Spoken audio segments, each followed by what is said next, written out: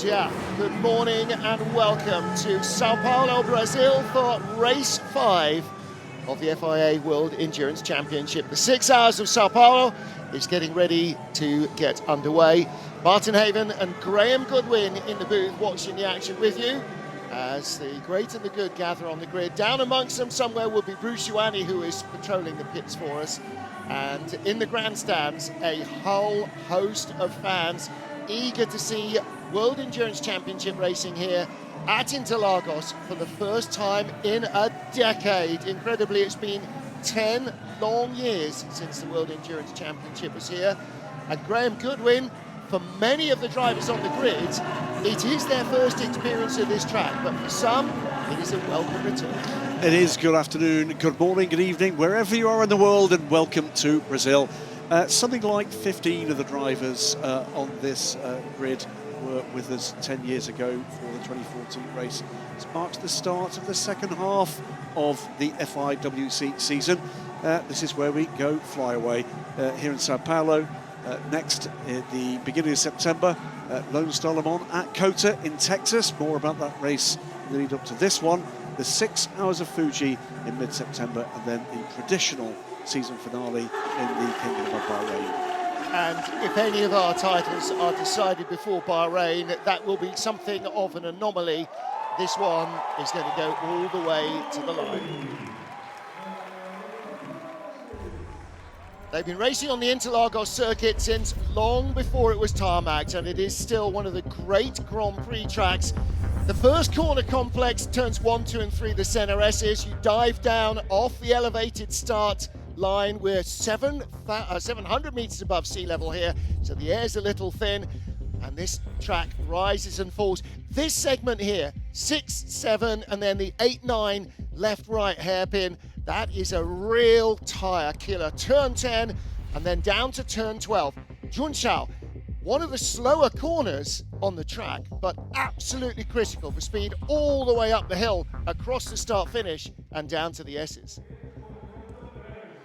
Well, after 3 days, in fact, a couple of weeks here of fairly cool, damp winter weather, Sunday morning has dawned bright and clear, and with it, higher track temperatures than anybody has experienced so far this season, this weekend rather, and with it too, probably much higher degradation even than they feared.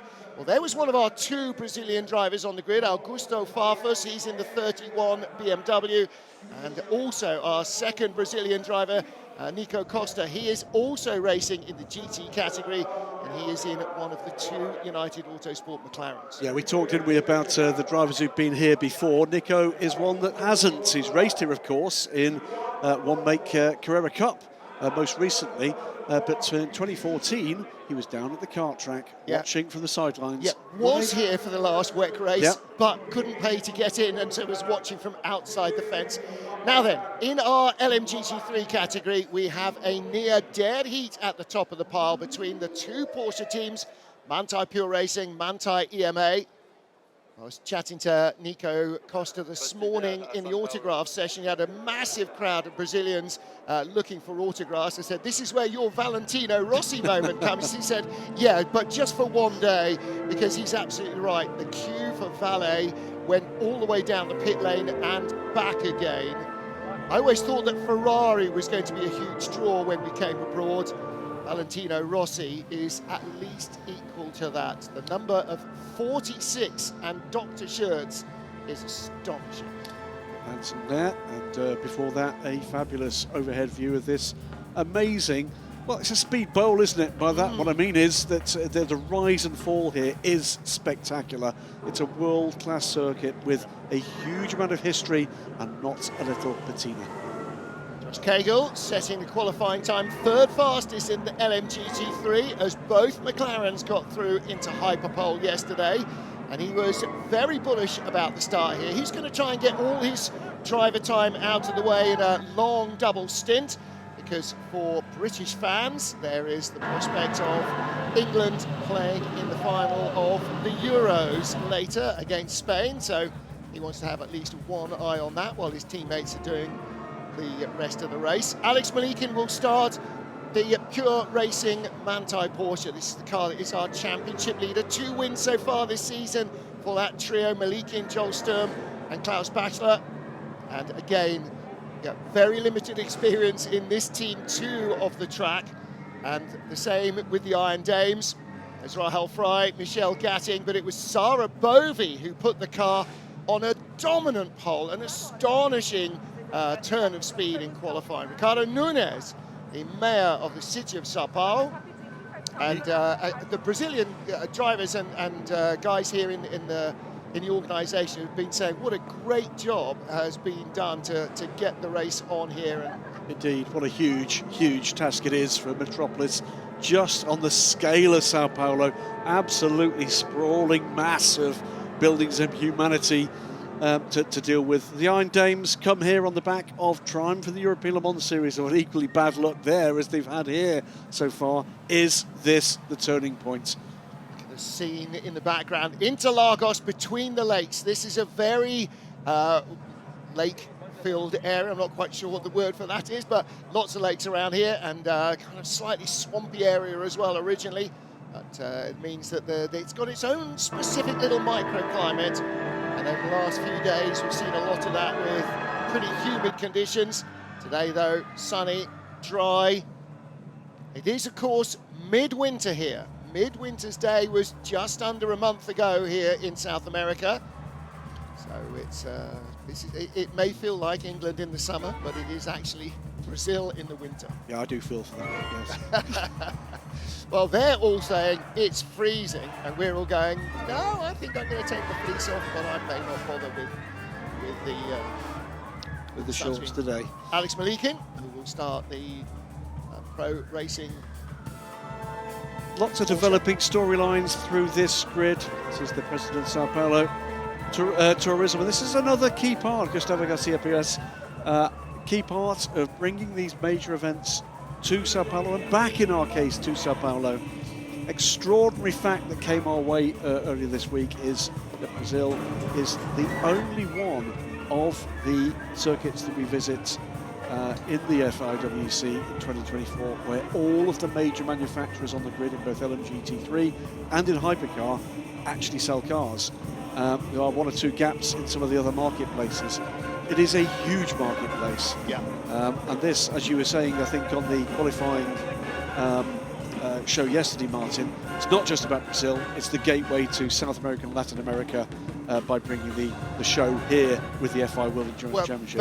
Very much so. You know, whether you speak, whether you're part of Latin America or Portuguese America, it doesn't matter. It is in South America for the first time in a decade. And that's very much the case when we go to Austin as well. It's not just a Texas race, it's a race in the USA. And again, for all of our car manufacturers, that is a massive market too.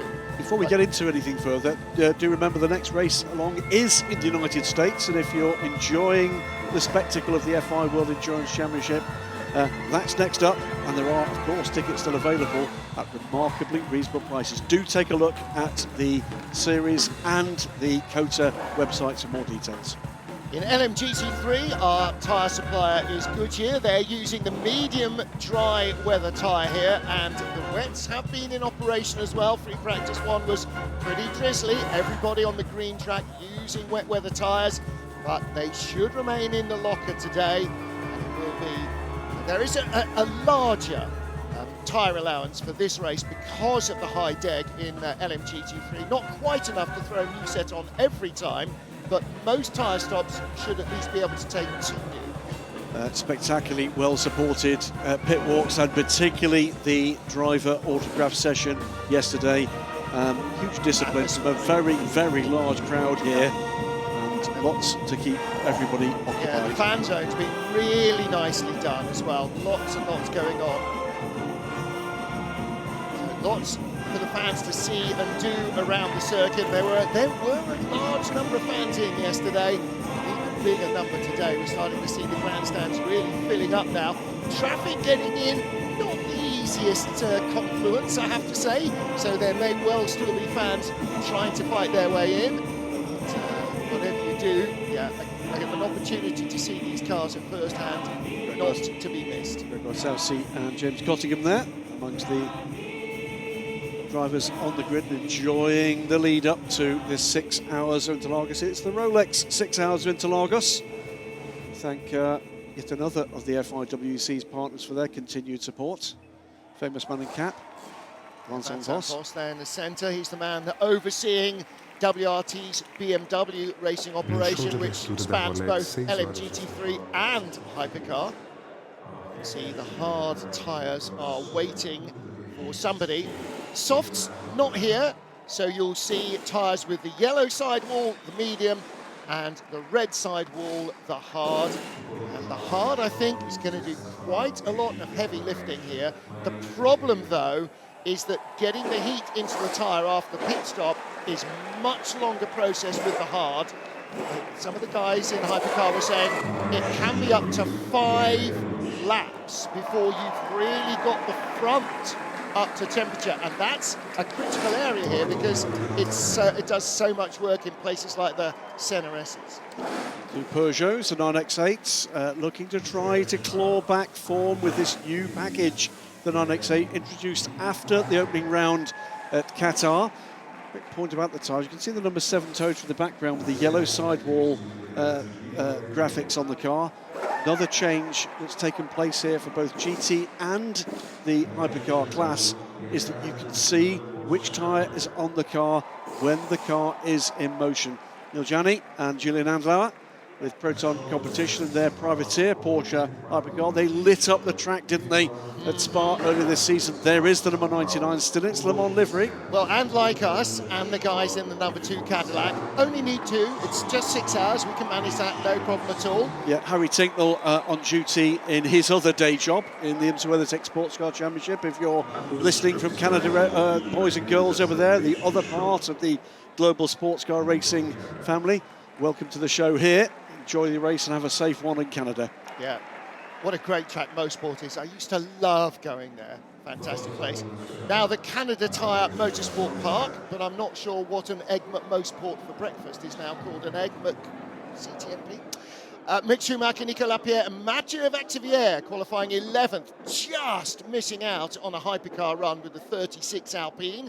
There are a number of teams who got both cars through.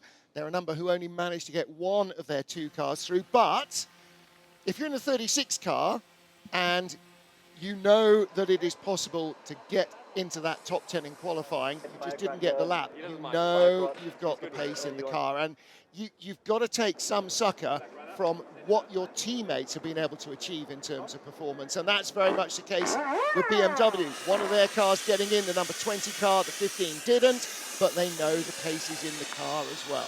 Pace is coming for this BMW effort. I know they've had their frustrations with certain aspects of the way in which this programme is coming forward. There's definitely pace coming from the M Hybrid V8 in WC trim. James Gallardo and Alessandro Pierguidi, multiple world champions and of course now overall winners at the Le Mans 24 Hours last year. It was the team car, the 50 car, that took the win in June. Yep, these guys got their second Le Mans podium. So it's astonishing actually that in the Hypercar era, Ferrari has just won 2 races. Okay, they're the big ones, the ones everybody focuses on, but they haven't won anywhere else and they are desperate to change that around. Big mural of Ayrton Senna on the race control building. 38 car from Hertz Team Jota, one of 2 cars they got into Hyperpole, 7th and 8th. This is the 8th place car. Be Phil Hansen to start, Jensen Button, Oliver Rasmussen to join the fray later in the race. It's the sister number 12 car that we should see next. That's the fabled car that was rebuilt in under 2 days at Le Mans, what normally would take 3 weeks after an accident in practice.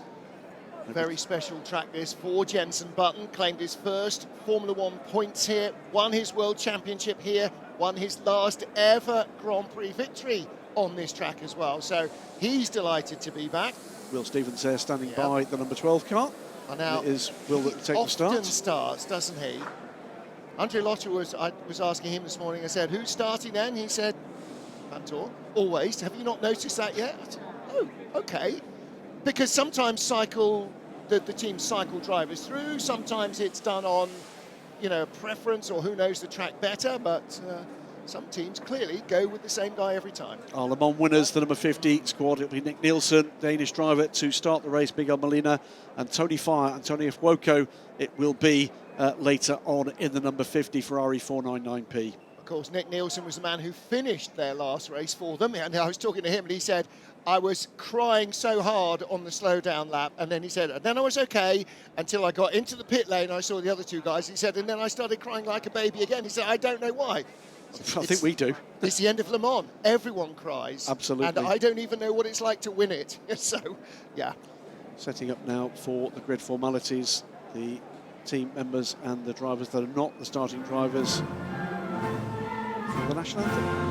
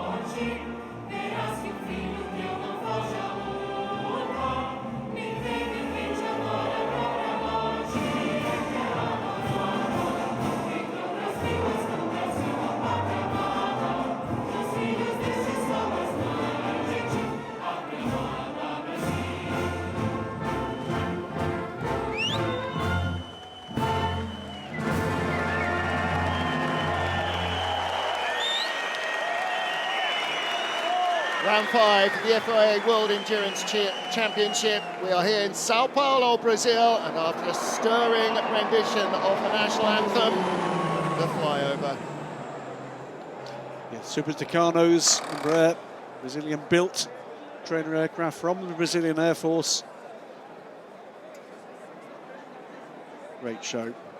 Seldom have a national anthem with a full orchestra and choir. And the full orchestra and choir not on the grid. They are, in fact, in the big hospitality area, so they are there all day long. It's Carno is the basic trainer used in the Royal Air Force in the UK as well, still. See the turboprop, twin tandem seater. Well, we're getting close, Martin Haven, to the end of the on-grid proceedings and the commencement of the on-track proceedings. Here they come for another pass. Magnificent show. Yeah, great stuff.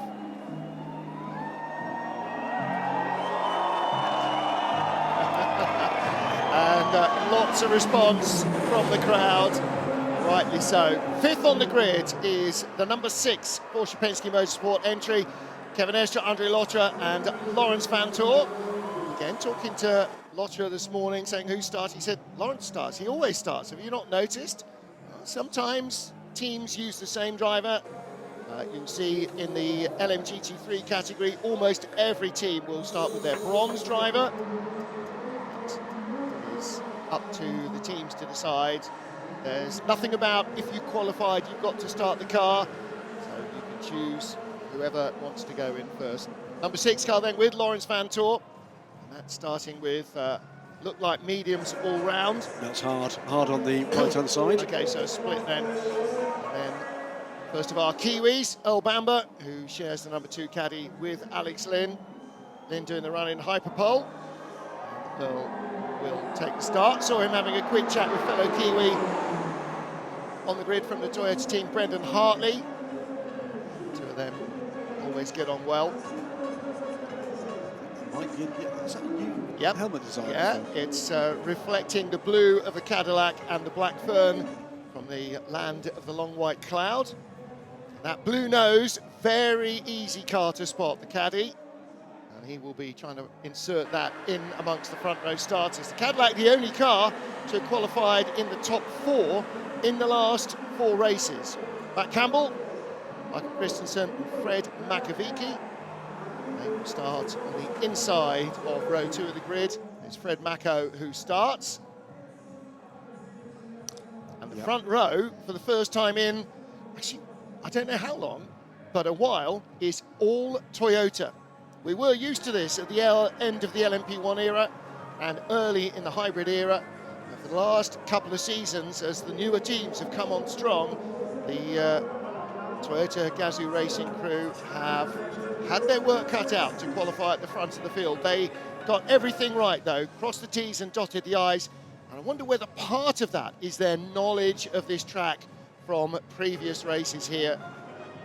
12, 13 and 14, they were racing here then, and they're one of the few teams that were. So there's the number 8 car, starting with Brendan Hartley, that is second on the grid.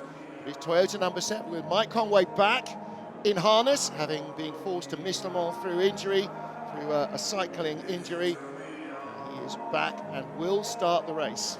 Indeed, and I think a couple of people watching the online timing may have noticed Seb Boyer being called to race control a little while ago. Just unpicked what that was about. Apparently he was monitoring tyre temperatures of the probe in pit lane. Ooh, okay. Not allowed. So he'll have been given, I'm sure, some sage advice and sent on his way. Well, the deal with monitoring tyre pressure, why might that be relevant?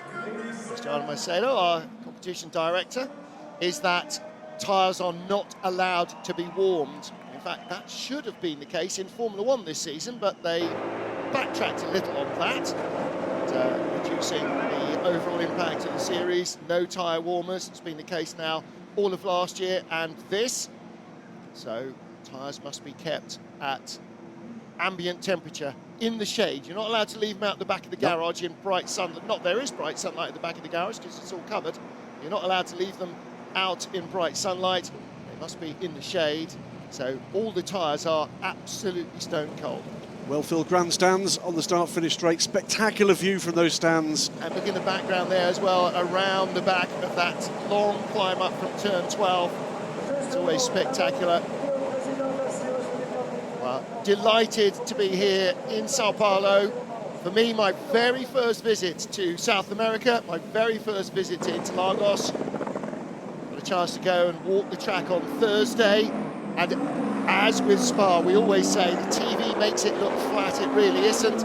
Same deal here. This place has got a lot more elevation change than you imagine from the TV. And again, thanks to our race directors, got a trip round in the safety car this morning to really see just how tight and slow some of these corners are. Yeah, you'll be able to see, I think, some of those in-car shots of Martin in the safety car on the Christmas tape. Let's hope not. Oh, I'm telling you, it is. Yeah, you're absolutely right. This is an absolute bowl of a place, tumbling downhill through turns 1, 2, 3, 4. That gives good views, but it brings its own issues, particularly if it's wet, and often racing here is in the winter and it can be wet. You'll see there are certain areas of the track where there are darker patches. Look, just above the Rolex markings on the track, and further down the straight here, you'll see dark bands across the track. That's where, like the grid at Spa, the track has been machined, and there's about a 2 centimetre groove every 2 centimetres to allow water to flow across. Well, we're going to have a couple of Brazilian race drivers from present and past in with us a little later, and the history and why that was done and how that was done we'll be bringing you later in the show with Felipe Giffoni. The first time it was done anywhere in the world was here. It's done basically with airports technology to try to manage runoff and water. Principally initially, of course, for Formula One, but look out for that later in the show. And everybody benefits from that. This is quite a busy racetrack throughout the rest of the season. It's used a lot, so it's really important that you don't have it too badly affected by the weather. Riding on board with the number 6 Porsche Penske Motorsport Porsche 963, Lawrence Vantor. Lots of weaving of the front tyres, trying to scrub those tyres in, trying to get the heat. You think, okay, with the hybrid driving through the rear tyres, you're going to need the grip there. But the critical thing, and think where we go at the start. You come along this start-finish straight into the braking area and dive downhill into the centre S. If you haven't got warm front tyres, you're going straight off right from the very first corner. And we saw that multiple times in free practice. It's not so much understeer, it's utterly terminal understeer. Can't steer. Yes, you turn the wheel and absolutely nothing happens. So on to our second formation lap. And this is, okay, another 2 minutes until we get to 11:30, the starting time. 6 hours, 11:30 local. And we will be, what's the time now, 13:30 Greenwich Mean Time. So 10 years since we've been here. Alex Wurz was part of that grid back then. To give you an idea of the timeline, that was Tom Christensen's last professional motor race in 2014. He finished on what was a dream podium. It was the confirmation of the World Championship for Sebastian Buemi, one of our 15 returning drivers, and the absent Ant Davison. And if you're listening and watching in, hope you're feeling okay. He's been rather unwell, unable to travel. Yep. Coincidentally, on the same day as the European Championship final. COVID is back. Unfortunately, Ant is definitely feeling the penalty of that. So we're getting ready then at the end of this lap. Carson Marques, former Brazilian Formula One driver, will be the man who waves the national flag as they come to the line. And he'll be in the booth with us a little later to talk about this spectacular place, the place that motorsport has in modern Brazilian culture as well. And there's been so many Brazilian drivers. We were playing our regular game of top 10, and there's like 40 Brazilian drivers who've raced at Grand Prix level or equivalent who you're trying to squeeze into a top 10. Okay, legendary names like Emerson Fittipaldi, Nelson Piquet, and of course Senna. Senna, like Pelé, is just a name that transcends the sport. He is a global icon. Just one word everybody will know exactly who you mean. Cars getting into grid formation now very rapidly indeed. They'll be doing that under the direction of our race director, Eduardo Freitas.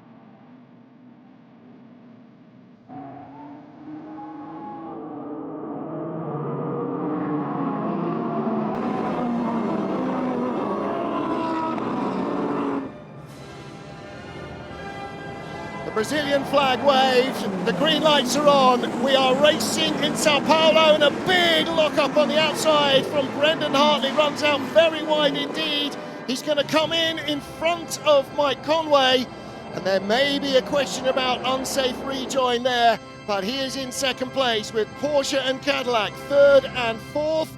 And then the first of the Hertz team, Jota's car, the second battling with the number 6 Porsche and the 51 Ferrari looking to come down the inside. It was a relatively clean start in the GT field as well, and it is the Iron Dames who lead from Manthey Pure Racing. Big start there from Will Stevens. He's up to 5th from 7th, went wheel to wheel with one of the Ferraris in that seething pack through turns 1, 2 and 3. We're away and relatively safely, 6 hours to go.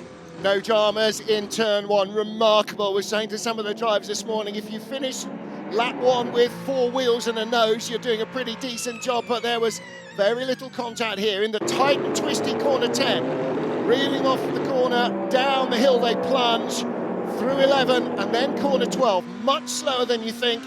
As you start to crest the rise, it's a little bit like Tosa in Imola.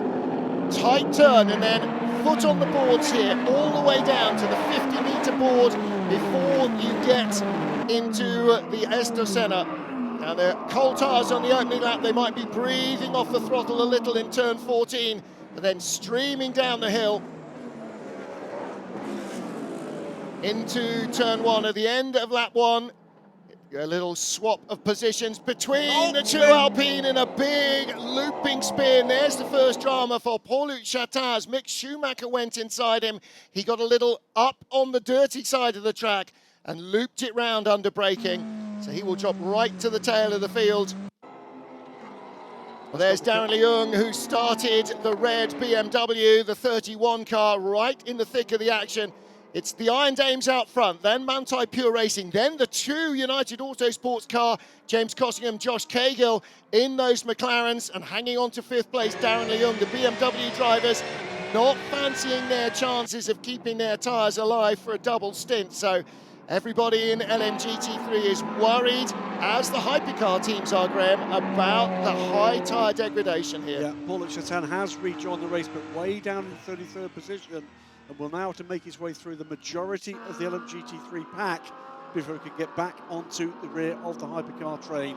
Tota 1-2, Porsche Penske Motorsport 3, Cadillac 4, then the number 12 Hertz Team Jota, Will Stevens.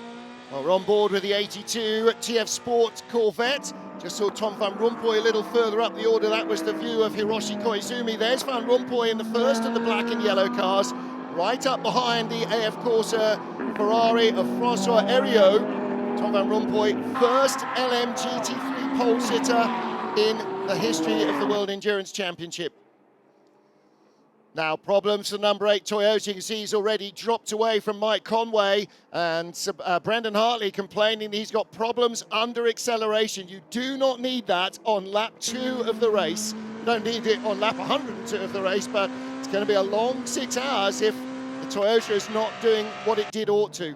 Well, we'll have a quick look at his sector times. Reasonably okay at the moment in sector 1 for Brendan Hartley. 3/10 down. Yeah. So that's not okay on brand new tyres. Well, let's keep an eye. Sector 2 is where, if he's got a problem with acceleration, we're going to see it.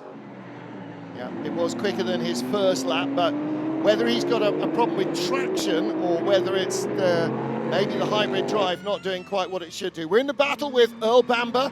Right behind him, Will Stevens, and Lawrence Van Toor is just ahead of them. He's on similar pace. That challenging sector 2 to the lead car. Could just be that it's taken him a lap or so to get the knock off the tyres that he had suffered in the runoff at turn 1. That is quite possible. Still 1-2 for Toyota. There is now a 2.2 second gap behind Mike Conway to Brendan Hartley, with Fred McAveeky right behind him. Then the blue-nosed caddy of Earl Bamber. Behind him, Will Stevens in gold. Lawrence Van Toor, red and white for Porsche Penske Motorsport. That's the second of the Porsches, third of the Porsches in the top half dozen. 2 Ferraris, 7th and 8th. That's where they qualified. And then the 38 Hertz Team Jota car, Phil Hansen, ahead of Robert Kubica in the 3rd Ferrari, the AF Corsa car that did not make it into Hyperpole. Make note, by the way, of a good start as well from other runners. It's the number 11, Isotta Fraschini, picked up 4 places in that melee at the start of the race. So a good start from Jean-Carl Venet, and Isotta Fraschini making it very clear the gap between them and the rest is closing race by race. Back with LMGT3 now, mixed pack here, Ferrari, BMW, Corvette. Yeah, Darren Leung, this is his view. Francois Heriot right in front in that silver and red Ferrari. And right behind him, he's got Tom van Rompuy looking up the inside. And there's a challenge from Ian James as well on Ahmed El Harti in the blue, black and red, the M Sport livery BMW. That's the 46 car that he shares with Valentino Rossi. So Ian James in the Harter Racing Aston, attacking Ahmed El Harti, and El Harti dropping away a little bit from the orange and black Porsche. That's the car of Yasser Shaheen. Those are our Le Mans winners. So number 8 Toyota now accelerating properly. They changed the engine map, so you wonder whether he had not switched it over correctly or it had not switched correctly from a going from the pits to the grid setting. To race mode. Yeah.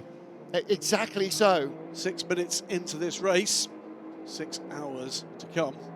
Now there's some interesting tyre strategies going on, and we will talk a lot about this because the high tyre degradation, the high tyre energy of this circuit, lots of direction changes which really abuse the sidewall of the tyre, means that using the hard compound tyre is going to be a big part of the equation. You see a lot of these cars with the yellow sidewall, that's the medium.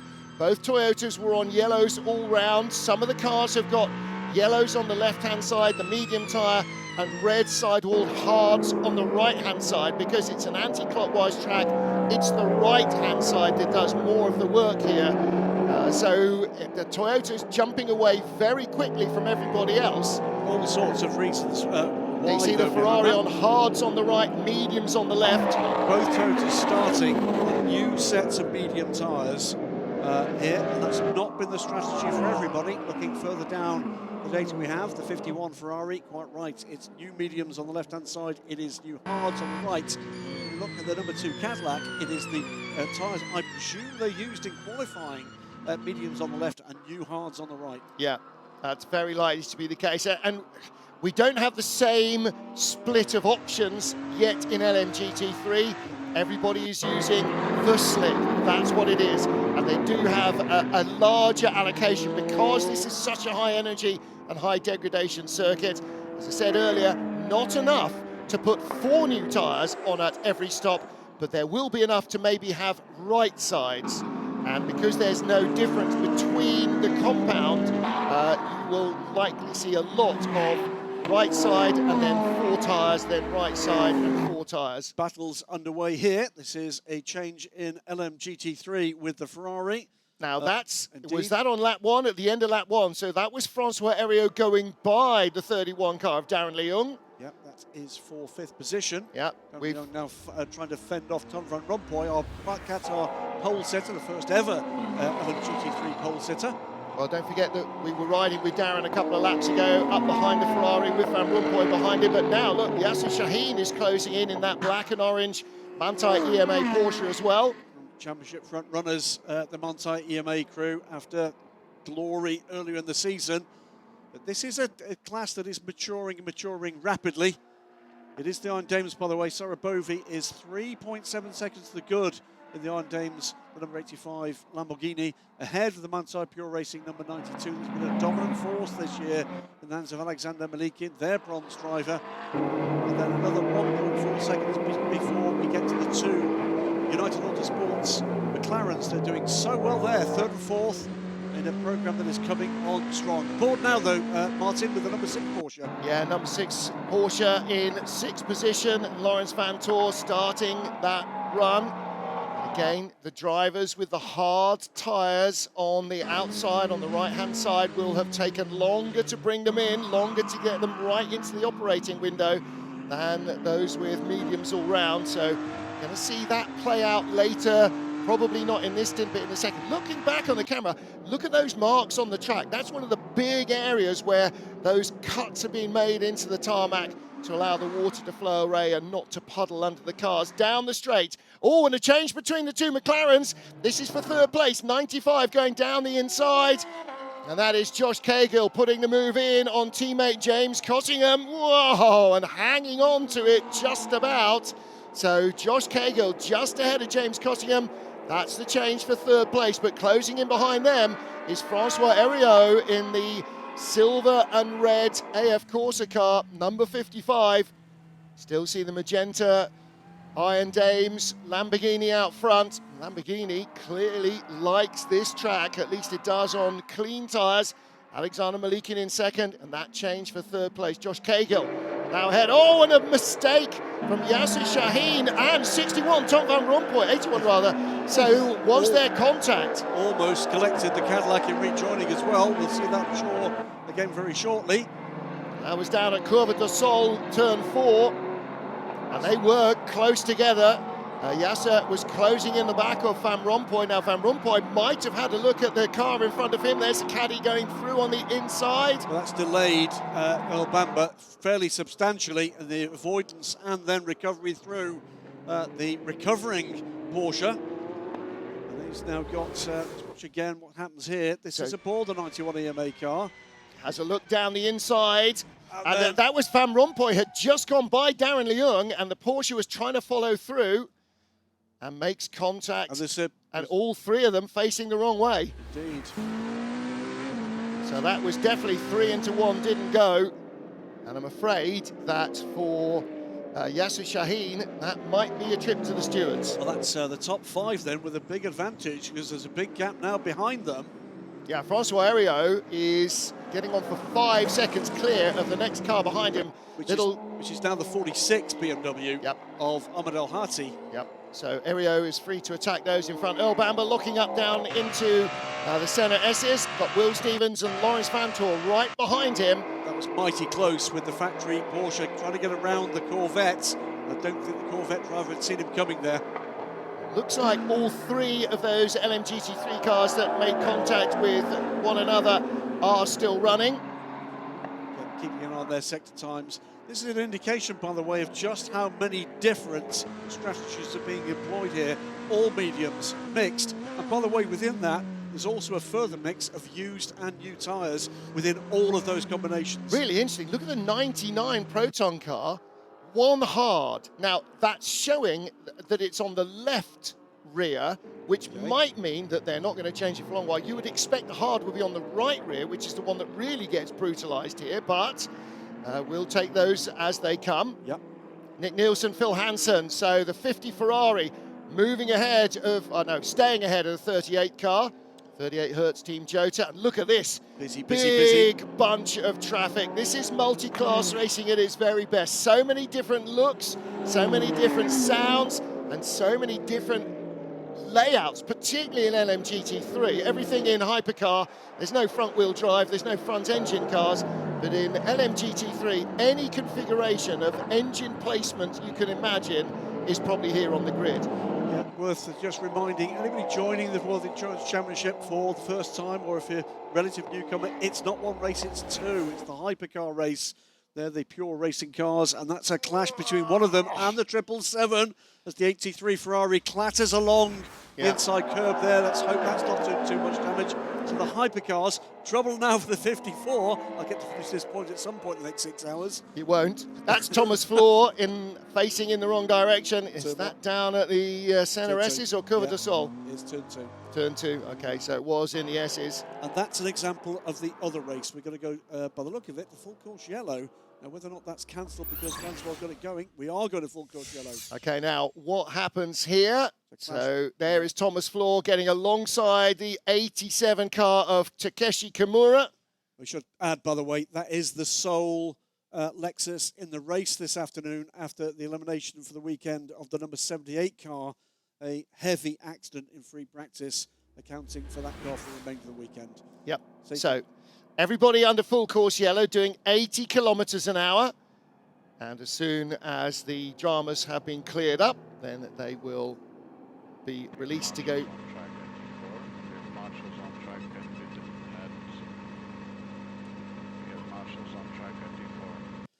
Marshall on track at T4, that will, I'm sure, be debris from that triple LMGT3 incident. Now we can take a breather. Although that was in the Senna S's, so maybe it's something unrelated. Let's take a look at the start. Down the inside, Will Stevens right on the curbs. As you see, Brendan Hartley going off wide. Will Stevens sent it. Watch the gold car coming down at the far side of the picture. Down the inside, smokes it up inside the Penske car. Picks up a big handful of places. And Brendan Hartley, he did well to get away with that. Came back down over the runoff area and...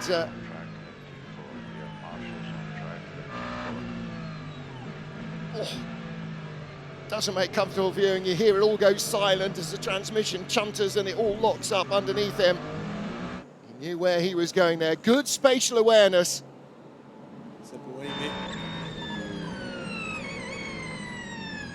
His face, and there's a bit of a contact there to the left of the 50 Ferrari. Yeah. I think that might have been from the 38's Cota. Be removing full course 11, 46, 45. 30 more seconds and we'll go back to full green. Yeah. View from on board with 30 seconds. the number 2 caddy, and this is Will Stevens. Where's the gap? Where's the gap? I'm looking for it here. Just managed to squeeze in front. He's trying to get the caddy as well. Full course yellow. Didn't get it. We will remove full course yellow This in less than was 15 a little seconds. moment of drama for Paul-Luc Chatin, just riding high out of the corner in the grey, 7, as they'd say 6, in oval racing. 5, That's all 4, dirty. 3, Very low grip. 2, 1.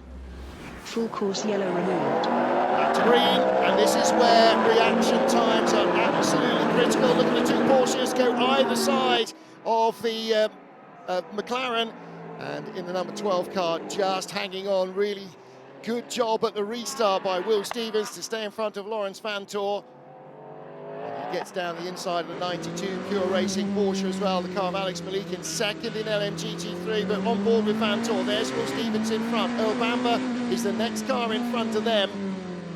Of course, some of their tyre temperatures they've worked so hard to get will have dropped away after 2 or 3 minutes, only doing 80 kilometres an hour. That's not going to help the tyre temperature. Right. So pretty much spot on for both of those drivers there. Any kind of microscopic delay from Will Stevens, and there was none. Every fraction of a second counts, whether it's in lap time, whether it's in pit stop time, or whether it's in slowing down at the last possible moment for the pits or for the 80Ks and speeding up at the earliest possible moment. Conway leads the race. It's 8 seconds clear now. Teammate Brendan Hartley is on total 1, 2, 7 from 8. Then the Porsche replace points 1 to 5. Now the gap second to third has really changed. I was going to say before full course yellow it was 4.4 seconds back from second to third. Brendan Hartley to Fred Macko. It's now down to 1.3. So Hartley's got held up in traffic, possibly after the restart, but Macko is now right with him as they come between 7 and 8, just ahead of this car battle. Meanwhile, working on the 4 second gap. We saw how that happened. He got caught up with the rejoin from one of the GT cars after a problem, and that delayed him enough that there is now a 4.5 second gap between Fred Macko in third and the chasing Cadillac of Earl Bamber. 6 cars under investigation for full course yellow procedures, including but not restricted to our race leader Mike Conway, Toyota number 7. 31, that's Darren Leung. 55 is the Ferrari of Francois Heriot. 51 as well, okay. By the way, again, Sikorsky has the last 15th place in this melee. Great pace at the moment in that round for Jean-Claude. We'll see whether or not he's going for glory, or whether there's going to be some impact in terms of his tyre life as a result of that. Great to see that making progress. They think actually that their car is relatively light on tyres. I spoke to all 3 drivers this morning in the autograph session, and they're in a very happy place. They're very much more comfortable with themselves in the car and with the car. It's a single car outfit, it's a new team to the championship, 3 new drivers to the championship. It's all brand new, and they are definitely making progress, and that's what is keeping their spirits up. They are in a really good place with themselves and with the team and with the car. get into the 6-hour race for Rolex. 6 hours of Interlagos. Some fabulous control in the Brazil. Yeah, there's Earl Bamber in the number 2 Cadillac, just staying a little away from Will Stevens, Lawrence Fantor. Then Antonio Giovinazzi in the 51 Ferrari. That's the better of the two. He's ahead of Nick Nielsen, our Le Mans winner. There's 51 and 50. The 38 Jota car, that's the second gold Porsche. And then the yellow Ferrari makes it very easy to spot Robert Kubica ahead of Neil Jarni. Jarni starting the white and green Proton Racing Porsche. And Proton racing their other Porsche in the IMSA WeatherTech Sports Car Series at Mosport this weekend. So United Autosports and Proton both with a foot in either camp. Got lots going on this weekend. Yep, as do Cadillac Racing, of course. Yep, and BMW and Harter Racing and I mean, and that's one of the great joys for us of this unification of sports car racing regulations across the globe, is that teams can use the same kit to do different things, and that's devoutly to be wished. René Rast ahead of Mick Schumacher. We saw the number 20 BMW. Now that car did qualify in the top 10, but has dropped down to 12th place in the early going. 93, that's the better of the two Peugeots at the moment. That's been started by Nico Müller. And I wonder what this race is going to bring for Peugeot, because we've seen that they tend to do well in mixed conditions. When traction is lower than normal, they tend to be a little closer to the front. I wonder whether the car's a little lighter on its tyres than some of its rivals, and whether that might help them with tyre degradation.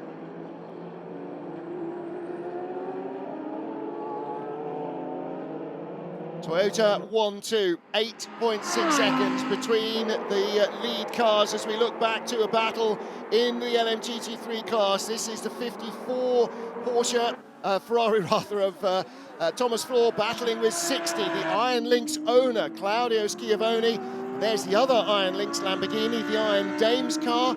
They are bookmarking the field, so the Iron Dames in the lead in LMGT3. Well, that's Thomas Floor making a recovery from that earlier spin that dropped him right back to the back of the field. Mick Schumacher in the Alpine showing intent here, isn't he? Looking for a way by René Rast. Schumacher really taking to this endurance racing business. Comes to us, of course, from Formula One, and the rumour is that he may be heading back to Grand Prix racing next season.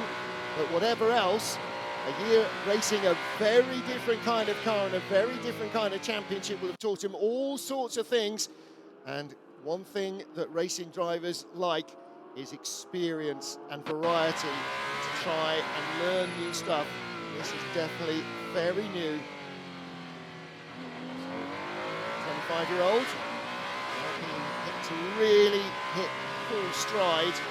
They knew going into Le Mans that they potentially had endurance issues with the engine. That shouldn't be an issue in the 6-hour race. Again, for Philippe Signot and his team, year one of this program. It is a brand new car to them, and everywhere they go, they are working on simulation setup data rather than what they did last year with it. Mike Conway, while we're watching these battles up and down the LMGT3 field, is keeping us close to an 8-second lead now. Hartley holding station with that. Francois Heriot having a great opening stint in that 55 Ferrari. He's got ahead of both United Autosports McLarens now. I beg your pardon, no he hasn't. He's got ahead of James Cottingham, because of course he hasn't quite yet caught up with Josh Cahill. But Ian James now looking back from Cottingham's car. Got to be careful how wide you run, and again look at the striations in the track, climbing the hill up through corner 14. You see those darker bands in a lot of places across the track. There's that's the battle with, that is the Isotta. The Isotta under pressure from Loic Duval, from Jean-Carl Vernet and the Isotta Fraschini. Loic Duval right behind him. Vernet in a very French sandwich. He's got one Peugeot in front and one Peugeot behind. jambon and fromage there. Fantastic. JK, of course, is a French driver as well. It's a drive-through penalty. Will be coming to car number 91 for contact at T4 with number 81 Yash Shaheen for contact with Tom Van Rompuy. We saw that from the car on the Porsche. I think that was reasonably clear. I think so, and they will have looked at data and so on, who braked when and who was on what line. They have, of course, the circuit safety cameras as well as our own TV video to look at. Another big lock-up in front of René Rast, who's in front of him, Neil Jarni. So, yeah. The issue with that is, if you abuse the tyres, you're not going to like it over the end of this stint and into stint 2.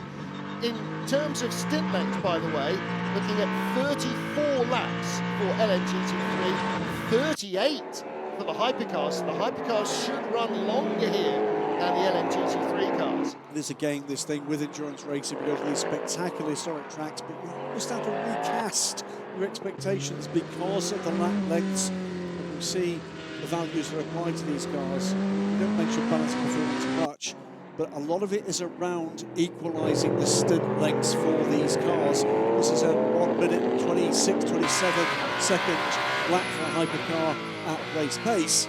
They get wrapped up very quickly indeed. We're already on to lap 17. And we've already lost 2 or 3 seconds a lap in pace across the hypercar field. So we're already seeing that the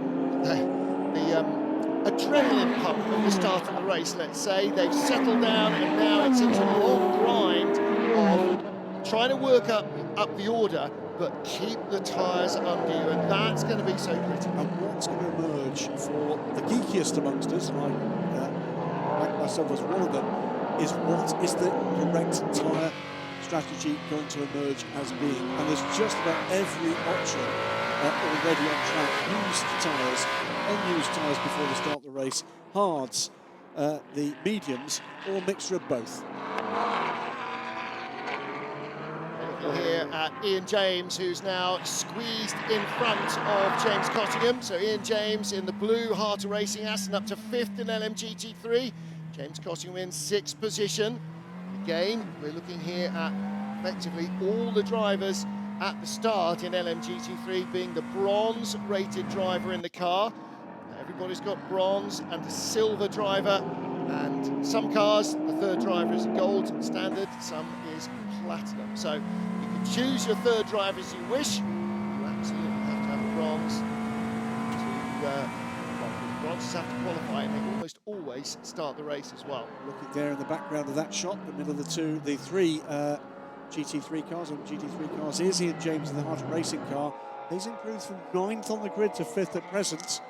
Now then, Jean-Carl Vernet and the Zotta Fraschini team, who we've just been recording for their ding-dong battle with both Peugeots, under investigation for technical infringement, and that tends to mean in the race, Graham Goodwin, that maybe one of their torque sensors or tyre pressures. Okay, so one or the other is sending out readings that the FIA aren't happy with. One of the things we've learned through this season is they'll tell us when they're looking at it, but often it will be a warning. Yep. So nothing dramatic to think about yet. We'll wait and see whether or not there is action taken there and some guidance and race control. By the way, around the matter of race control in the systems there, huge amounts of online material you can delve into to unlock more. There's indeed a reprimand for Car 11, so no drama to report beyond that. Including a fabulous little video with Ann Davidson looking into the role of race control with Eduardo Freitas and his team. Did he used to work with us? He did used to work with us. He did, yeah. It's on the FIA website, and I think it's linked on YouTube. It's on YouTube. On the WC YouTube as well. Yeah, some great little explainers the FIA are putting out. I think, they feel very much like, as we've seen in Formula One, that the more you explain things to people, the more they engage with it. And I think endurance fans especially really like to know more technical detail. We try not to confuse ourselves with it because, Lord knows, we're simple men. But it's always nice to see those little insights. It is. And included in that, by the way, so we're watching Nick Nielsen come diving down the hill now, the two factory Ferraris together now in 7th and 8th place, including a full explanation from Eduardo Freitas. Look, you know, when a penalty comes, I've not given that penalty. That comes from the stewards. Yep. We effectively tell them what maybe they need to be looking at. They look at it, they decide, we implement it. In certain cases, the race director does directly apply a penalty, but in a lot of cases, it will go to the stewards, and then they have more time and more data because, of course, Eduardo's trying to run the race. That 30 minutes run, a 12th of race distance. And the Cadillac making its way through traffic. At the top of our LMGT3 field, we've got the Iron Dames, Manthey Pure Racing, United Autosports, so Lamborghini, Porsche, McLaren. That sounds like a Formula 1 race of years ago. Mike Conway leads from Brendan Hartley and Fred Makovici. Then Earl Bamber at the head of that little queue, or this little queue. Earl Bamber, Will Stevens, Lawrence Vantor, Antonio Giovinazzi, Nick Nielsen, Phil Hansen, Uncle Tom Cobley and all. A little gap back from Phil Hansen, but only a little gap back now to Robert Kubica. Neil Jarney doesn't quite seem to be hanging on to the tail of the group, though. I wonder whether he's had a tough break or two in traffic. The white and green Proton Porsche quite as close as he would like to be. Down the outside, here we go, the first time the Ferrari's trying to move up the order. And was that the number 6 car getting held up a little onto the straight by the GT cars? That was a good effort there, wasn't it? Antonio Giovinazzi trying to go around Lawrence Vantor. Let's watch again. This is trying to get the toe, and then there was side-by-side contact coming into turn 1. The Ferrari to the side of the number 6 Porsche. It wasn't a delay with the LMGT3 car. It was a simple, good old-fashioned slipstreaming move, attempted, not quite pulled off. Good stuff. Nice to see the racing underway. There you can see the yellow Ferrari with Neil Jarney behind it again in traffic. This is real pressure for Vantor. Lawrence Vantor in the red and white Porsche under pressure. Antonio Giovinazzi wants to get on with the programme. I think he senses if he has another couple of stabs, Vantor might not be able to cover all the bases. Behind is Nick Nielsen in the number 50 Porsche, Ferrari rather. Ferrari's been on the radio, by the way. Antonio Giovinazzi saying the Porsche was pushing him. Well, trouble for Sarabovi. Trouble? Oh no, that's just a timing glitch. I apologise. Just saw briefly the Lamborghini dropping down the order, but it's been order restored.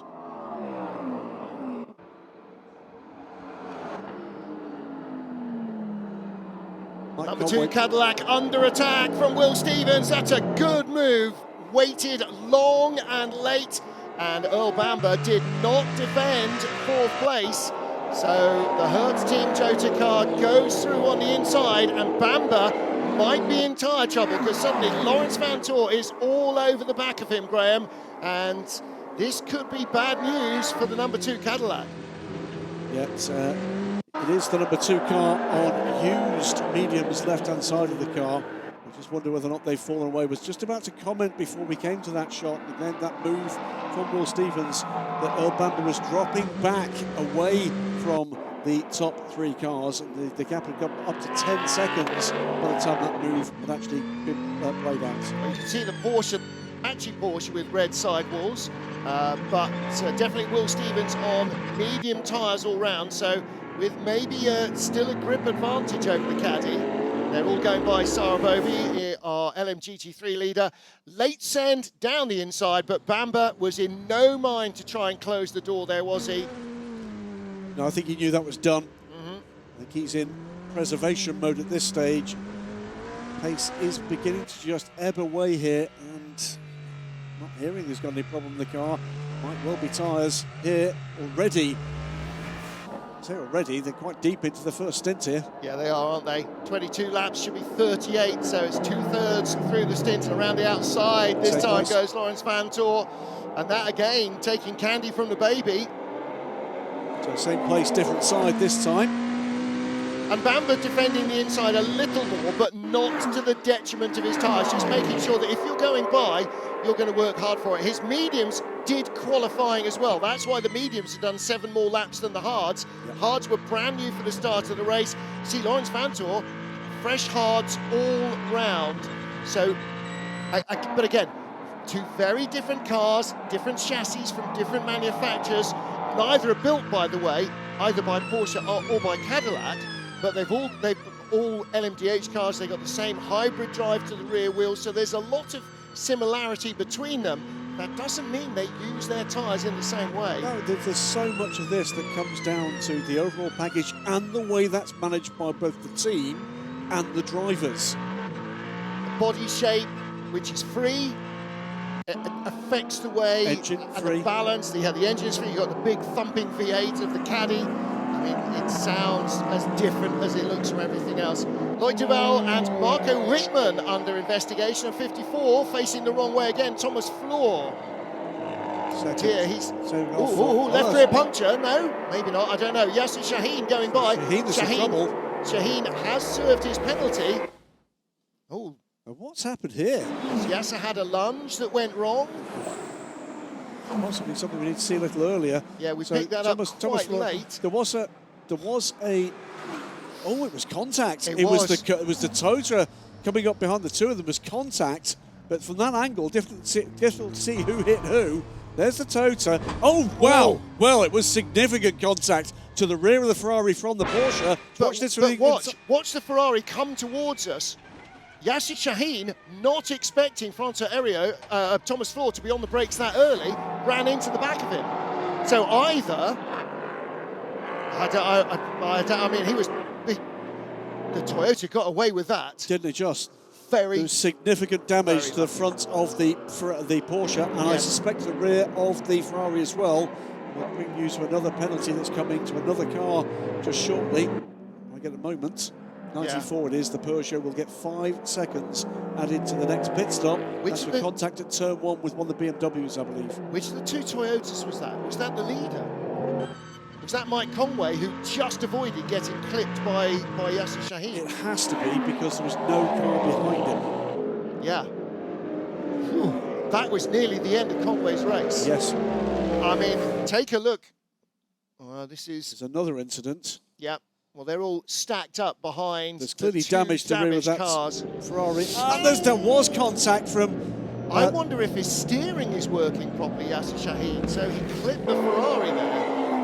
Which one was that? That would be 50, won't it? Well, it was 50, because he was right ahead of 83. Nick Nielsen ahead of Robert Kubica. All very messy. And what was that with Lord. Thomas Fleur? I think possibly saw the Tota coming. Well, everybody queuing up to... This is like the scene in Airplane where they're all queuing up to slap somebody. Everybody queuing up to have a go at Earl Bamber. Down the inside goes Antonio Giovinazzi. That's the move up to 6th place for the Ferrari. We've seen this before with Cadillac, where one driver is taking the pain of using those used tyres. Yep. I remember last time it was Alex Lynn that had that unenviable task. This can come back to them later in the race. It has to. You know, everybody's got the same problem. They've got to use tyres that they used in qualifying. Now, bodywork-wise, it doesn't look too bad. Suspension-wise, it might not be too bad. The real issue is that behind those body panels at the front is all the cooling. Yep. And again, you can see the damage at the back doesn't look like it's too bad. Well, the plus side for the Ferrari is that is a fully removable rear panel. Yep. That panel can be taken off and replaced in mere seconds. It's somewhat less modular on the Porsche. The downside for both is that only 10... Again. How close was that? It was indeed the number 7 car by Conway. I'd love to see Conway's on board to see how close, because there was no gap. Yasser Shaheen almost ended up in the pit wall on the left. That, by the way, let's not forget, is one of the championship leading cars. Yes, tied for the lead with Manthey Pure Racing, their teammates. And I was going to say, the drama for both that car and the Ferrari is not that they can't be fixed, is they're not going to score points. Yes. Because only 10 of the 17 cars can score points, and they're going to be 16th and 17th. Well, unless there's massive, massive destruction. Somehow, I can't see how they're going to get a lap back on this field, no matter how bad the tyre deg is for some of the others. Quite the 10 minutes of action there, of the unwelcome sort. 2 cars on pit lane. Thomas Floor has left the pit lane. I told you, they could do that rear body works so fast. I wonder if they've even changed it. They just threw new tyres on the car and off you go. Minute 10 seconds on pit lane from Thomas Fleur. Both Toyotas on brand new soft medium tyres at the beginning of the race, the softer of the two. They too, like every other car, will have chosen 2 months ago, maybe 3 months ago, I'm not sure when the deadline was, what tyres they wanted Michelin to build for each of the cars for this race. You have to use the cars that you've just used in qualifying. That's part of your race allocation. So at some stage, those will have to come into the cycle. Who knows how many mediums and hards they've got for each of the cars? Who knows how many number 5, number 6, number 2? No one knows apart from Michelin and the specific car team. Oh, that is on on the those 6 tyres. car. That car's down low on the front right. Yes. Is that a right front puncture? It is. It is. That's Oh, is it's that contact. It's contact with the Jota car, number 12. So, Lawrence Vantor. And I think there's damage maybe to the Jota car too. Yeah, Will Stevens was going by him for 4th place. And those are hard tyres on the car. Stevens saying that Vantor drove into him. There's Will in front. I'm afraid it was one move. He was trying to get into a gap that was smaller than it needed to be, and he had wheels on the grass. And there is damage to the rear of the number 12 car as well. Yep. 6 car making its way back to pit lane. Okay, calm down, everybody. Calm down. There's 6 hours to go, or 5 hours and 18 minutes. Lawrence Vantor will be trying to keep the adrenaline from overpowering himself here. That car. Well, they have all The key thing got is enough experience. that just a tyre? Yeah. There's bodywork, I of- think, with the rear of the Jota car. I think you're right.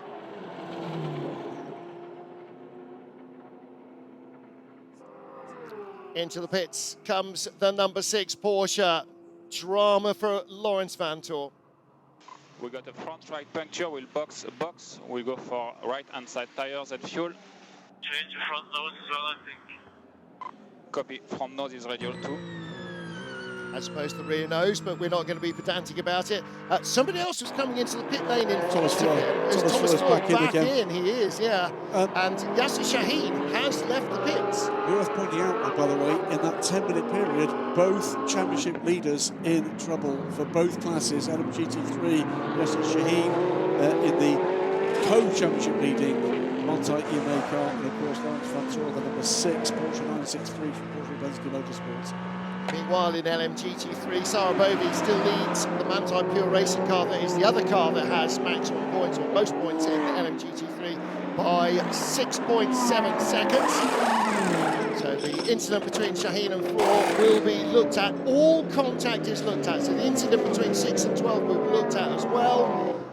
And now, again for the stewards, well, Yasser Shaheen drove into the back of the Ferrari. He did indeed, and there's no denying that. But why did he? Was he later on the brakes, or was Thomas Floor earlier on the brakes, or was it both? And those bits of data are coming up from the FIA truck to the stewards, so they will know exactly that somebody was braking earlier and somebody was braking later, or one or the other, and that's how the contact comes Well, to about. put it a different way, we saw the end car from Yasser Shaheen. What we've not seen is when it doesn't go wrong. So we don't know where the braking point is because we've not seen that view. But what we have got is lots and lots and lots of drama. Car 6 back out, and that's not right. There's something not right that front corner. He's got stone cold tyres. Yeah. He's got stone cold tyres, and that's hards why as the well. tyres are chattering. He's on full hards, and the tyres are chattering. Now, do they say right sides only? Right side's only, I think. We'll so- see in a moment. Well, yeah. But, and that's why it looked so awful, because it's like chattering away, and he's desperately trying not to outpace it. Oh, no. What? He's on hards all round. He's on hards all round. Yeah, but they can't all be 27 laps old. So that is data that is yet to be updated, because he's now left the pit lane again. He is on hards all round. I think he started on hards all round. He did. But yeah, one of them hasn't done 27 laps. We're also on lap 29, so that tells you that was 2 laps out of date. So we'll bring that up to date on our super tab in a moment or two. Meanwhile, Mike Conway continues just to creep away from the field. Conway's last lap, 1:27.2.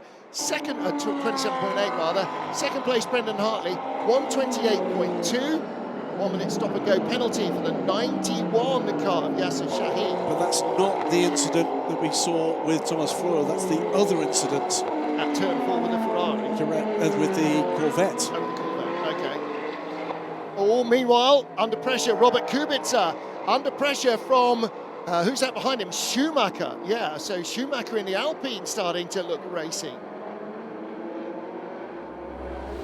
45 minutes into the 6 hours of Sao Paulo. Looking here at Neil Jarni diving down the inside of the BMW of Rene Rast and not getting through. Right behind, on board in the 20 car. Oh, so Rast got in front across the line then.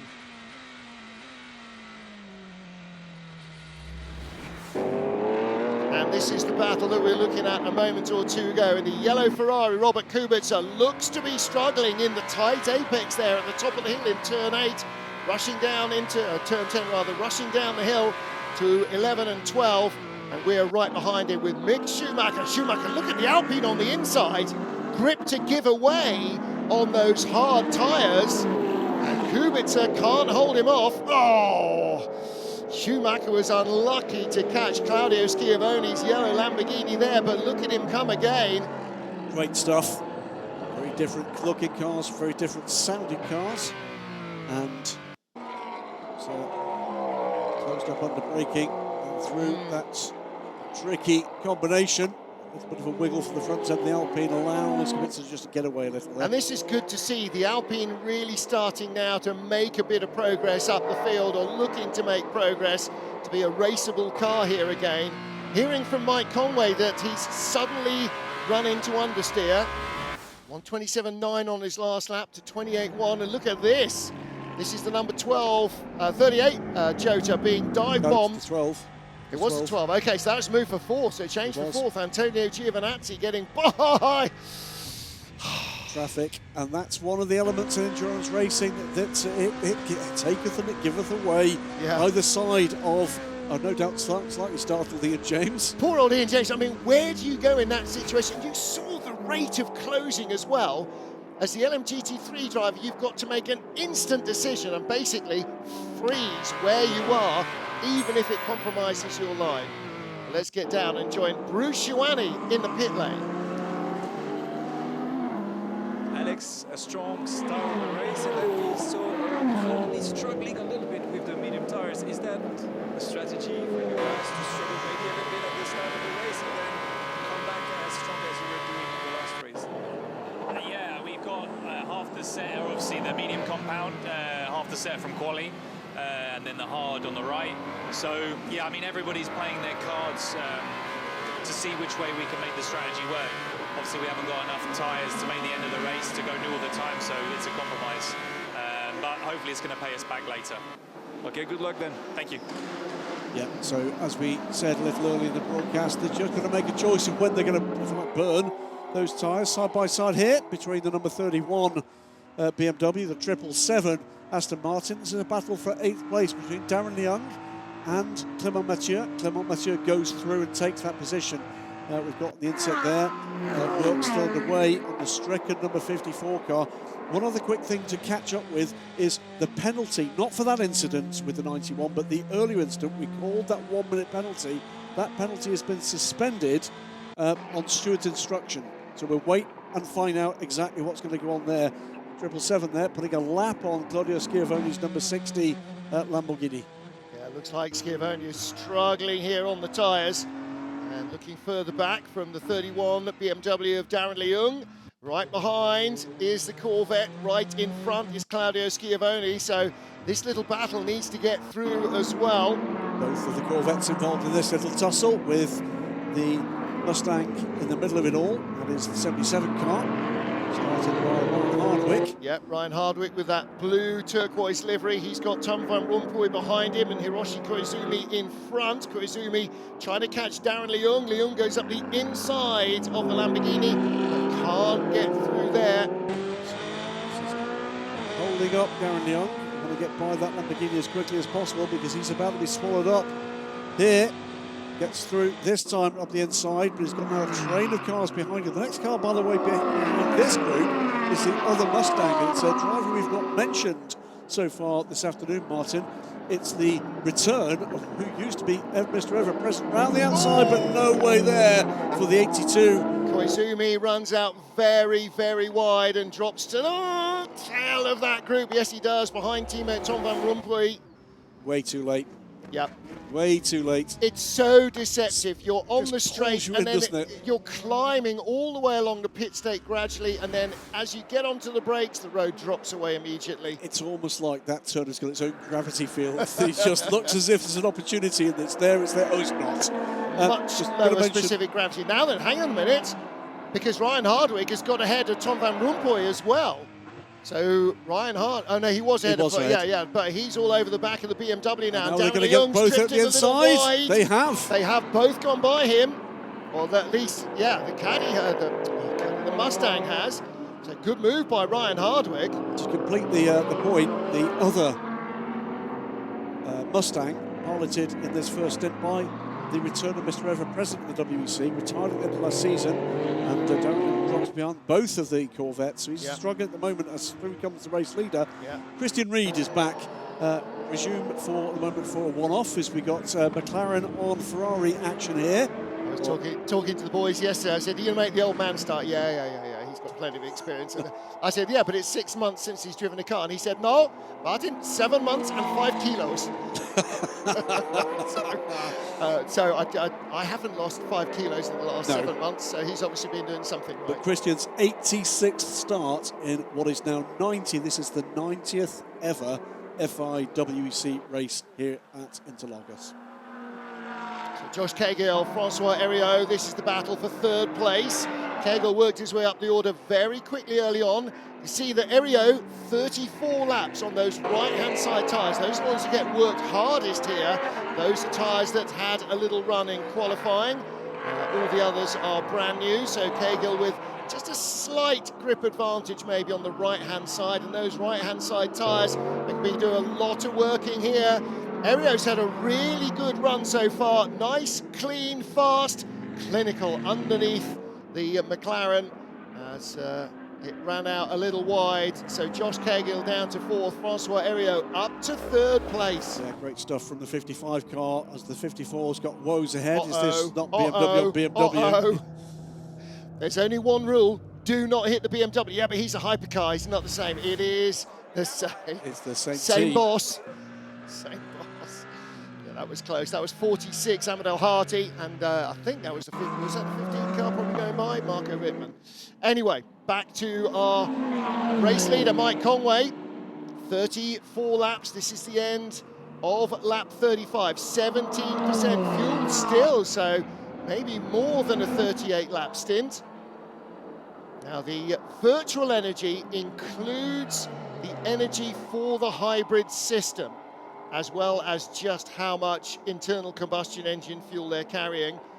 And how's Conway's car? Oh, Conway's car's now done 35 laps on its tyres. Hartley's only done 34 because he hasn't completed the 35th lap yet. Ian James on pit row in the harder racing team. Aston Martin, the 27 car, drops down the field as a result, of course. Okay, that's interesting because we were estimating that it would be a 34-lap opening or a 34-lap stint for LMGT3. And in fact, he is coming in. He's the first to break for the border.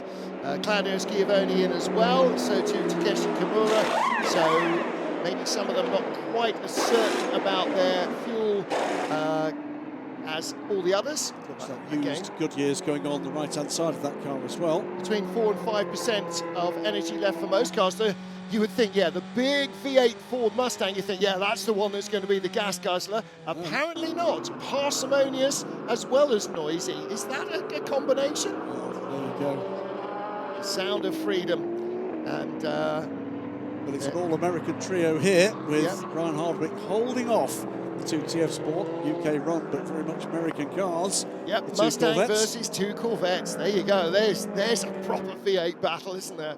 Ryan Hardwick, Tom Van Rompuy, and Hiroshi Koizumi. And yeah, that trio, along with Darren Leung, have been in various different orientations.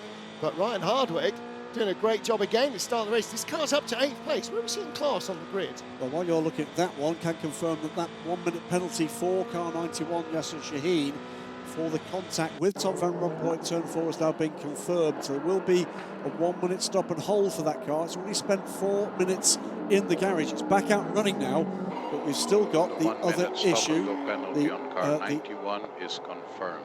The 1 minute stop and go penalty on car 91 is confirmed for a contact with car 54. Eduardo confirming that.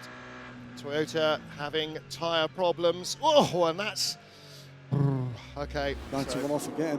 Yeah, no, that was the replay. Yeah, that was the replay. By the way, Ryan Hardwick, to answer my earlier question, qualified 11th, now up to 8th in that car. So having a really strong start here in Sao Paulo, racetrack he's never been to, Mustang has never been to, and Proton Competition have not raced this car here either. So nice battle with the TF Sport Corvettes, and through comes the number 12 Hertz Team Jota car of Will Stevens, currently in 5th place, as the leader in LMGT3 is in the pits. It is Sarah Bovey making her first stop, and I'm sure that the rest of the field will follow her in.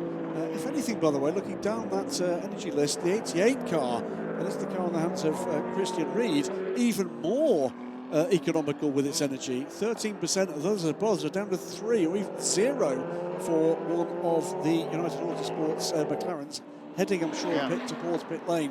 The top 4 cars, in fact, on pit lane. Iron Dames in the hands of Sarah Bovey, 6 seconds ahead as she finished that lap. Well, I was wondering if this battle was coming in. No, the Mustang stays out. One of the Corvettes comes in, though, and this will be the team bringing the cars in separately so they're not queuing, so they're not stacked. In comes 31 as well. Darren Leung completes his first stint.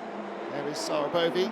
Fuel and right side tyres. Also on pit lane, Monty Pro Racing from second place as they pitted. Then the 55 Vistray, of course, a car from 3rd.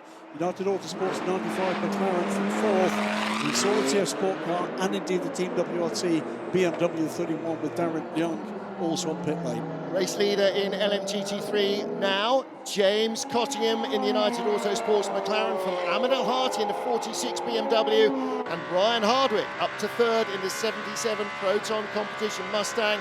Hiroshi Koizumi stays out in 4th, and that makes Christian Reed 5th position. Pit stop time, some delay by the look of the pit lane for the 777 car of Clement Mathieu. That pit stop completed in 1 minute and 51 seconds. Everybody around him under 120, so 30 seconds lost on pit lane by the dark green Aston Martin. That's dropped him down the order. Paul Chatin, who spun out in the opening lap, beginning of lap 2 actually in turn 1, now on the back of Danny Kvyat. Lamborghini back down to the single full season entry here. They had 2 cars, of course, on the grid at Le Mans, and both of them completed the race, car number 19 and car number 63. Neither Alpine made it through to the end, and unfortunately for the team, that was fairly much what they were expecting. What testing had shown them was that whatever else the engine does have, 24-hour longevity was not one of its strong suits. Conway at this point of the race pulling away a little again. 11.5 seconds to good now over the team car of Brendan Hartley, side by side here with the 99 Proton car and the Peugeot. This is very encouraging for Peugeot. Very encouraging for Peugeot. So Neil Jarni with Loic Duval going by him.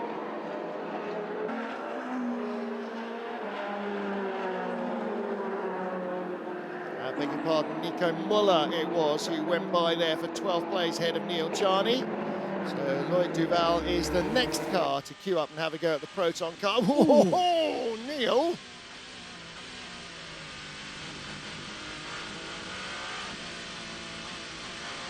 Spirited defence of that position, I think we'll call that. Yep. I tell you what, stuck to his guns, didn't he, Nico Muller? Was not going to be whoo!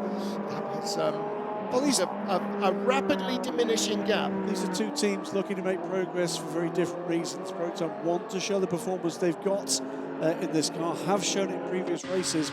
Peugeot need to show the performance in this car because it hasn't shown it so far.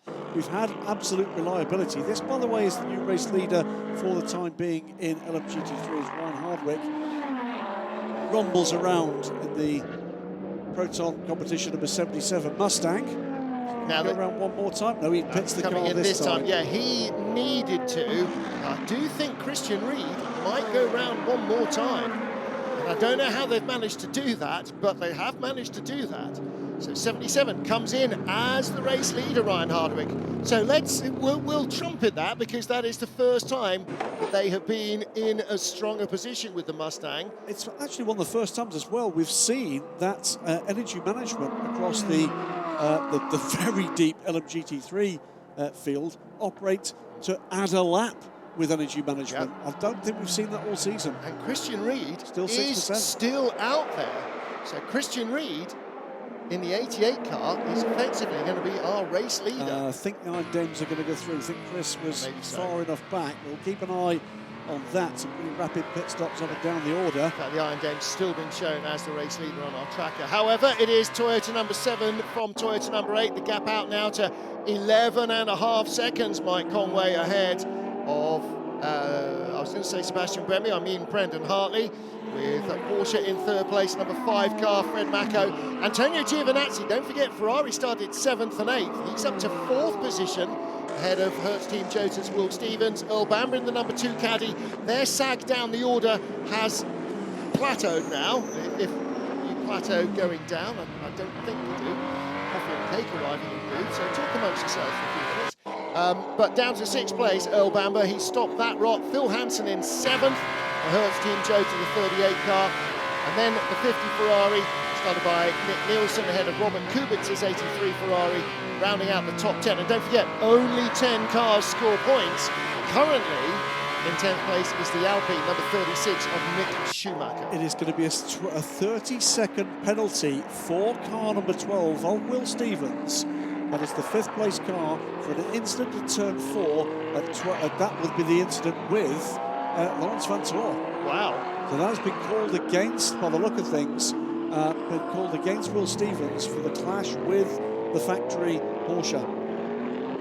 Now the Cadillac will stop at the end of lap 42, the end of this lap, so we're getting down into the territory where we were expecting to see our hypercar pit stops.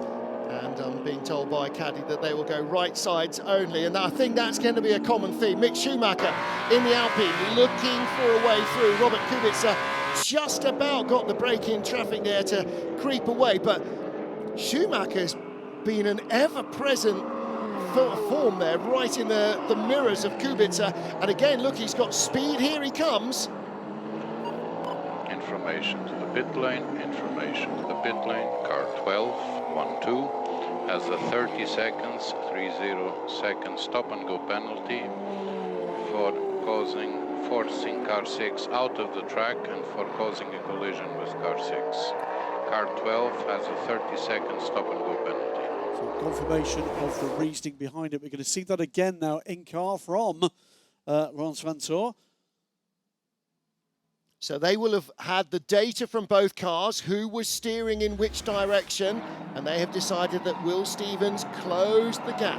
Now then, look, we've got 1-2% of fuel left for most of these cars, up to 5%. That's about 1 lap in is our race leader, Mike Conway. Brendan Hartley will follow him through. 99 is already in. That was last lap Neil Jarni came in. They have gone 1 lap longer at least than one of the Porsches. Still a stint from Mike Conway on his return to the number 7 car after the injury that kept him away from the 24 Hours of Le Mans. Cracking stuff, and built and maintained a 10-second plus lead over the lead car. Yep, it was over 12 seconds on the last flying lap. So in-laps and out-laps are just as critical in endurance racing as in Formula One or any other kind of racing where pit stops are involved, because it is so easy to just relax a little on the way in and take it a little too easy on your tyres on the way out. You do have to baby them. You must nurse the rubber, but it's I mean, that's why these guys are as good as they are, because they can feel the difference between a little bit and a little bit too much. So in come a fair chunk of the remaining Hypercar back, so they're back out into the fray. The 5, the 12, the 2, the 83, 20, 94, 15, 63 and 11. All on pit lane right now, the 99 also on its way out. The good news, by the way, is as we're 5 minutes into the second hour, there's 5 more hours of this to come. Yep, Christian Reed, you just saw ahead of Mike Conway. Mike Conway stayed in, and he stays on the same set of tyres, so no tyre change there. Sebastian Wimmer, Brendan Hartley in the number 8 Toyota going 1 lap longer, and again, 2-car teams avoiding stacking their cars if they can. So 38 stays out, 12 comes in. Gets a change off that rear clip, that's not aligned on the left-hand side. Let's hope that does not mate up, but there's going to be another stop for this car after this routine stop for that attention and for fuel and tyres for the 30-second stop and hold. Away goes Will Stevens in the background. Oh, unsafe release coming the way of Peugeot. That can't possibly escape without a penalty. That was really unfortunate. Lollipop man, I'm afraid, did not do a good job. That was Loic Duval's 94 car. 93 remains out with Nico Muller. Another car that absolutely, definitely unsafe release there.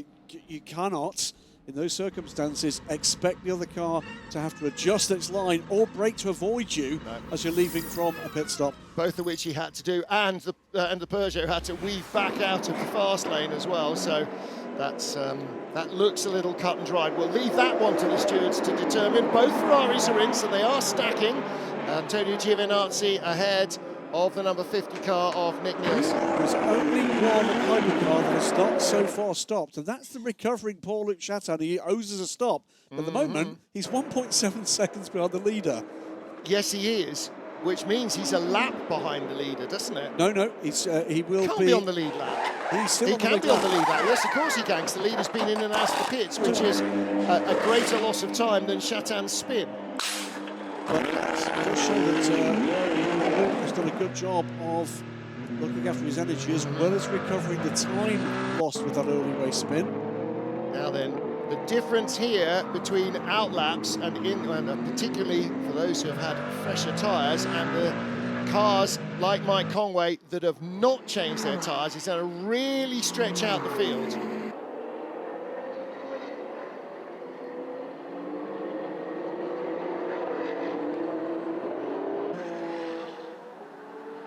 The 35 car, 1% of energy will be in this time to complete the pit stop cycle for our 19 car hypercar field in the FIA World Endurance Championship on our return to Brazil, to Interlagos and to South America after a decade away. And what an era to restart that relationship. Now, you can spot which hypercars have got new tyres on because the LMGT3 cars are crawling all over them. This is the 30-second stop and hold for the 12 underway. You can see the stopwatch stopping, if you like. Yep. That will be given the instruction. At least he's got a clear pit lane to go. Credit to the late great Murray Walker for that Murrayism. I'll start my stopwatch. Oh, stop my start watch. This is the incident. Well, they're saying that he changed his line, came over and eased the Porsche onto the grass. I think he was. I don't see that. Okay, well, we don't have the data they have, and the stewards have made their decision. The penalty has been served, and in is Paul-Luc Chatin. Loic Duval has unfortunately been handed a penalty for unsafe release in the pit lane. No, under investigation so far. No penalty quite yet. Correct. But away comes Paul-Luc Chatin on his recovery drive. And later down pit lane than anybody else. Keep an eye on just exactly where he's going to be in this train. Mike Conway leads this motor race. He's 11 seconds to the good now from Brendan Hartley. It's a total 1-2, as it has been since turn 2. Ferrari A, of course, at third place. The 51 car of Antonio Giovinazzi is a further 20 seconds back, with Fred McAvicky in the first of the Porsches, the number 5 car, just a second back from the lead Ferrari. Well, to tell you how long it's been since we raced in Sao Paulo, the final race here in 2014 had Audi on the podium with Toyota. We don't have Audi any longer. Good, nice, neat pass down the inside 94 car, just sneaking in front, Loic Duval of Jean-Carl Vernet. What tyres has Verne got? We don't know because we don't have the data. That's correct. Yeah, but it's tussling up and down the field still. A lot still to come into play. This is not just about the pace you can see and the cars as they stand at the moment. Let's have a listen in to what's going on with Giovinazzi. Launch number 5 behind you, change 2 tyres. They might be a bit quicker with the new tyres, but target is to let them behind us. Keep them behind us. So keep them behind us is the instruction to Antonio Giovinazzi. He's done a great job to pull the Ferrari up to 3rd place. The moment the Toto's utterly dominant, but that could swing the other way. Now, the deal, as you saw there on the tyre graphics, is that there are no new tyres on the number 5 Porsche. Its tyres are 45 laps old as well. It's got mediums all round. Giovinazzi in the 51 Ferrari has got hard tyres on the harder worked right-hand side.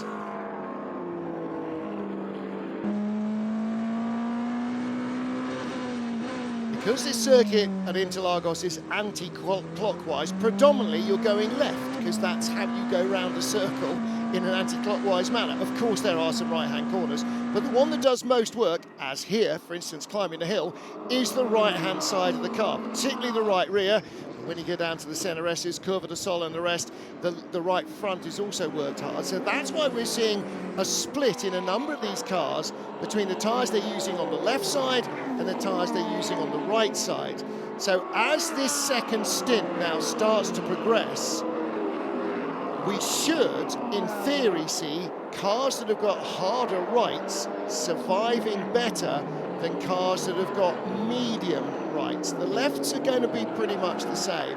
So it's going to be interesting to see how the pace varies between the 2 cars on your left, the 51 Ferrari and the number 5 Porsche, in terms of that tyre longevity.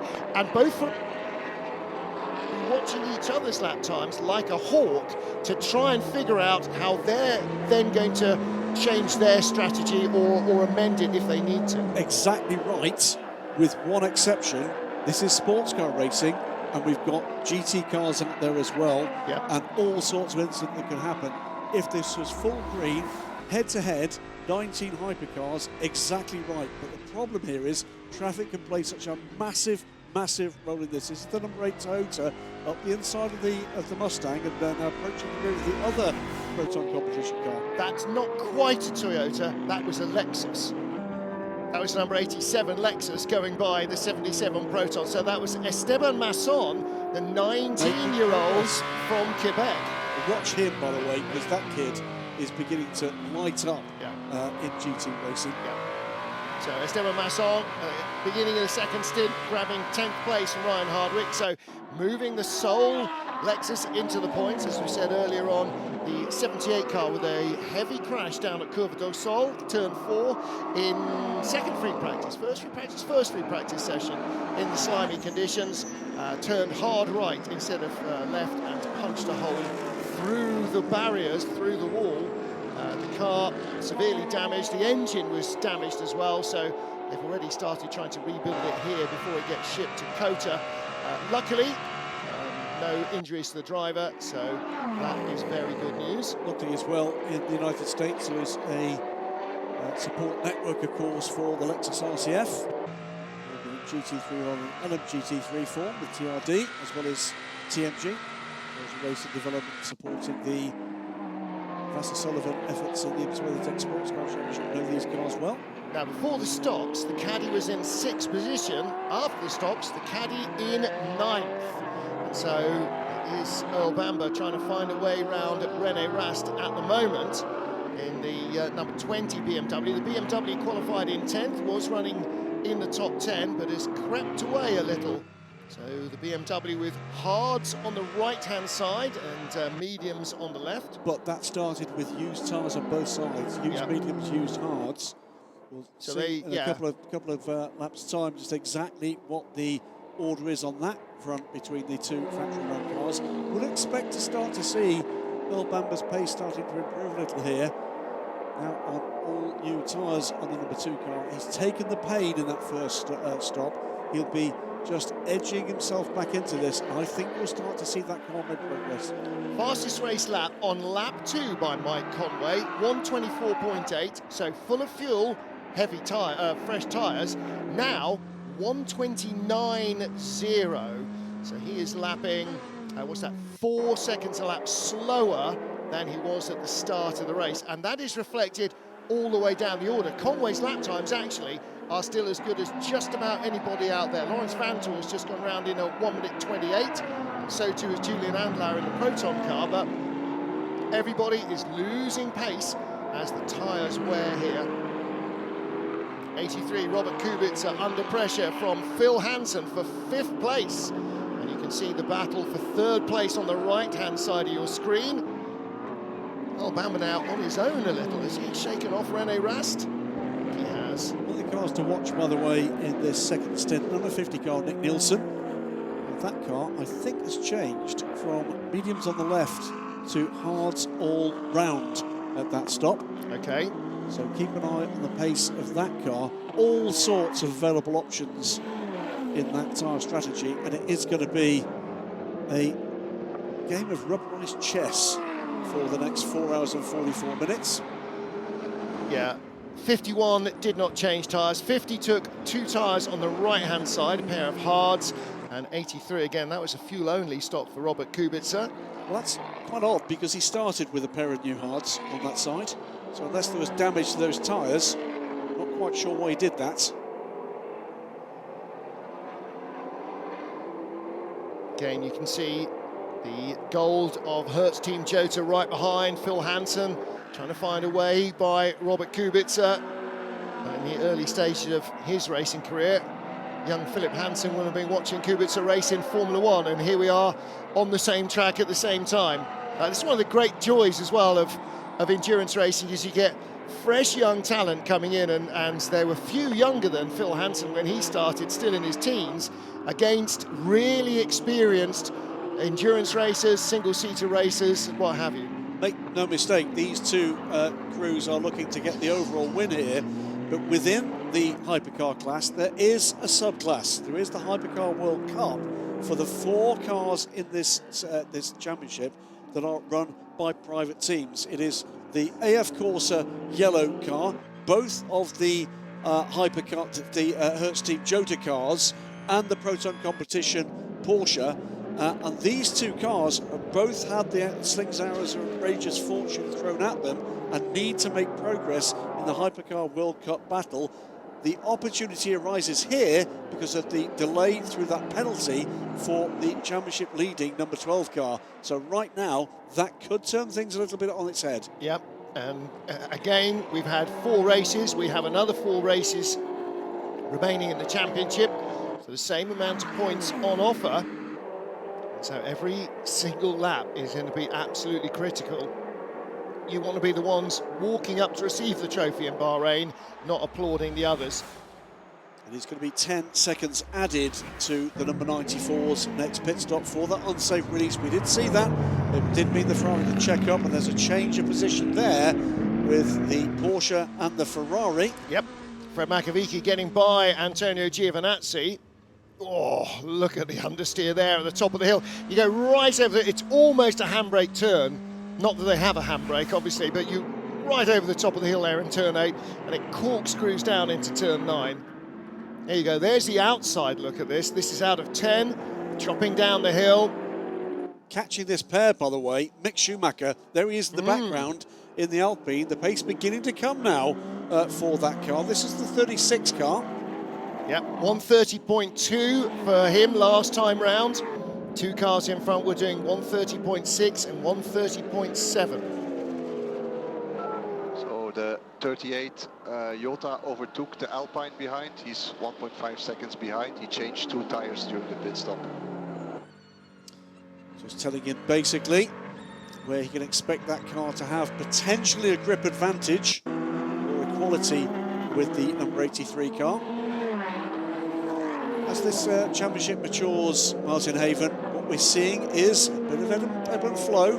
Some of these cars beginning to come on strong. Here's Absolutely, France on France battle. Alpine, Peugeot, Alpine to the inside. Peugeot though goes by on the outside. Now there was a driver change. Paul-Luc Chatin no longer in the Alpine. It is Ferdi Habsburg in the Alpine.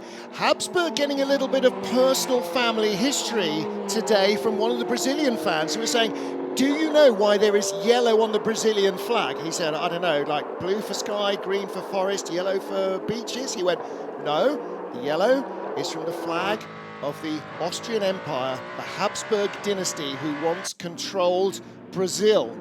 So it's his family colours, the yellow and black of the Habsburgs, the yellow on the Brazilian flag. There you go, every day's a school day. Absolutely, isn't it?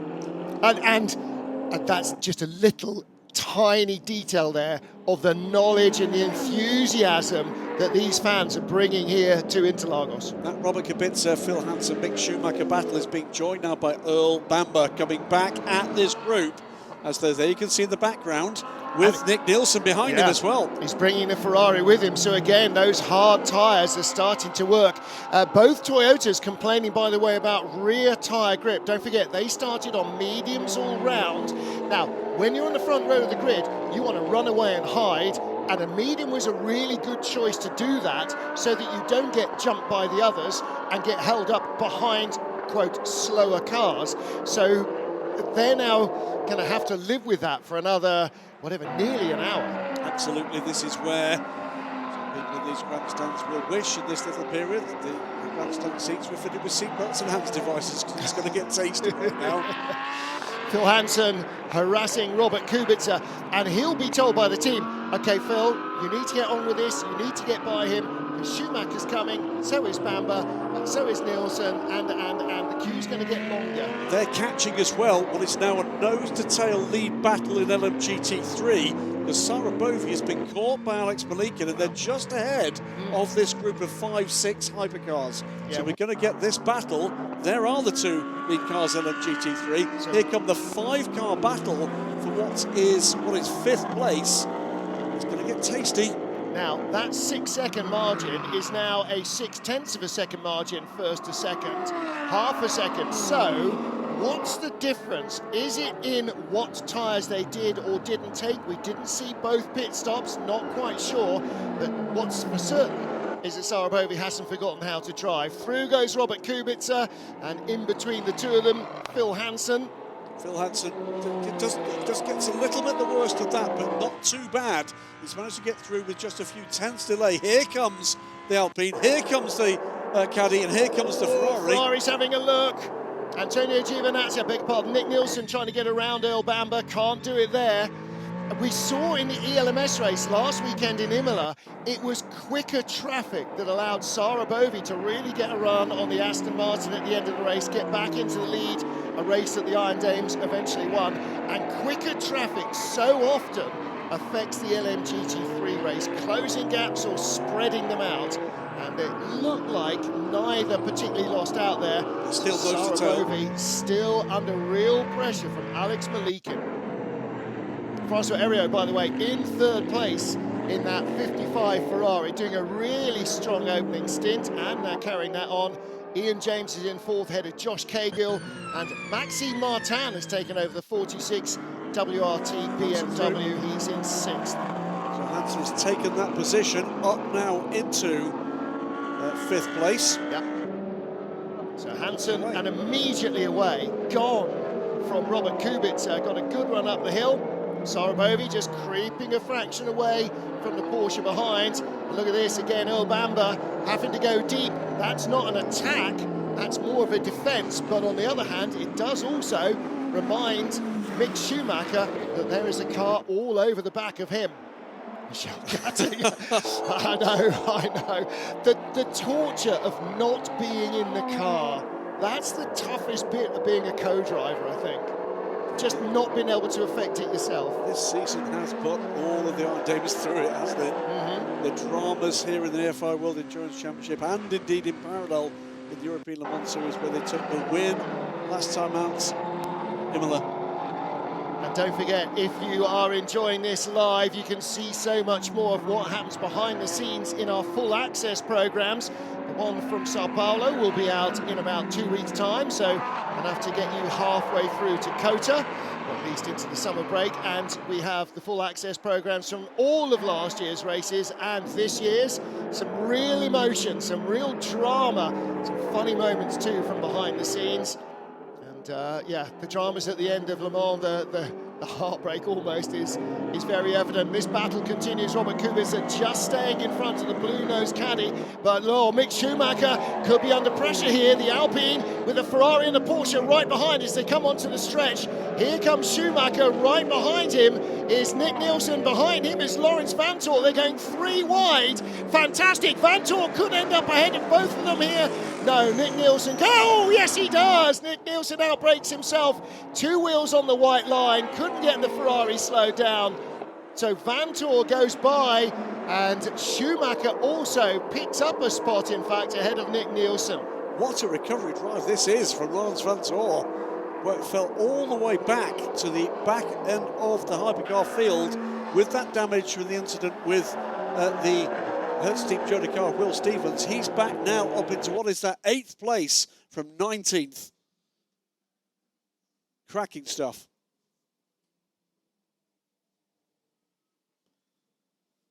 Closing in on a quarter of the time elapsed for this 6 hours. Schumacher had no defence there, did he? And there, up the inside, is this going to be on the caddy from Lawrence Vanthoor? Yeah, looks like it. But then the road turns hard left down the hill. So Earl Bamber keeps his nose in front. But again, look, the gap. It's Robert Kubica who's giving them the tow. The gap from Kubica now to Phil Hansen ahead is what, 3.8 seconds. Joe to bring away. Back onto the straight we come. The yellow Ferrari of Robert Kubica ahead of the Cadillac of Earl Bamber. Lawrence Vanthoor in hunter killer mode behind in the Porsche. Let's ride on board with him. He goes wide as well, and that's where the mistake came from the Ferrari on the last lap. He made less of a mess of that. He knew he was going to run wide. Behind them, Mick Schumacher in the Alpine. There's the 50 Ferrari of Nick Nielsen. And Kevin Escher watching from the garage. Andre Lotter undoubtedly make cracking gags in the background, as you see in almost every episode of Full Access. And here's our battle at the head of LMGT3. Sarah Bovey in the Lamborghini. Right behind in the white Porsche is Alex Malikin. They're just half a second apart, and they're nearly 30 seconds ahead of third place Francois Heriot. This is now second stint old, hard tyres all around the 83 car, being gobbled up by the cars around him on completely different tyre strategies. And sometimes you just got to take the pain and hang on. Look at Andre Lotter watching here. Down the inside comes the number 6 car of Lawrence Vanthoor. Trying to squeeze through, can't make it through there. He's got the Alpine right behind. Mick Schumacher is having a brilliant double stint to start this and defending hard against Nick Nielsen. And that's the drama here, Graham Goodwin. If you have a half look at somebody and nothing happens, suddenly you're going to get jumped from behind. You've not got 2-3 seconds gap, you've got 2-3 tenths gap, and this is the beauty of this form of racing right now. 2 pairs. Can barely see Vanthoor behind the yellow Ferrari as they come onto the line. And when you're behind on the run down to the S's, you've got a big advantage. Through goes Vanthoor. He moves up once more, so he's up into 7th place. And the Ferrari also got the run on Schumacher, so Nielsen is up to 9th. Cracking stuff. 2 minutes from the 90-minute point in this Rolex 6 Hours of Interlagos. It has been all action. Sarah Bovey on GT3 again, just edging out a few tenths. All right. Conversations underway there. Looks like calm, yeah. Right, but does that indicate there's some kind of drama going on here? It's drive-through penalties for full course yellow infringements for 5 cars. The 31 car, there's the WRT of course, because thinks I'm not going their way. The 51 AF Corsa Ferrari from 4th place, the 55 car from Vista AF Corsa, the 82 TF Sport Corvette and the 88 Proton Mustang, all with drive-through penalties coming. I'm hearing that there is drama for the number 7 car, Let's see if we can join Bruce Ioanni in the pit lane. Bruce, what's going on at the Toyota garage? I'm not hearing him. He was talking in my ear and saying that there is some drama. The number 7 car is having to be brought in to have something fixed. Both cars are struggling with rear grip. I'm hearing that there is something that needs work on the number 7 car. Okay, lots of voices in our ears at the moment, trying to make sense of that. Back with our race-leading action in LMGT3. Sarah Bovey still with Alex Malikin. This is going to go on all the way to the next round of pit stops. There's no question they're going to bludgeon away at each other. Bovey in defence, Malikin in attack. 2 bronze drivers at the head of the field. Right in front of them, in fact, is Christian Rees. That's the black and gold 88 Ford Mustang. So that Proton competition car 15th. Is in 15th position. They are about to run into the back of him. Hopefully not literally, but metaphorically. There's been a little bit of front-to-back contact. Christian Rees, last-minute replacement for Giorgio Roda in that car. And number 7 Toyota, 8 Toyota rather, going around the outside and having to use all the curb to survive. Into the pit lane is the 51 Ferrari to serve its drive-through penalty. The only one of that group, by the way, that is a hypercar for a full course yellow infringement. All the rest in LMGT3, but that's going to cost the 51 car dearly. It is going to put Phil Hansen back into contention here with that car. And 55, by the way, Francois Heriot coming in to serve his penalty as well.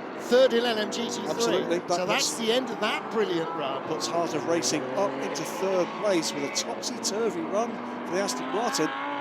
31 from WRT. Augusto Farfus took that over from Darren Leung at the pit stop, so didn't spot that either. Oh, Sarah Bovey hanging on the inside. Alex Malikin having a really strong run here. Really pushing hard, he's going to have the inside line at the bottom of the hill. It is a change for the lead in LMGT3. It's looked like it might be coming for a while, and that run from 10 down into 11, Alex Malikin taking the lead. So Porsche now from Lamborghini. It's a Porsche where the Iron Dames took to victory just last weekend in Imola. In the European Le Mans Series, they switched to their LMGT3 campaign with Lamborghini here, and it's a Porsche that's gone by them. And they got about 10 more laps in this stint. She's coming back in there. Yes, she is. Lamborghini was very comfortably the quicker car in qualifying. Don't forget that there's no disparity in tyre. Unless one of them has accidentally put wets on, they will be on the same tyres. Not necessarily the same amount of wear on the tyres, because we didn't see both pit stops. Don't know if either changed right sides or full set. But I would imagine a full set will go with a driver change, but in each pit stop, because of the additional allocation for this track, because of its high tyre energy, they may have been able to change right sides. Change for position. Oh, Bamber goes down a spot. Lawrence Van Tool goes up a spot, and that's the change for 6th. They're catching Phil Hansen, who, by the way, is right behind now Antonio Giovinazzi after that drive-through penalty. Yep. So this has compressed that part of the field again. This is the move.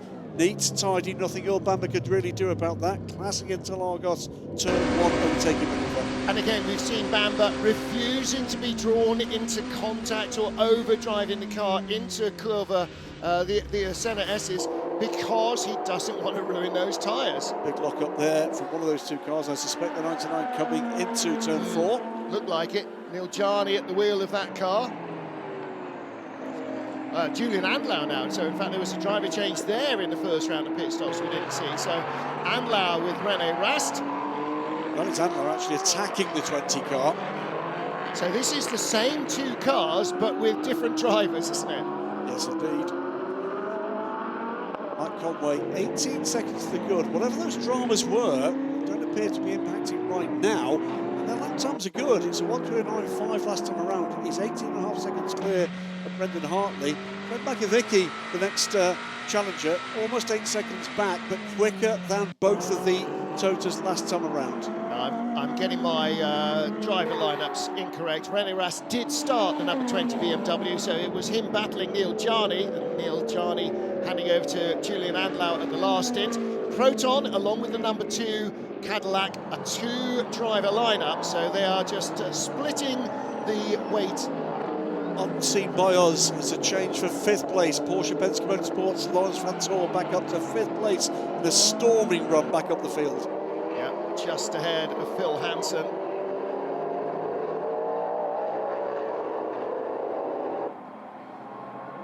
It is still a Toyota 1-2 after an hour and 34 minutes of the race. They are now nearly 19 seconds apart. So after the pit stops, Mike Conway came out 6 seconds ahead of Brendan Hartley in the number 8 car.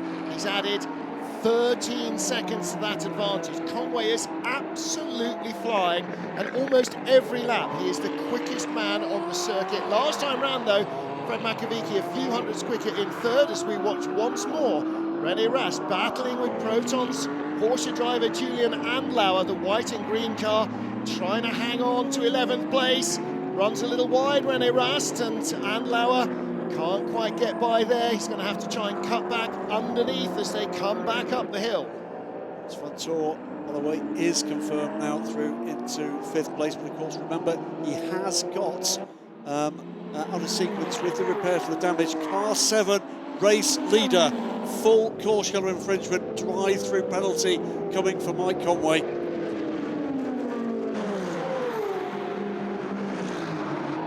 So there, further dramas. Clearly, race control. Information to the pit lane, information to the pit lane. Car 7 has a drive-through penalty for a full course yellow infringement. Car 7 has a drive-through penalty for a full course yellow infringement. Well, we saw that that was being investigated after the last full course yellow. In comes Conway. You can't serve it until it's been announced officially. So once it's announced officially, then he comes straight in, and hence the timing of the message. So Mike Conway serves that penalty, and that means that it's very likely that Brendan Hartley will take the lead of the race. Yes. He did cross the line, but where does Conway come out? He does come out. It's close. It's going to be very close. We don't want to watch this. We do want to watch 7 and 8, because this isn't going to change in a second. And 8 has come out. There is 8, there is 7. The long pit exit brings you down out of turn 3 towards turn 4. And that's the 3rd place car, Fred McAvicky. It's the battle now, it's for 2nd. It is a no doubt fired up Mike Conway, going to be trying to fend off Fred McAvicky, as well as trying to attack his own team car from the new race leader, Brendan Hartley. And as soon as we cut away to that, having not done anything, Julian Andlauer manages to dive up inside. Of course he does. And that, ladies and gentlemen, is the joy of being a race director. Well, we have to leave that to see this. We come back, oh, he's done it. Yes. You know, it didn't even happen in a commercial break. He didn't have the common courtesy to wait for a commercial. He just did it the moment we had to look at the change of lead. So it is Brendan Hartley who leads from Mike Conway and Fred McAvicky. The top 3 now covered by just 5 seconds, back with Ryan Hardwick. 10th place against one of our 2 Brazilian drivers in the field, both of whom are racing an LMGT3, Augusto Farfus. Actually, Augusto's barely raced here. Despite all his experience, all the World Touring Car outings were in Curitiba, which is a little further north in Brazil. And so he's not got a great deal of experience of this racetrack. Lawrence Fantor all over the back of Antonio Giovinazzi. Porsche Penske Motorsport 3rd and 5th. The longer this 2nd stint goes on, and how different is this to last year when they were running these cars? They're actually looking stronger and stronger the longer the run goes on. But Lawrence Frantor deep into his stint right now. He will be stopping far earlier than the cars around him. The early stop to repair the damage. Nose section changed and tyres changed after the clash with Hertz Team Jota. So that will give us a more realistic impression of his overall race position.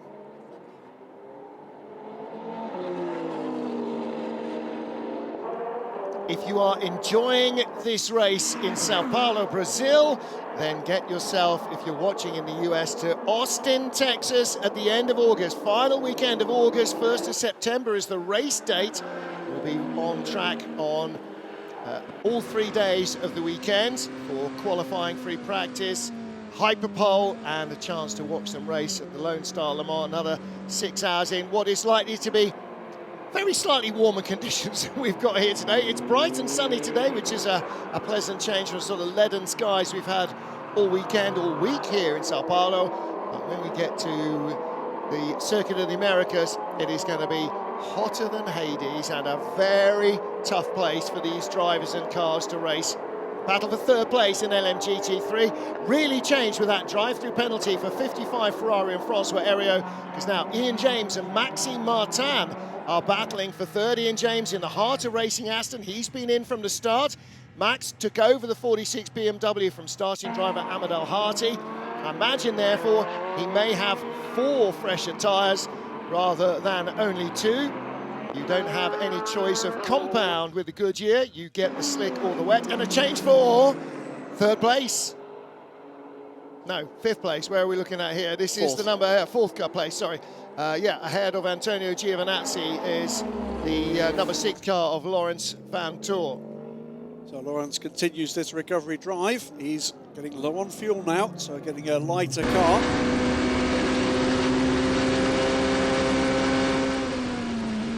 A bunch of drivers being fined for starting procedures, or a number of teams. It may just be not having tyres on the ground within 5 minutes board or whatever. But back to that battle for third place in LMGT3.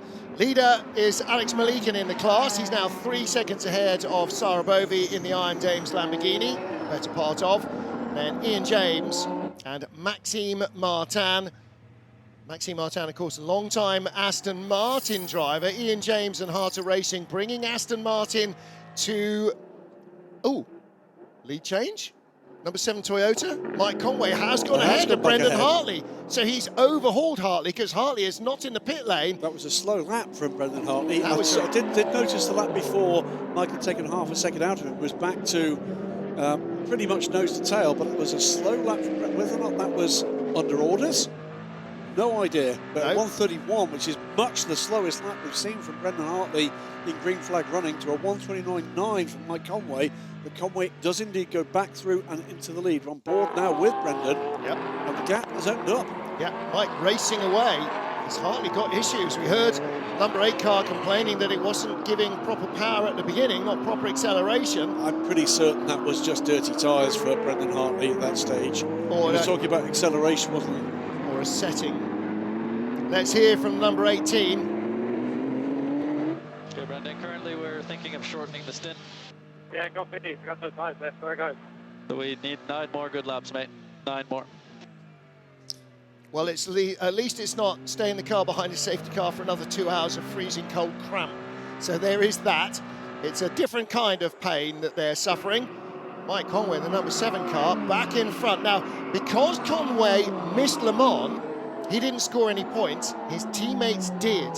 So now Mike Conway's entire job will be to try and help his 2 teammates in the number 7 car win the World Championship. Watch this, though. This is Fred Makovicky. He's right with Brendan Hartley now.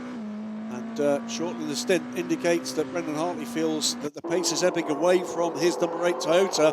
Fred Makovicky, meanwhile, doesn't appear to be slowing at all as Maxime Martin goes up the inside of Ian James. Platinum factory driver versus bronze driver, of course, in that battle. And that is the 46 BMW. Maxime Martin. We'll see Valentino Rossi aboard that car later, up into 3rd place. I was going to make the point that Maxime Martin, who is a long-time Aston Martin driver, Ian James and Harter Racing, bringing Aston Martin's Valkyrie to Hypercar next year. Maybe just be a little kinder on Ian James, because it would be lovely to see Max back in an Aston Martin uniform racing in Hypercar. I'm sure he would love that. Max he was a BMW factory driver, went to Aston Martin, then back to BMW more recently, and he's loving this campaign with Ahmed Al-Hati and Valentino Rossi. Yeah, he would love to be in Hypercar, make no mistake about it. He would love to be in Hypercar. Back with our francophonic battle. This is Nico Muller and Julian Andlauer closing on Robert Kubica, who's not a francophone actually, he's not French, and behind him Mick Schumacher as well. So this is Kubica, the yellow car, is 9th. Tumbling down the order, the 83 car, that car was up in 4th, 5th place, remember. This is Andlauer. Well, that's a 3-way battle. That's Andlauer up the inside of the Alpine as the Peugeot went up the inside of both of them. That's the 2nd time Schumacher has been in a 3-car wide battle down into the Senna S's, isn't it? Don't forget the Ferrari was on the outside the last time and went off wide. And Schumacher actually picked up a place. 83 Ferrari from the 93 Peugeot. This is for 9th position. Then the 99 Proton Porsche and the 36 Alpine. 9th through 12th, you can throw a blanket over them. Not a big blanket, but a blanket nonetheless. Pocket handkerchief. The 2 cars at the lead of this group are in the points. The 2 cars behind are not, and that's a big difference. It's not just about getting past the car in front as they side by Ryan Hardwick. And who's in 31? That's Augusto Farfus. Peugeot catching Kubica here. Is Ryan Hardwick still in 77? Yes, he is. So he and Augusto Farfus. This is Robert Kubica finding out what Earl Bamber felt like in the first stint. Old tyres aboard the number 83 car, the number 93 Peugeot, eating up that difference. Julian Andlauer going with them. Well, let's hear what the Ferrari team are thinking with the 83 car. Front tires are not working at all. So I'm always just sliding around. Copy. Almost sounds like he's sitting at home in an armchair. He's not. He's fighting off a factory car behind. But very clear, he's sliding around. Yeah, and Robert saying, okay, rear tyres are done. Okay, that's fine. But the deal is, if the car behind you is faster, he's only actually faster if he can get by you and exploit that speed. So the deal for Kubica now is fight tooth and nail to hold them off. Because the pain you're suffering now, they will have to suffer at some stage later on. So it's really important when you're struggling in a slower, quote, car, or your performance is lower, that you hold them off. And that's exactly what Brendan Hartley has to do. We've just heard he's got another 8 or 9 laps. He's got to hold off this Porsche. He's got to hold off this Ferrari. But he's holding off the Porsche for position, the number 5 car there. But also behind there is the number 12 car trying to get back onto that lap. Through and taking the position goes the Peugeot. Yep. Julian Andlauer is going to be looking to be in a hurry to do the same. Robert Kubica's pace beginning to just drop off a little bit of a cliff here. But again, it's like a bronze driver in LMGT3. Your job is to lose as little time as possible. Now, Kubica is not a bronze driver, but he is hampered by his tyres. Lose as little time as possible. Make it hard. Do exactly that. Well, make him go the long way round. Don't open the door. Even more important, this battle for Kubica, because this is actually a class position. This is another of the privateer hypercars as the Peugeot leapfrogs both of the LMGT3 Ferraris. Sarabovi trying to hang on in there. There's the change. Makovic goes by the number 8 Toyota. And Stevens will be looking to do the same to unlap himself from the number 8 Toyota. Now, what we don't know, we know what tyres they've got on now. What we don't know is what tyres remain. How many mediums, how many hards each of the team has. As we're watching this battle, I can tell you the Lawrence Vanthoor has pitted, as we expected he had to do. Number 12 still trying to unlap itself from 3rd. This is the way in which that came very early, didn't it? That change for their 2nd position. Fred Makovic, big twitch as well. He was fully lit though, really committed in the number 5 Porsche. That was a slight mistake there from the Toyota. Rode the curb a little, lost grip to the right-hand side, and that gave the space that was required for the Porsche to take the position. There is an LMGT3 battle. I know you're not seeing much of it, but that's because Hypercar refuses to settle down. Here's Mick Schumacher again in the Alpine, and again, you saw the way the 99 car of Neil Jarni just squirmed off of Julian Andlauer, squirmed off the corner there, so he's burning up his rears as well.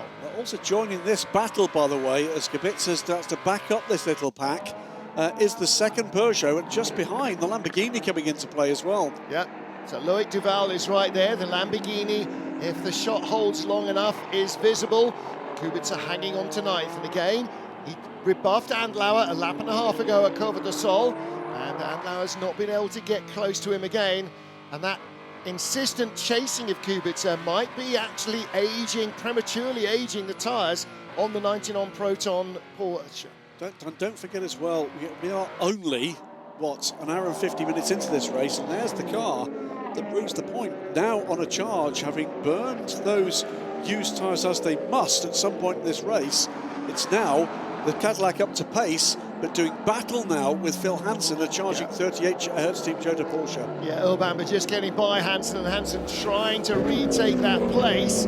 Here's why, because Phil Hansen got a little bit offline trying to go around the Porsche EMA machine, and there Bamba getting the inside line as Hansen tried to go around the outside.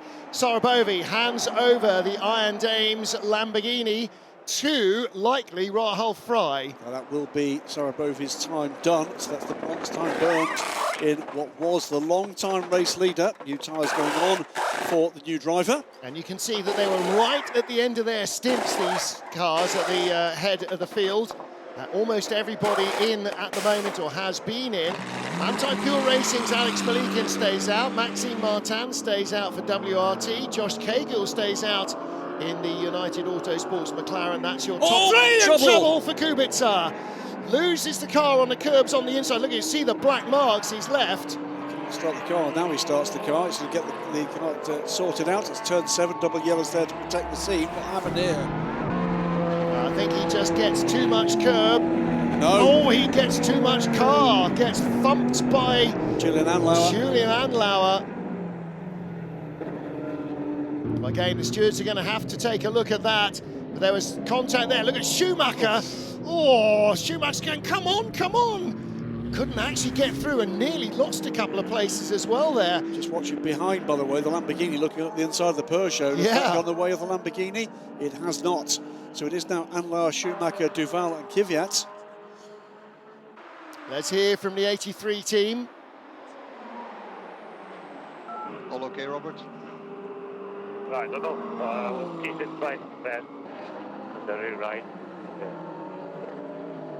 Absolutely unflappable, isn't he? Does he have blood? Really? That's absolutely stone cold. Excellent. All right, so Robert Kubica still on his way. They have been knocked down to 14th place, as he said, at the tail of that little group. The Alpine of Schumacher now up to 10th. Behind him in 11th place is Loic Duval in the Peugeot, and the Lamborghini of Danny Kvyat in 12th place. We ride on board with that car. There's the 3 hypercars in front of us.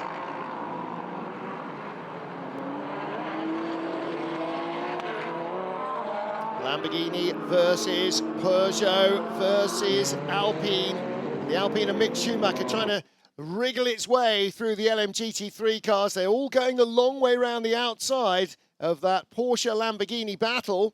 That's Yasser Shahin, head of, it's Matteo Cressoni now in the Iron Lynx Lamborghini, the yellow car. He's taken over for the second stint. And there is our race leader in, Alexander Malikin, a lap later than the Iron Dames Lamborghini, and driver change there as well. So Malikin, like all the other bronze drivers, starting this race. And he shares the car with Joel Sturm and Klaus Bachler. May well be that we see Joel Sturm taking over. Probably been the rhythm for the Monte Pure Racing team, dominated the start this season. Poor luck for them. Lost the win at Spa on the final lap to a charge from the sister Monte car, the EMA car, that's had all sorts of trouble today. Yeah, only got 3 points out of Le Mans as well, so that tied them at the lead of the standings with Manthey EMA. So here comes the Iron Dames Lamborghini. It's going to be interesting at the end of this full service stop as well for 92. For the moment, Max Martin goes through into the lead of the race, but where is the Lamborghini going to emerge in relation to the Porsche coming down pit lane now? Matteo Cressoni under investigation in the yellow Lamborghini, the Iron Lynx run car. Both are run by Iron Lynx, one under the banner of Iron Lynx, the other, this one, under the banner of the Iron Dames. Showing as third because WRT still out there. 77 Proton will go another lap. 88 Proton. Here's the Porsche. Where's the Lamborghini? Well, it'll be coming down in the back of the shot, so the gap will be 3 seconds maybe, but the Porsche will be on stone cold tyres. The Lambos will be warmer. This is the time. Is it Rahul Fry? I think it probably is in the car. This is the time she needs to strike, when the iron and indeed the tyres are hot. Battle here, Lamborghini and Alpine. Great to be able to say that. Yeah. and right on the fringe of the points as well. The Lamborghini in 11th, Danny Kvyat, Mick Schumacher in 10th. Yeah, next F1 battle in terms of the drivers. Back to the brands, two premium brands at that. Alpine, of course, the Renault Group's sporting brand. Eduardo Mortara getting ready to take over. Both BMWs are in for their changes as well. Leader number 46 here. Was this the moment we're going to see Valle? No, driver change. That looked like Ahmed El-Hati. Didn't look like a Valentino Rossi helmet, so Ahmed El-Hati perhaps getting back in for his second stint. That would make sense because then you can cycle Valle through and Maxime Martin as well. Once again, the Mustangs going longer on these stints. Ryan Hardwick cycling back through to the lead of this race at this point. He is the race leader, and he is on pit lane. Battle here between Lamborghini and BMW. Yeah, who's in the BM? That's Marco Wittmann. Work out what's riding on board with the 94 Peugeot. He's jumped the Peugeot. That's where both he's of them come have. from. The 94 Peugeot's lost a couple of places here. So Loic Duval in the 94 car. Yeah, this is absolutely, we talk about it time and time again, it's like snakes and ladders. Because of the different tyre strategies, suddenly you look like a hero, suddenly you look like an idiot. And there aren't many idiots in this field. Most of them are standing in this commentary box right now. Mike Conway, the race leader from Porsche's Fred Makovici. And in third place is Brendan Hartley, still clinging on those tight tyres. But the battle for fourth place is 20 seconds away, and Antonio Giovinazzi in the Ferrari now creeping away as we cycle through the remainder of our LMGT3 pit stops. Manthey Pure Racing's Joel Sturm ahead of Iron Dame's Rahul Fry, and Harter Racing, Daniel Mancinelli taking over. In comes the 77, out goes the 77 Proton car. That is the car that was coming in actually, Ryan Hardwick. There, he's going out now. And in is the 83, in is number 8 as well, so there will be a driver change. Brendan Hartley is unplugging the radio and adjusting the seatbelts and turning the heater blower on and putting it back onto radio 2, all that sort of stuff you do when you come into the pit lane. And we've been joined, I'm delighted to say, we'll turn his microphone so we can say good afternoon, Timo Bernhard. How are things going in the Porsche garage right now? Yes, thank you for the invitation. Yeah, I'm very thrilled to be here. Last time I was here was 2014 at Sao Paulo, so it was a wonderful event. So yeah, really thrilled to be here. Not driving though at the moment, but still linked to Porsche, obviously. And so far, yeah, the Porsche Penske Motorsport pit box is looking quite good for one car. Car 5, Fred Makovici currently on P2, and yeah, the car 6 came back from a small contact and early pit stop. So, but they're creeping their way up back again. You know, both cars look like they've got a lot of pace. Have we got a picture yet of who is easier on their tyres? Because that's going to make a big difference, isn't it? Well, yeah, I mean, first of all, on the grid, there was a big poker game going on, which tires, and some guys, they had different tires on, and then later they switched again the compound, before they went into the warm-up lap. And I think we've seen some different strategies as well on the first stop. Some tried the full double. We changed some tires, not all of them, but it seems like, this was the better strategy. But let's see how this evolves, because track temp now will probably peak and then from one moment drop again. So I think this will go through all the race, which compound and what strategy you're on. So that's really going to be a critical one. We're looking at the battle here, Mick Schumacher and Danny Kvyat right at the tail of the top 10, and they got another couple of cars behind them, Loic Duval in the Peugeot, Marco Wittmann in the BMW. So you've got all these different brands that do different things, use their tyres different ways. It's really fascinating to see how all the power ebbs and flows. Just saw a picture of Robert Kubica in the garage, having suffered the pain of a double stint on his starting tyres. And Timo Bernhard, at some stage, all the guys know that they're going to have to do that. You just can't have enough tyres to have fresh tyres. So what's the mindset when you're in the car then? You've just got to do as much as you can, I suppose. Yeah, true, and it's a different mindset if you start the race knowing you have to do a double. So I don't know if there was maybe a change of plans throughout the first stint, but I think if you then experience a tire drop starting the second stint, because you have to refill the car, so you will have full fuel again, a lot more weight, Obviously, you keep the tires, you gain a bit on the outlap for sure because you have warm tires, but it's a critical moment going to that second stint with starting the double, and then you feel kind of the tires letting down. That's a horrible feeling because you know you gotta have to survive, you know, X amount of more laps, and you really got to take care. I think they try everything on driving style, what they learned throughout their career, to kind of work against that and conserve the tire. But for sure, you know that it's going to be hard work. There's some really tight battles as well. Looking here again at, oh, big problem for 55. This is the car that Francois Heriot had up in third place, and it's Simon Mann who took it over at the last stop. Heriot served a penalty and dropped down the order. And Simon Mann, this is down to Curva do Sol, and Matteo Cressoni eases him onto the grass. Cressoni, I think, probably distracted by the hypercar coming down the inside. And this is multi-car class racing. When you were driving in the top class, you had to deal with the slower machinery. Now, your guys, when you're running your GT cars, you have the same issues as well, right? Yes.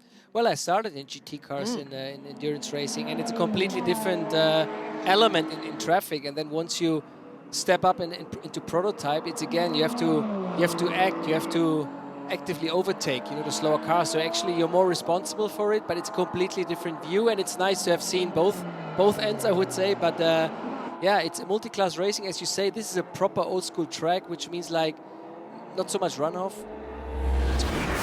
Well, we are 2 hours now into our race, and what a great view for the fans before the start. Double-decker buses, which just fitted under the starting gantry, so none of the drivers actually lost their heads. Lots of colour, lots of noise on the starting grid. The drivers have been really impressed by the enthusiasm, the knowledge, and the politeness of the fans here as well. Returning to Interlagos after 10 years away, the World Endurance Championship. And as we got underway with Toyota dominating in qualifying, they were 1-2 in the hyperpole, but from the first corner, Brendan Hartley didn't have enough heat in the tyres. Oh no, said Sebastian Buemi. Hartley went off wide, came back in behind teammate Mike Conway. It was still a 1-2 for Toyota, and just about everybody else made it safely through the first turn. Couple of laps in, still not enough heat in the tyres though. Paul-Luc Chatin at Senereses, looping his car around, and then the battles began up and down the order. Nice clean pass as Francois Heriot moving up the order in his Ferrari. 94 Peugeot in the thick of the action, little tag with the BMW. Got through, not too much drama. But there was, for the 91 Porsche, a three-way battle with the 31 BMW and the Corvette. And the 31 car and the 91 car, as well as the Corvette facing backwards, was Yasser Shaheen, who served a penalty for that. Contact as well for the 54 car of Thomas Floor, turned around by the remaining Lexus. First full course yellow of the race. Back to green flag, and the starting order getting very jumbled up. Little bit of leaning into the Senereses between the Porsche and the Ferrari. Porsche hanging on, and much the same going in LMGT3. Then Yasser Shaheen caught out behind the Ferrari of Thomas Floor. Looked as though he braked a little late, and Floor maybe a fraction early. And the leader, Mike Conway, just going through shot, lucky to avoid getting collected by the Porsche. That could have been the end of his race. Penalty was handed to Shaheen, a penalty handed as well to the number 12 car for that contact with Porsche number 6, going down to Curva do Sol, turn 4. Porsche having to pit and is now off strategy. Little contact as well in the battle between Neil Jani and the 93 Peugeot, just at the tail of the top 10. The Proton competition Porsche. Neil Jani and Julian Andlauer, like the Cadillac drivers, just a two-hander. Working their way through the field into the top 3. Number 5 passing the 51 Porsche Resurgent. In the battle in LMGT3, the pole sitter Sarah Bovey had been in the lead for a stint and a half, and then finally Alexander Malikin in the championship leading Manthey Pure Racing Porsche, finding a way by the Iron Dames Lamborghini. They remain 1-2 in the category. And then as Brendan Hartley's tyres dropped off, The number 8 Toyota losing second place to the resurgent number 6 Porsche. That car now in the hands of Andre Lotterer. It is still off sequence. And the most recent drama for the 83 Ferrari getting collected by Julian Andlauer. Andlauer has received a drive-through for that incident. We ride on board with our race leader, who is still Mike Conway. He's done more than 2 hours now at the wheel of the number 7 Toyota, Graham. Thanks very much, Martin. During that run through the highlights, pretty typically, of course, there's been dramas. Of course. First and foremost, you saw that incident with the 83 car. It is a drive-through penalty for Julian Andlauer, but unseen by us here, Nick Nielsen, a 3-minute lap for him, tumbles down the ordered 16th place. So he's been off the circuit at some point there. There were yellow flags down at turn 1 and turn 2. I'm sure we'll catch up with that. So the big drama is before the number 50 Ferrari of Nicholas Nielsen, now out, off the lead lap.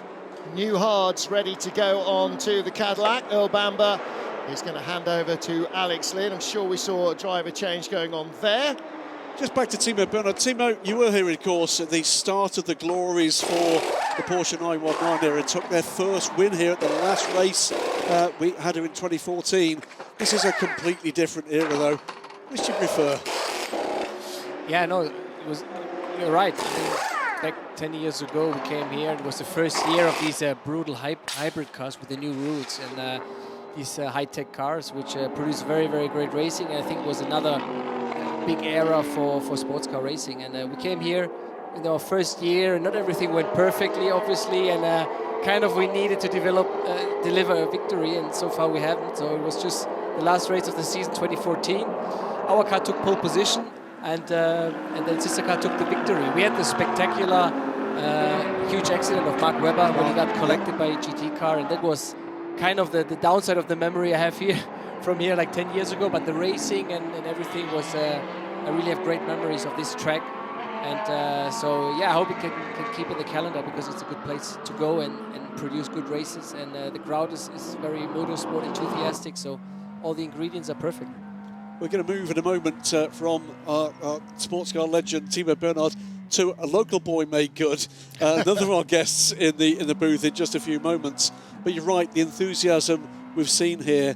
And you know, just the fact that the local crowd here are just soaking this up in such a brilliantly spirited way. I'm sure you were on and around pit lane for the pit lane walkabouts and the autograph sessions. There's something special about a sports car fan. Yeah, 100%. I mean, you see that the sports car fans, you know, they're really racers. They like racing. They have their favorite drivers, their favorite brands. But overall, they're very respectful. But they're really good in knowledge. You know, they follow it really deep, and that's what I really enjoy. You know, you can have, if you have the time, you can really have conversations with them, because they follow everything, and I think it's a good quality of a race fan, and I really enjoy that. I mean, Le Mans this year was also spectacular to see the enthusiasm, and now we see car 5 in pit stop. Yeah. Tell us a little bit, finally, about your role with the team here, because you're here to help them, to advise the drivers, and to interpret what the drivers are saying to the rest of the guys in the team in what is a very complex team environment.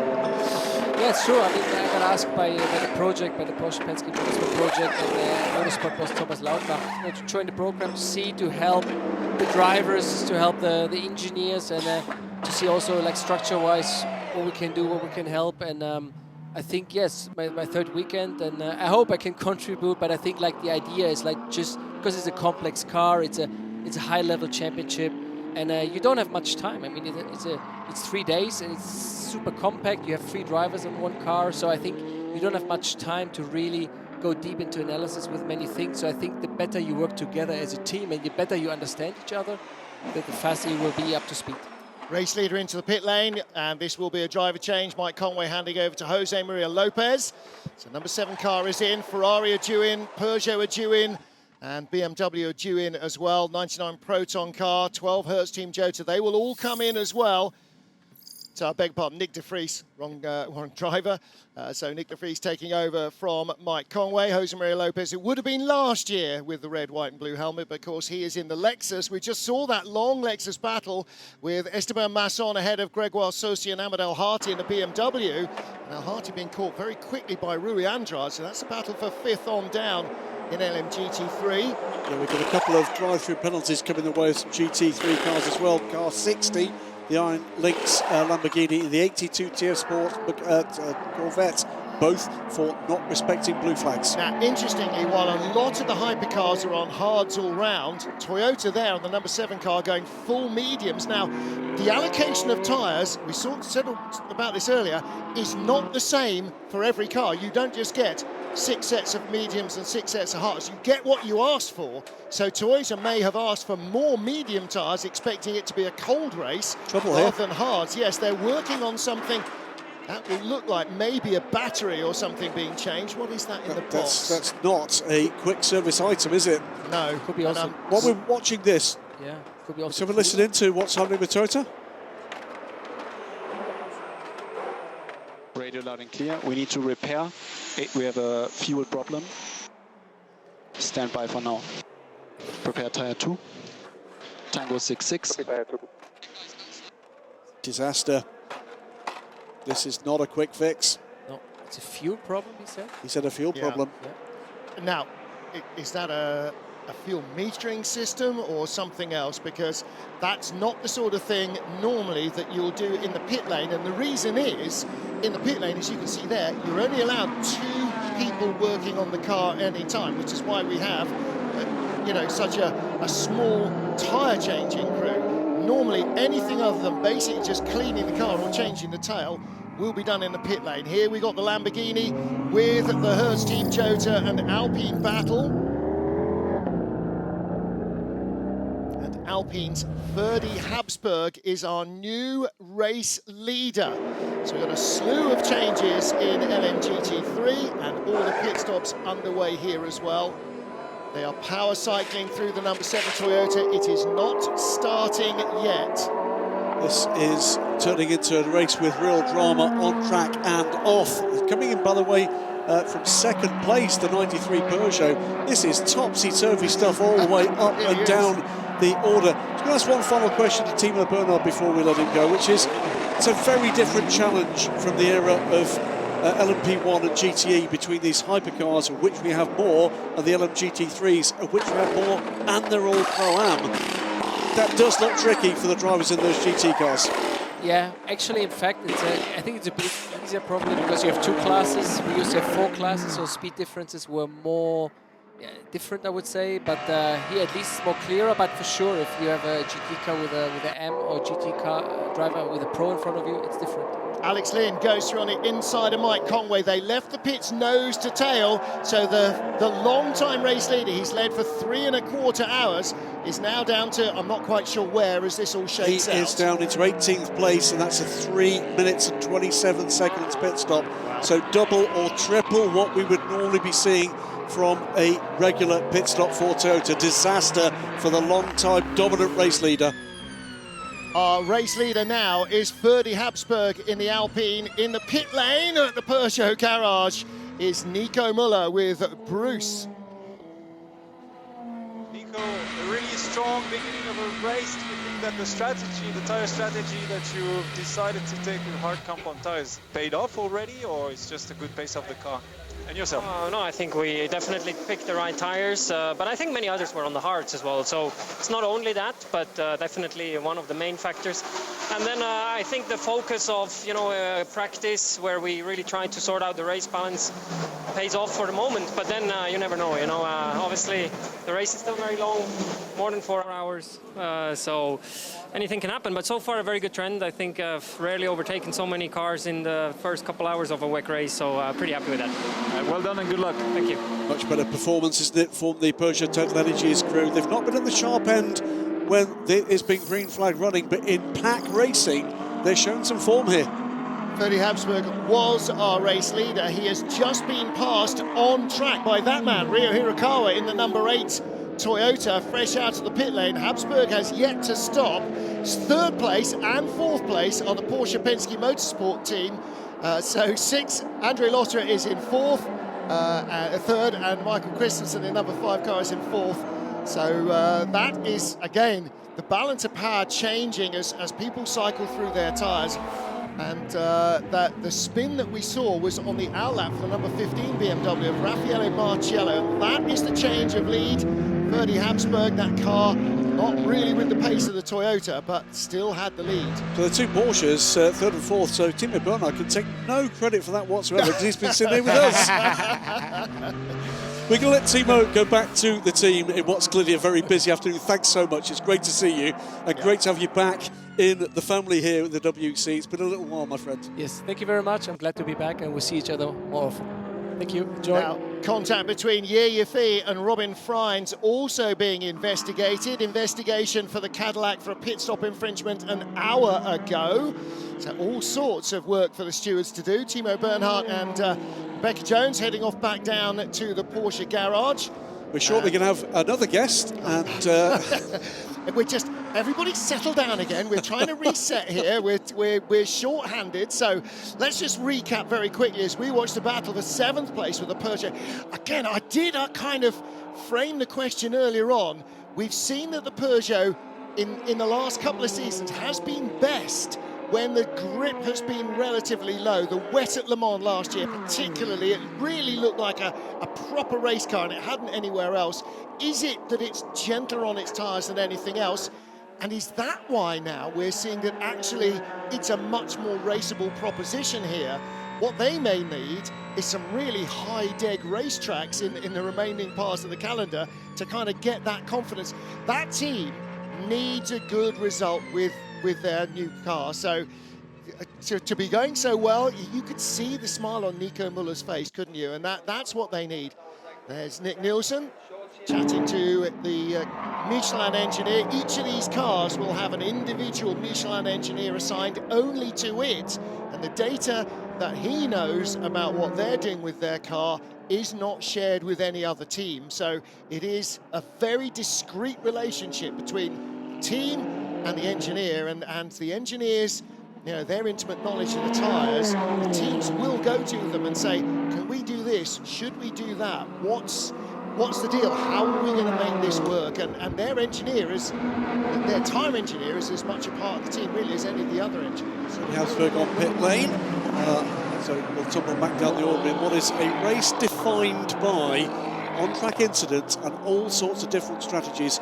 We've not had a major incident for about the last 30 seconds, so what we'll do is introduce a new guest into the booth with the absolute certainty that as soon as we start talking to him, it'll kick off again. Felipe Ciuffoni, delighted to have you in the booth. IndyCar race winner, still now racing here in Brazil in Copa Truck. That's right? Yeah. You know this place well. You are a native of Sao Paulo. It's brilliant to be back in this city and back in your country. Tell us a little bit about your immediate reactions to what you're seeing in front of you this afternoon. Thanks, it's a pleasure to be here, Grant, thank you. No, it's been a great event. I mean, after I would say 10 years, right? 2014 was the last one.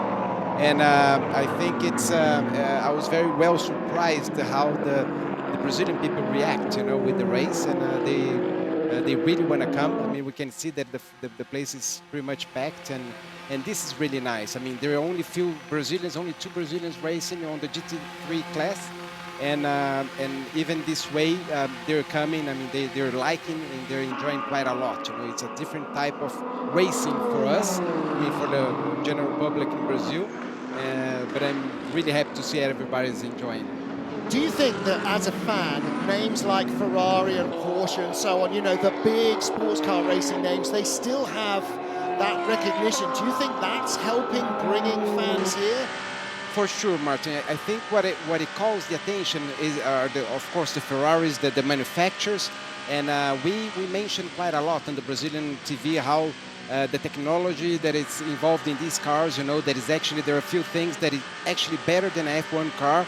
And I think as we've been talking about this for a while now, a few months, I think people really want to come close and see, and I'm sure they're really like it. I mean, they're really enjoying what they're seeing. I mean, they, from what I can go around and ask people, they're really enjoying it. It's the depth of competition, and you were saying about the technology side of things.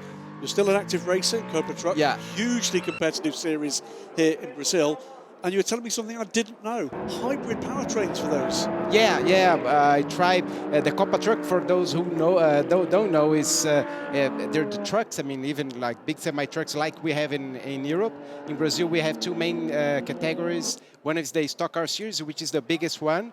My family is involved in building the cars, so I was never actually part of it because it wouldn't make sense. So 12 years ago, when I came from the US, I went straight to the trucks, and now we developed the hybrid truck. So on my truck, I'm not only racing with it because of the rules. You know, they have the big penalty for the hybrid truck, but we're testing quite a lot, and it's going really well. We have 120 kilowatt hour attached in front of the engine, so it helps with the traction. It weighs around 200 kilos, the whole thing with the battery. It's a 12 kilowatt battery, which is in fact very close to the one they're using on the four-wheel drive cars at this point.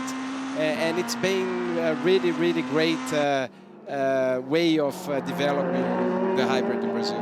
You'll have seen the vast array of different tyre strategies are being employed, particularly by the hypercars here this afternoon.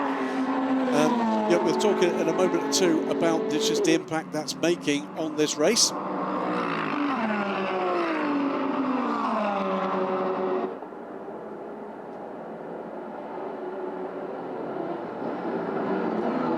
So the track surface here, and we're here 10 years ago, brand new. Now, clearly, 10 years old.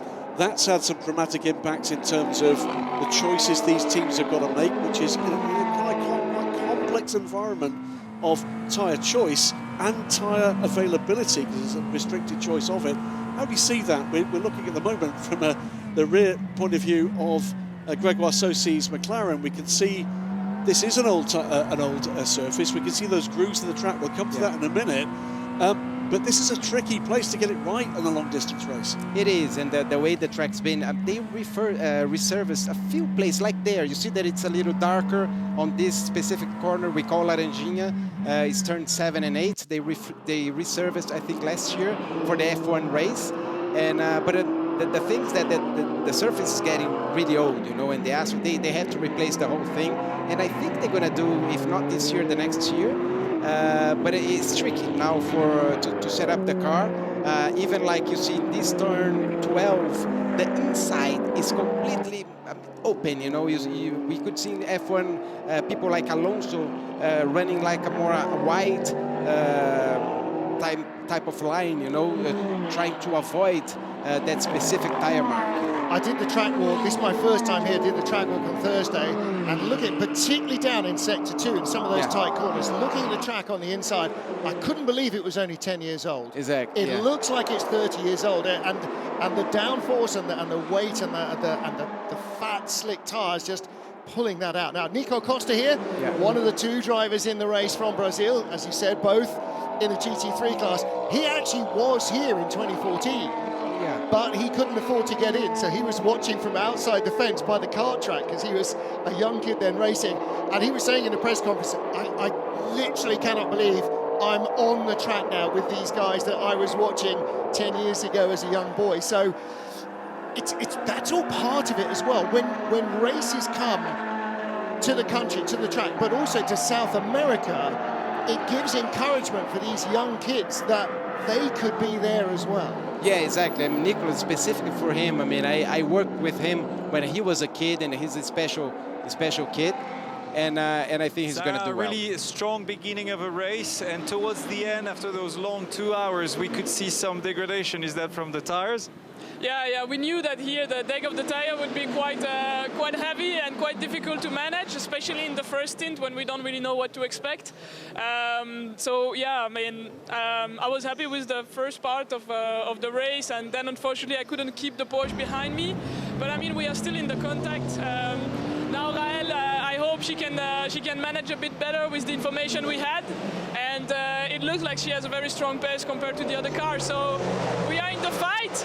We made quite a big gap to quite a lot of cars. So I think we have everything to play here. Yeah, finger crossed. Good luck. Thank you.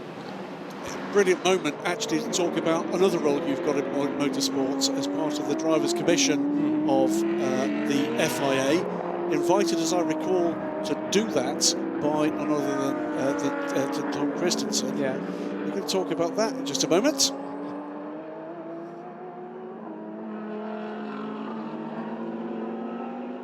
So on board with the Dames 85 car, all female crew, and a great part of what has drawn a new audience to international endurance racing, not just here in the World Endurance Championship, the European Le Mans Series, and in GT racing. It's part of the Drivers' Commission of the FIA.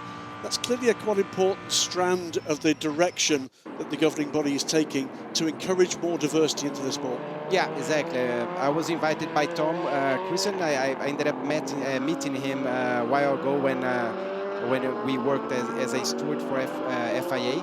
And at the end, I mean, the Drivers' Commission doesn't have the power to decide what's going to happen, but it's just to give the feeling of the drivers, you know, in a different ways. So I think it's good for FIA to have a bunch of ex-drivers, on mainly or current drivers as well, to give a feedback, you know, how actually the drivers see the whole picture, even from the track or track limits stuff, just to listen to the drivers and from there take a direction where to go with the rules. I think it's a big help, yes. I got one more question for you, Felipe. You've seen this two-class system, Hypercar and the LMGT3s. The LMGT3s, of course, in a Pro-Am formula.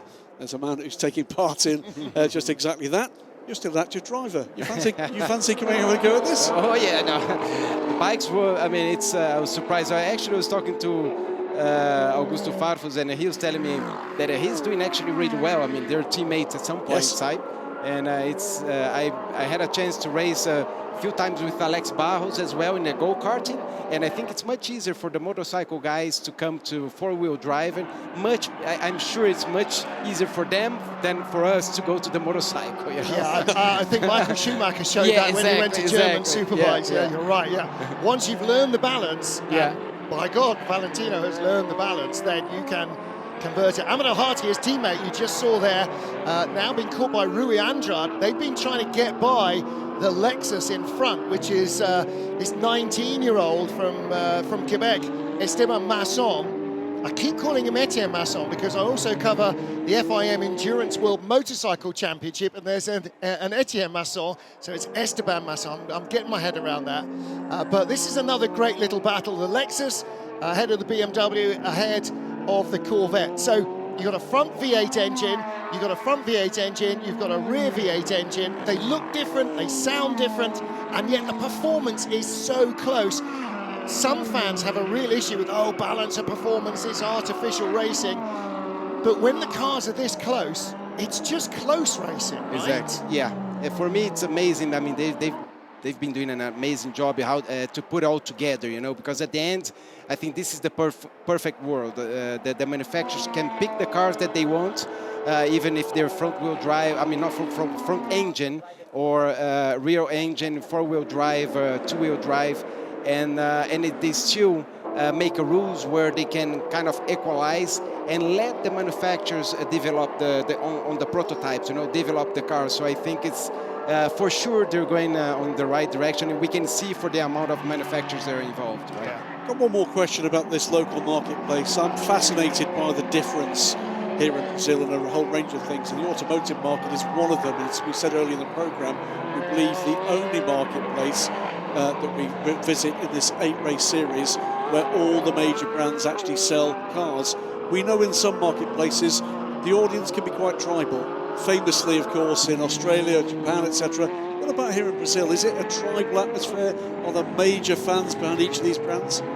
I think the Brazilian overall, they enjoy the brands. I mean, all of the good brands, all the good names they're enjoying. And I think you can see like cities like São Paulo you go to some place, you see lots of Ferraris and Porsches and BMWs, you know, and McLaren as well, which is more kind of an exotic car for us. And but for sure, I think it's a good market for them as well. You see on the paddock, I mean, on the VIP, there are all of them are here with a lot of clients, and I think it's for sure it's helping them to sell some more cars here in Brazil, this race. Well, this series will grow as the fans get behind the racing, the brands that are there, and if these car manufacturers feel as if they're activating this investment, that can only be a good thing. And long may we continue to come back here to Interlagos and to Brazil. For now, Felipe Giovanni, you've got your duties still with Brazilian TV. It's been a delight to meet you, sir, and to talk to you on air for this one. We've got 3.5 hours of this motorised madness still to come.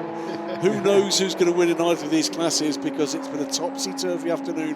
I hope you've been enjoying it. Thank you very much. It was a pleasure to be here. Very nice to be with you guys. It's been a pleasure. It's just a delight to be here. So much enthusiasm. And you can see again the battle here closing up. Etienne Masson, Esteban, Masson, Martin still hanging on ahead of Ahmed Al-Hati. As we cut now behind that battle, you can see the Peugeot BMW trying to squeeze through behind the first of the United Autosports McLarens. Nico Pino is just ahead of that little battle that we're looking at, but this is Robin Freins and Paul de Resta. So Freins, 20 cars spinning on its, no, it was a 15 BMW that spun on its way out to the pit lane, wasn't it, with Raffaele Marcel at the wheel. And Freins is just behind him in 12th place. Paul de Resta, 13th spot in the Peugeot. He's got the 99 Proton competition car. Neil Jarni now back at the wheel of that, so in 14th position. And again, with this hypercar field, 19 cars, so almost exactly half of them won't even get a single point out of this race. That's how high the pressure is on these drivers. It's not just about making the most of your tyre, making the most of your stint.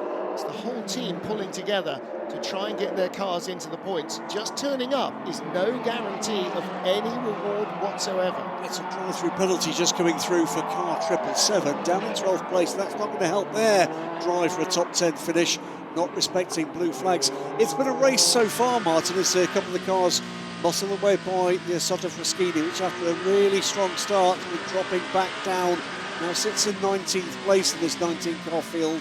A couple of laps off the lead, but a strong start is a step forward. It's been dotted with incidents, with penalties, some fantastic wheel-to-wheel racing in both classes, and I have absolutely no idea in terms of the places for points here, how this one's going to turn up. Well, cars that were in the top 5 or 6 earlier on have disappeared from there, and other cars have sort of shown their way in. I mean, the number 7 Toyota is an absolute classic. That was, we believe, a fuel system monitoring device pressure sensor that had to be changed, and so that's taken them out of the hunt. They're basically going to score nothing from here. But look at the 2 Porsche Penske cars. They've just swapped positions. Michael Christensen going ahead of Angelotta. They're 2nd and 3rd. The 51 Ferrari was 7th and 8th on the grid. 51 car is up to 4th. 83 from 11th, or wherever it started, is up to 5th. And the 50 car is in 7th place.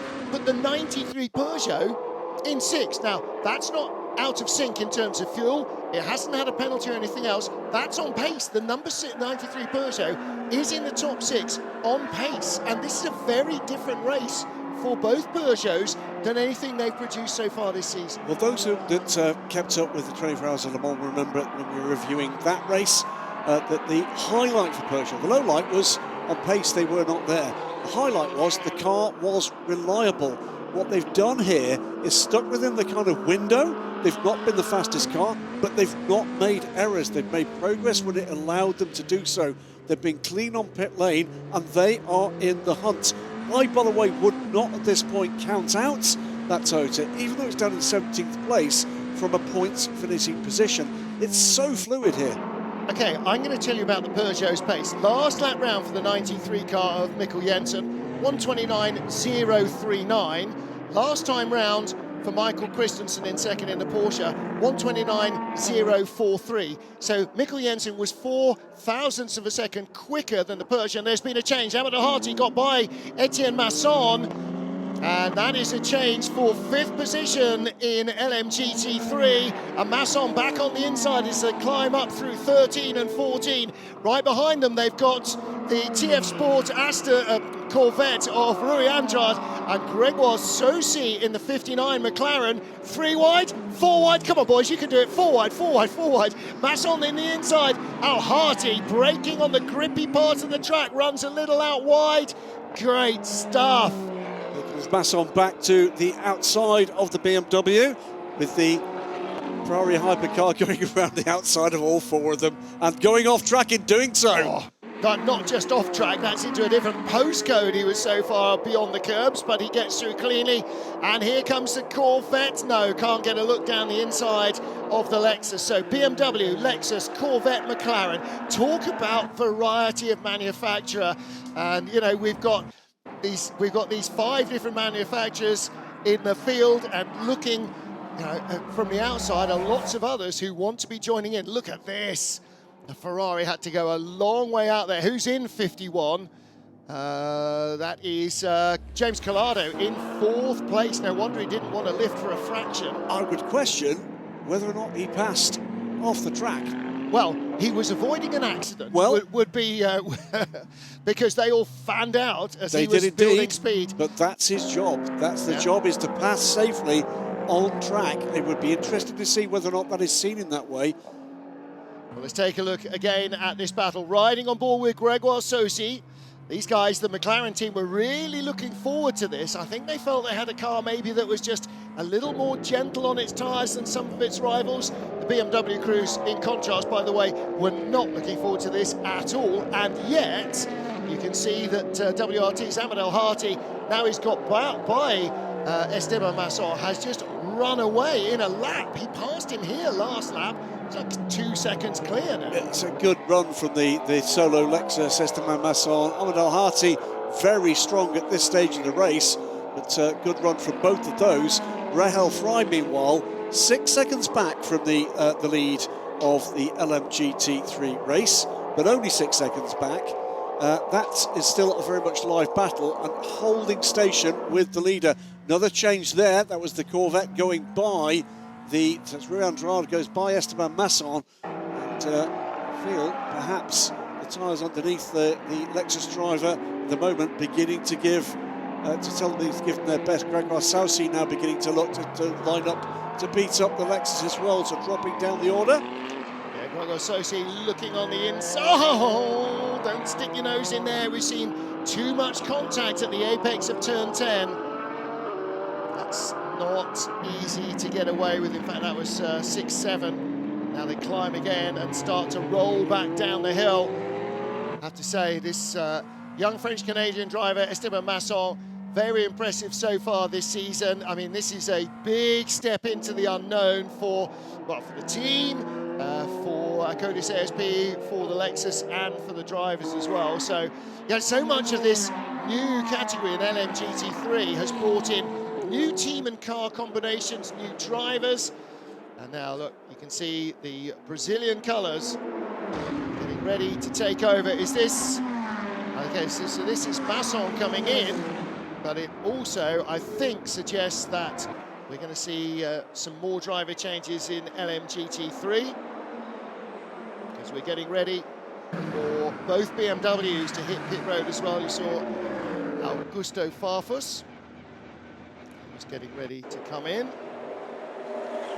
So Masson, after a very strong start to the stint, the pace, I'm afraid, knocked off badly at the end of that stint. So I guess it's the Goodyears have given their best. It's a change over to Chita Lopez, I think. Yep, having said that he was getting into the number 7 Toyota earlier, he is actually getting into the number 87 Lexus. This time round, there's a 7 in it somewhere, and it's the same family. Well, of course, he did at Le Mans with Mike Conway's injury, and what a job he did as well. Yep.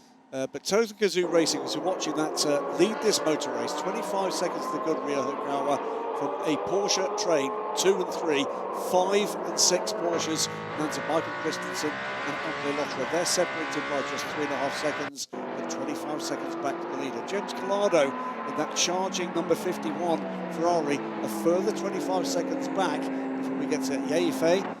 He's a further 12 seconds back in the second of the Ferraris. That's the yellow privately entered AF Corse car. Look at this battle, Neil Jarni ahead of Charles Milesi, both on hard rubber. The red sidewall is the hard.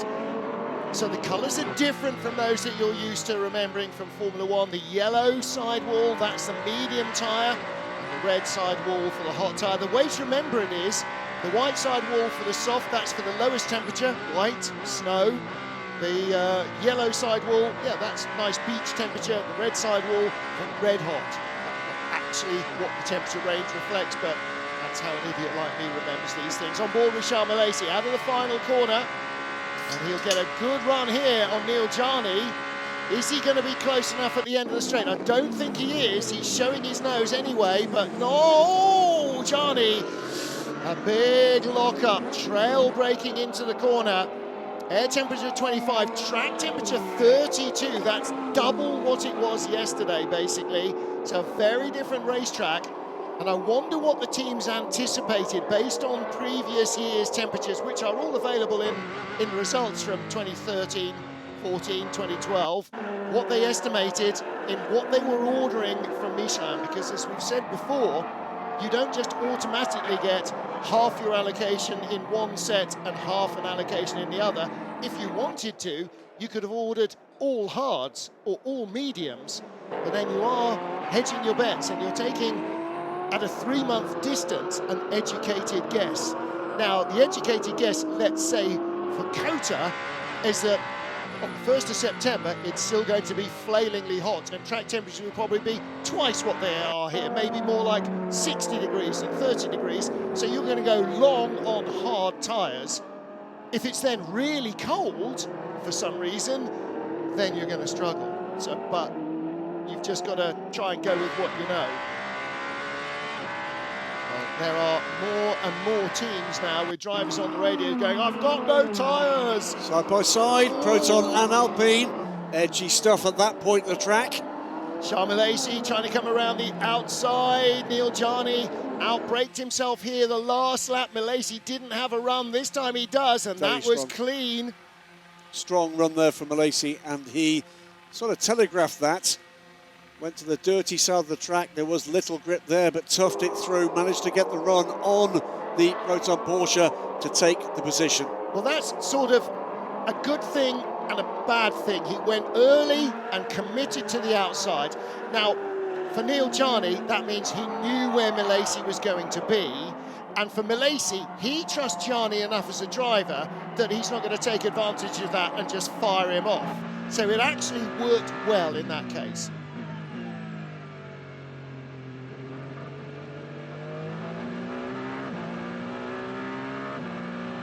Riding on board with our race leader, Ryo Hirakawa is in the number 8 Toyota. Michael Christensen is in second in the number 5 Porsche.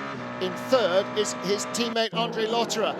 And actually, Graham, we were just saying before the race began that Andre has been around sports car racing a long while. And I have no idea what Porsche's plans are. I have no idea what Andre's plans are, but I don't want this to be Andre Lotterer's last season. I want him to still be around next year. So I don't know what the... I'm not saying... I haven't heard anything, any rumours. Good God, nobody tells me any rumours. But I'm just hoping he's still part of the programme for several years to come. Okay, you're doing well. Just keep doing what you're doing. Hopefully we'll get through soon here. Gap behind is growing, 29.3. So that's Tota just letting Ryo Hirakawa know that his pace is pulling him clear of the Porsche attack. If you've missed a bit of a chunk of this race and wondering why we're looking at 1 Tota, not 2, that came with a long pit stop for the number 7 car for what we believe was replacement of a fuel pressure monitor or sensor. Let's drop that car currently down to 17th place off the lead lap and 25 seconds off the lead lap. Not done yet, but not even halfway through this 6-hour race yet. Well, listen, if if history of sports car racing teaches us anything, it's like watching England football. 90 minutes, it's still not over. Well, one thing I'd say here is this. Whatever's happened in the first half of this race could easily happen in the second. Well, and different as well, because we don't know who's used what tyres, and most importantly, we don't know who's got what left. We know the Toyotas are basically on mediums all the way. Really interestingly, here Timo Bernhard saying that there was a bit of foxing going on as we see Jose Maria Lopez getting underneath the 82 Corvette, so that's a change for position, goes by Sebastian Bode. And that's a slight imbalance there. Sebastian is a silver-rated driver. Jose Maria Lopez is a platinum of platinums. In fact, there should be a sort of platinum plus. He'd be in there, I think, as a three-time World Touring Car champion, as a World Endurance champion. Into the pit lane comes Nico Pino in the 59. It's Gregor Sosi in the 59 car, beg your pardon. 81 Rui Andrade is in. 55 Simon Mann is in as well. Matteo Cressoni is in the Iron Lynx car. And by the way, 777 D Station, their penalty has been rescinded. It has indeed. So drive-through is no longer a drive-through. On board with Jose Maria Lopez, Pachito Lopez, and we're saying one of a very small club indeed as drivers who have won FIA World Championships in different disciplines. Yep. He is an FIA World Endurance Champion in the LMP1 era, and also, of course, as Martin quite rightly says, multiple championships in touring cars. Peter Solberg, I think, is the other one. Yep. I can tell you off the top of my Rallying head. and rallycross. And in fact, I mean, it's not going to happen this season, but there is entirely a possibility if he continues racing in LMGT3, he could make it in a third different category. Now then, here we go. Iron Dames are in the pit lane, but Manthey Pure Racing are not. And Nico Pino is in second place, up to second in the United Autosports McLaren, as Rahel Fry stays in. She does stay in.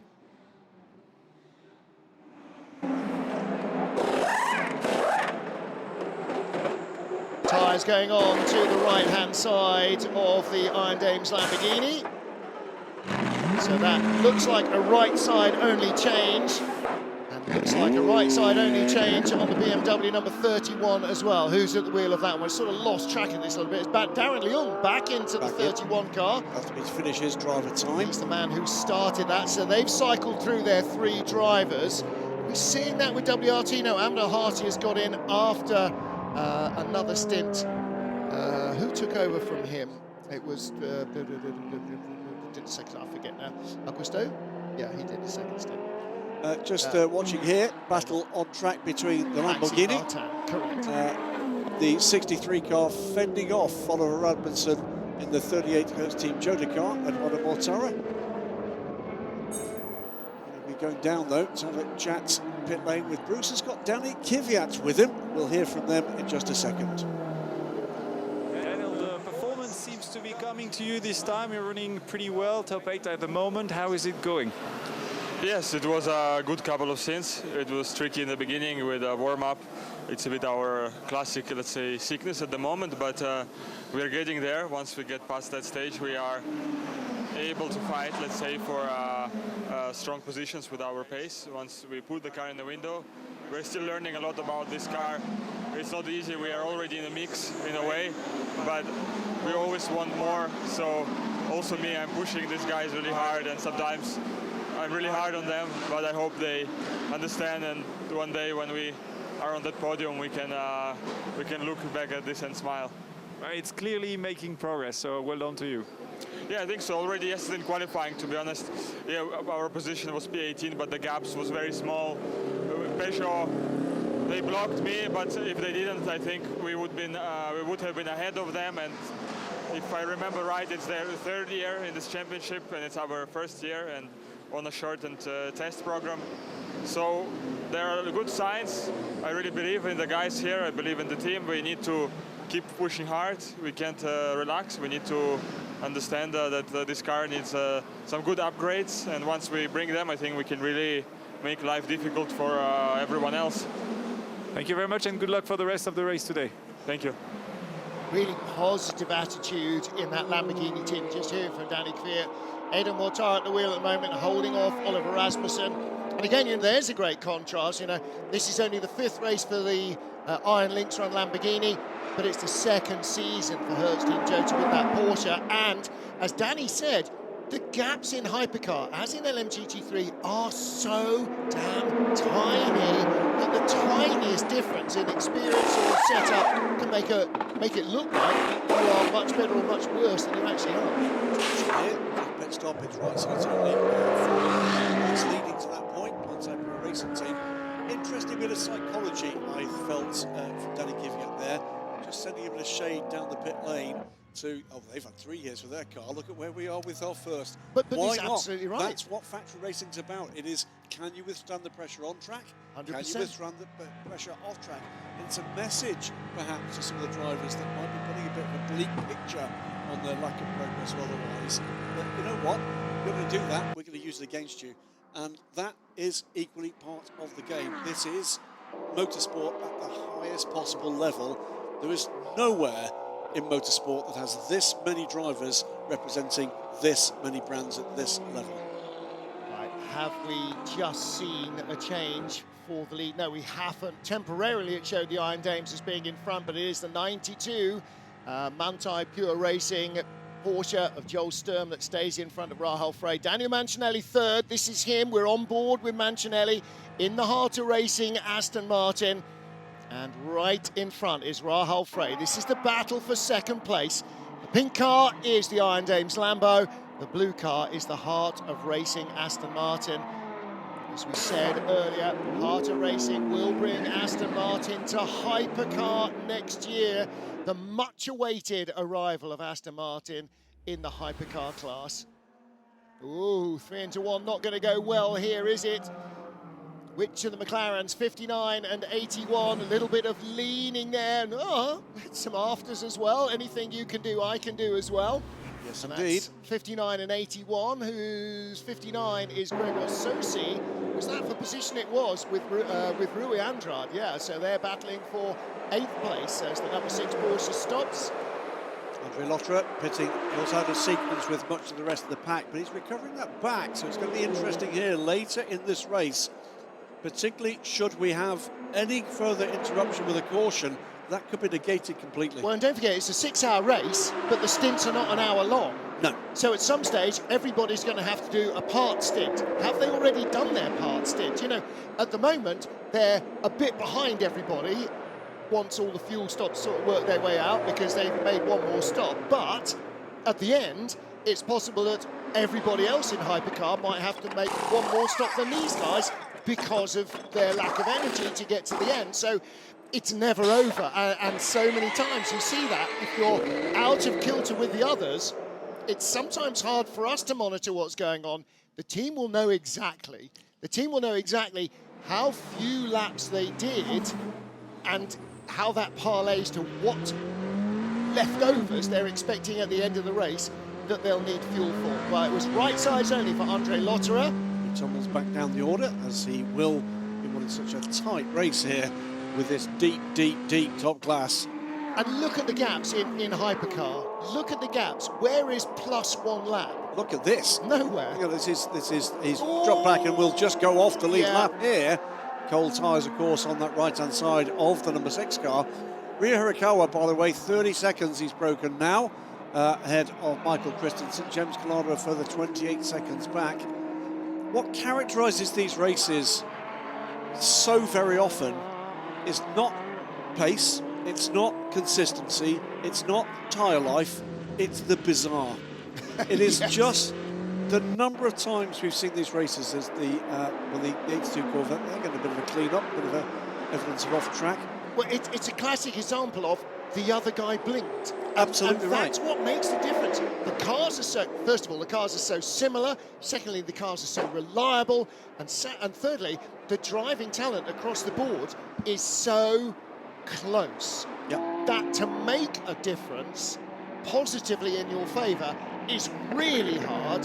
For bad luck to make a difference appears to be an awful lot, is it? There are a lot more snakes than there are ladders on this board. Well, let's give you an example of that. It's an example that's not within the family of the World Endurance Championship, but it happened this summer in the centenary edition of the Spa 24 Hours, one of the biggest GT races in the world. Ferrari with Alessandro Pierguidi, who's in this race at the wheel, coasting, it seemed, to a 30-second win, come down. Parnelli Jones is remembered there correctly so on the side of the 77 Corvette. Come down pit lane for their final routine pit stop, and what do they find? The pit lane is blocked by a Lamborghini out of fuel. They lose a minute, they lose the race. Yep. Absolutely staggering stuff, shattering for that crew.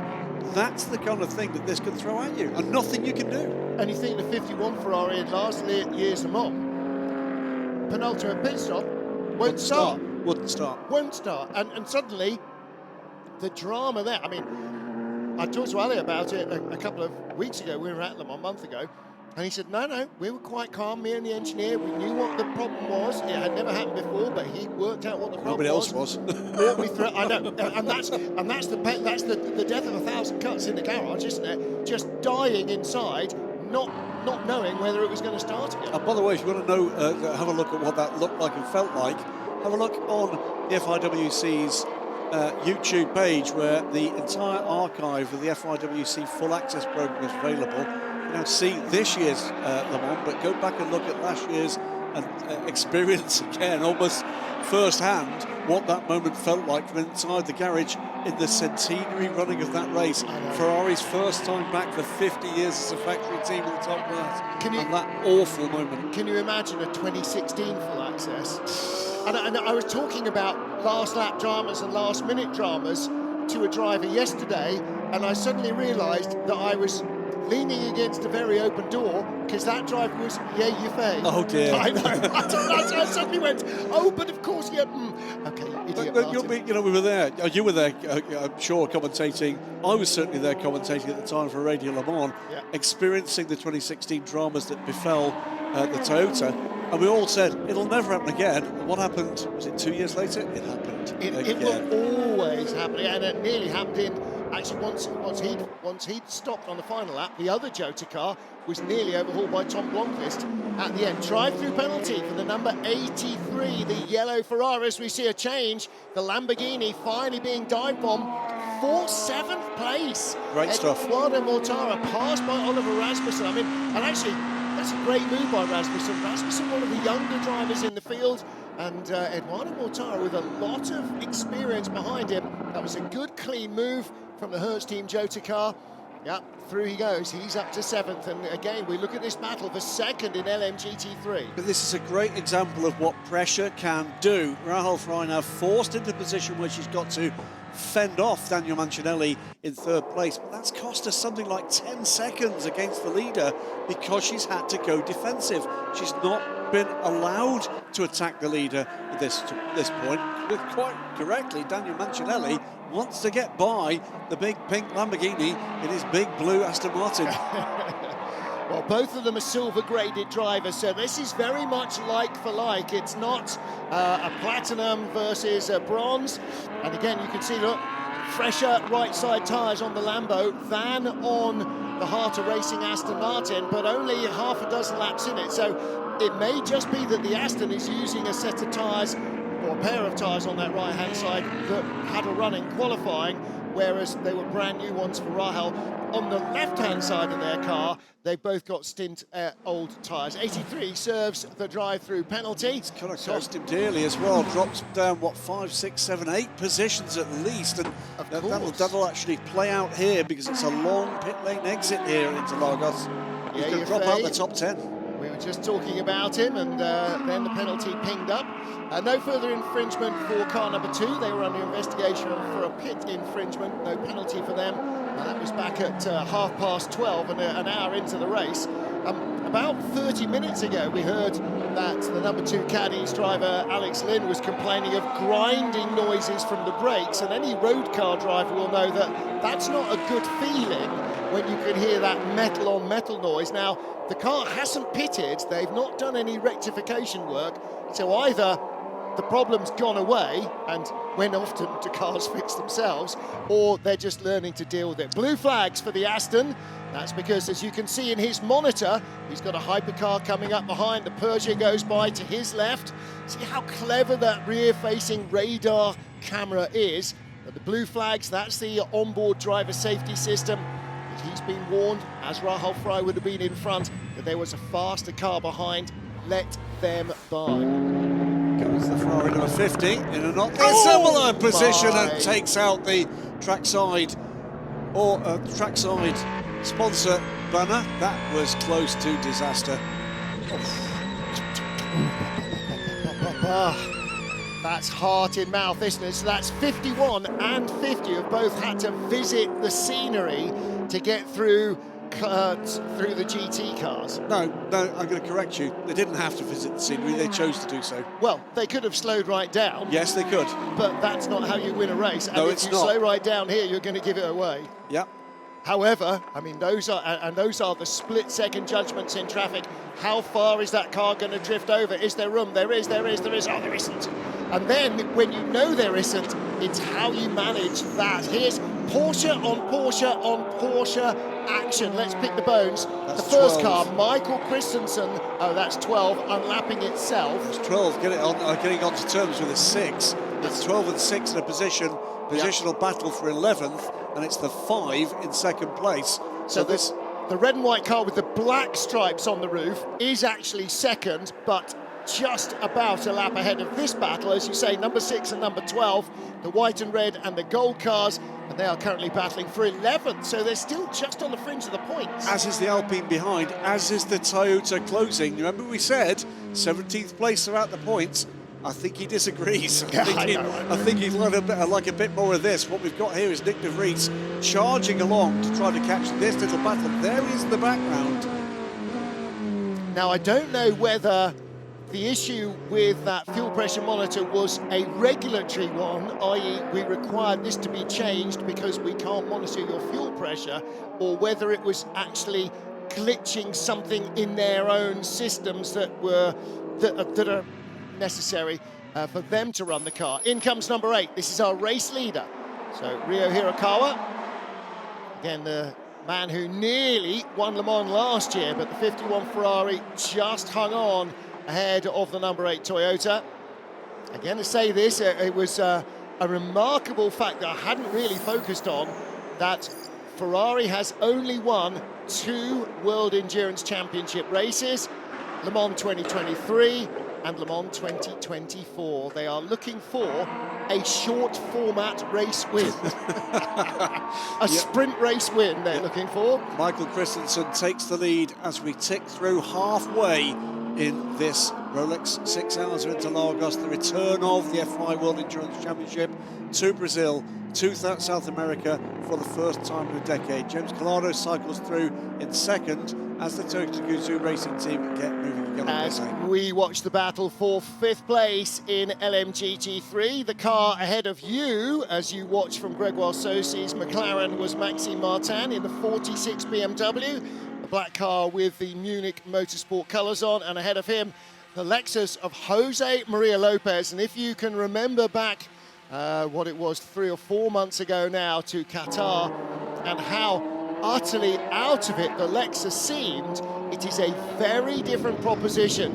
Jérôme Poliquin and his Ecodis team have really got on top of this car, and the drivers really look like they're enjoying it. Jose Maria Lopez ahead of Maxime Martin.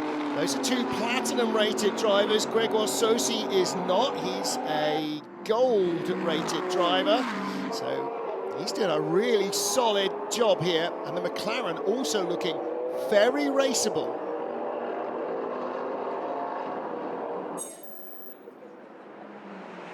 There is the McLaren garage watching the action with interest. Let's catch up with Bruce Ioani and Robert Kubica. Robert, a very busy 2 hours. The performance was there, but there was a contact with the Proton and now a drive-through penalty, so it fucks up a little bit the rest of the race for you guys. Yeah, I mean, it started quite well. We managed to gain some positions on the first lap, and then unfortunately we had very high pressures. So this didn't help. We managed to, let's say, keep them under control, but of course the pace was dropping down, and we tried to double stint the tires.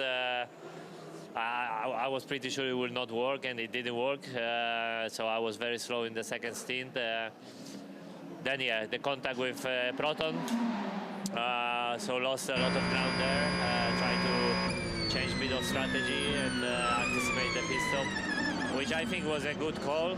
But unfortunately, Ife tapped BMW. So yeah, we got drive through, and the biggest issue is, if I'm correct, we are like this lap down, and so yeah, that's how it is, unfortunately. Okay, well, next race will be better. Well, let's see. I don't know. Nobody knows. Thank you, Robert. Thanks.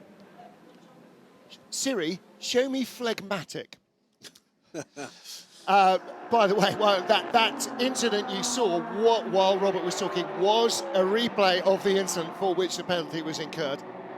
However, stewards also warning the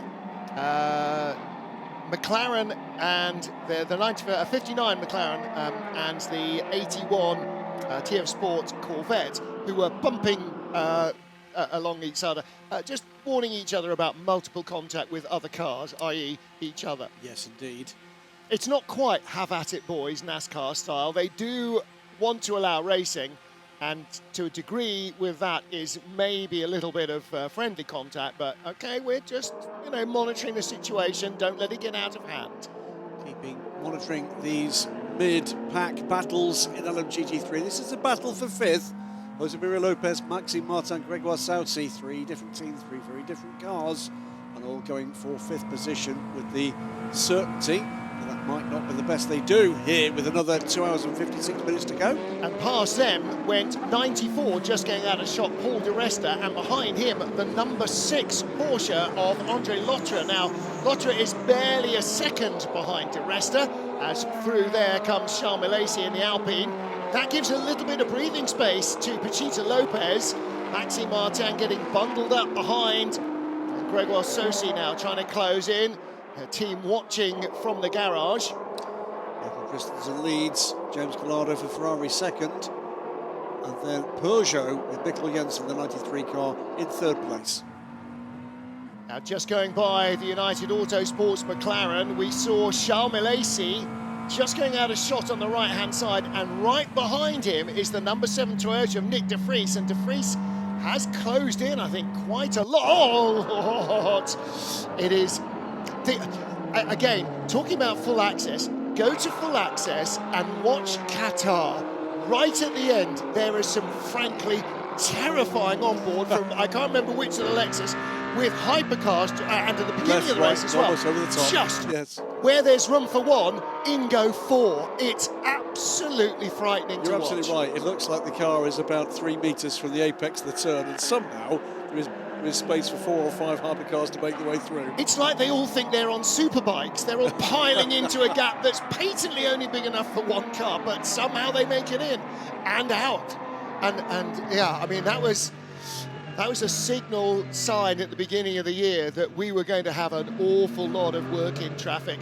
Technical infringement being examined for the number 38 Hertz Team Jota car, as well as we ride on board with Ria Hirakawa.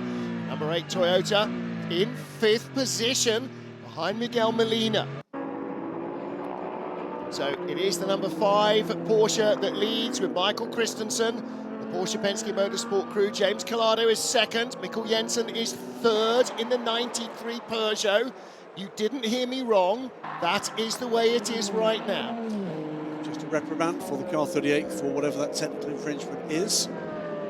It's a topsy-turvy race in terms of strategy. We've yet to have very much by way of introduction of caution.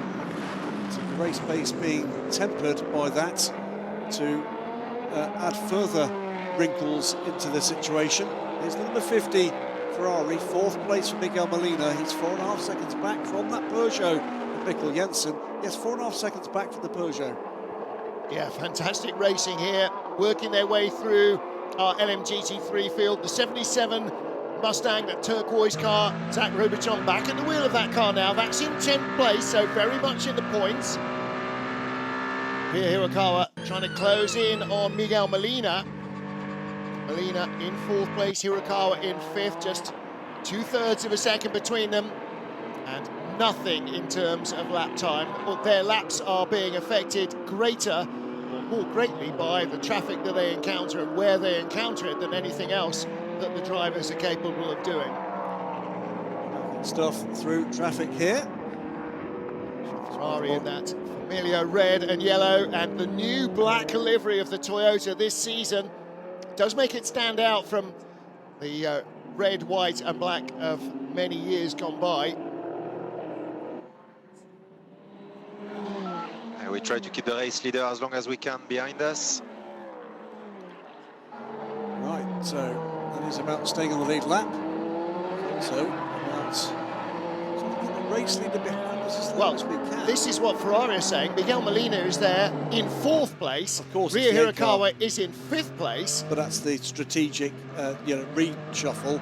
They are effectively going to re-inherit the lead as this shuffles back around, they believe. Out of the pit lane comes one of the Alpine, that's the 36 car, Nico Lapierre, having his first laps in a decade here. Some critical moments for Toyota. They need to keep showing pace here. Well, really critical actually that they didn't have the Alpine coming out in front of them and slowing them down even a tiny bit. Well, there is, it did come out in front, but not too much. That's 35. That's 7 and 35. So this is a battle for position. Nick de Vries has now caught Charles Milesi. And by the way, to get back into the points, which is a pretty remarkable and rapid recovery, that's what, half an hour to pick up 7 places. Half an hour since I said they weren't going to get a point. Yeah, there you go. Just make me a liar. I don't care. I can take it. Paul di Resta just in front of them on the road in the 94 Peugeot. That's the white car going by on the inside of the orange and black Porsche. Then the blue, the French blue of Alpine, or the Alpine blue of Alpine actually. It's not quite French blue. Nick de Vries, by the way, minute 22. Oh, goes around the outside of Charles Milesi and on the inside, but he's stuck behind the Porsche. Milesi has got to get around, and he does. Toughed it there, didn't he? Here comes the Toyota again, though. And again, Maurice Schuring in that orange and black Porsche. What's he supposed to do? Where's he supposed to do? The rule is stay on the racing line. He couldn't get to the racing line. There were hypercars in the damn way. Basically, you have to just ply your course down the middle of the road and try and leave room either to complete the point.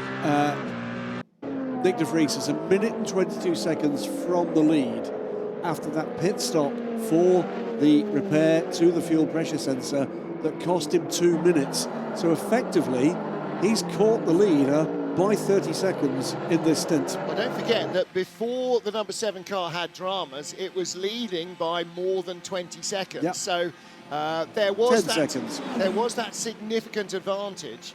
But it's been impressive stuff from Nick de Vries. Yeah, very much so. It's been an exciting addition to the Toyota squad this season. Onto pit lane comes the race leader, Michael Christensen. This is where we start to see this reshuffle back at this stage of the race. Ferrari take the lead of the race for now. James Collado goes through and into the lead and starts his 126th lap. So how have Porsche managed to engineer themselves up to the top of the pile? Because look, what has number 8 Toyota?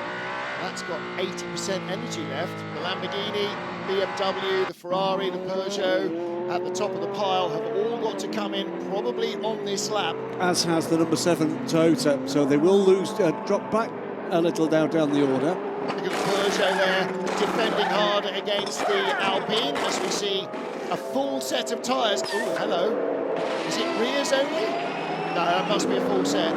That looked like 3 mediums and a hard right rear. That looked like a red sidewall on the right rear and a yellow sidewall on the front. So the right rear is the tyre that's going to get all the brutalisation. The Alpine goes on by, but in comes the Toyota and almost ran into the back of the Peugeot. And that's hundredths of a second. That's really, really pushing it to the limit, the number 7 car. Well, let's watch this. This is going to be head-to-head between the Peugeot TotalEnergies crew and the Total Gazoo Racing crew. No driver change for the Peugeot. Nick de Vries, I think, is going to stay aboard as well. Right-hand side tyres to be changed for the number 7 car in its pursuit of a recovery back into the points. That means about a 1 minute 16 pit stop. Now, what's going on that right rear? How is wiggling the wheel nut a safety issue?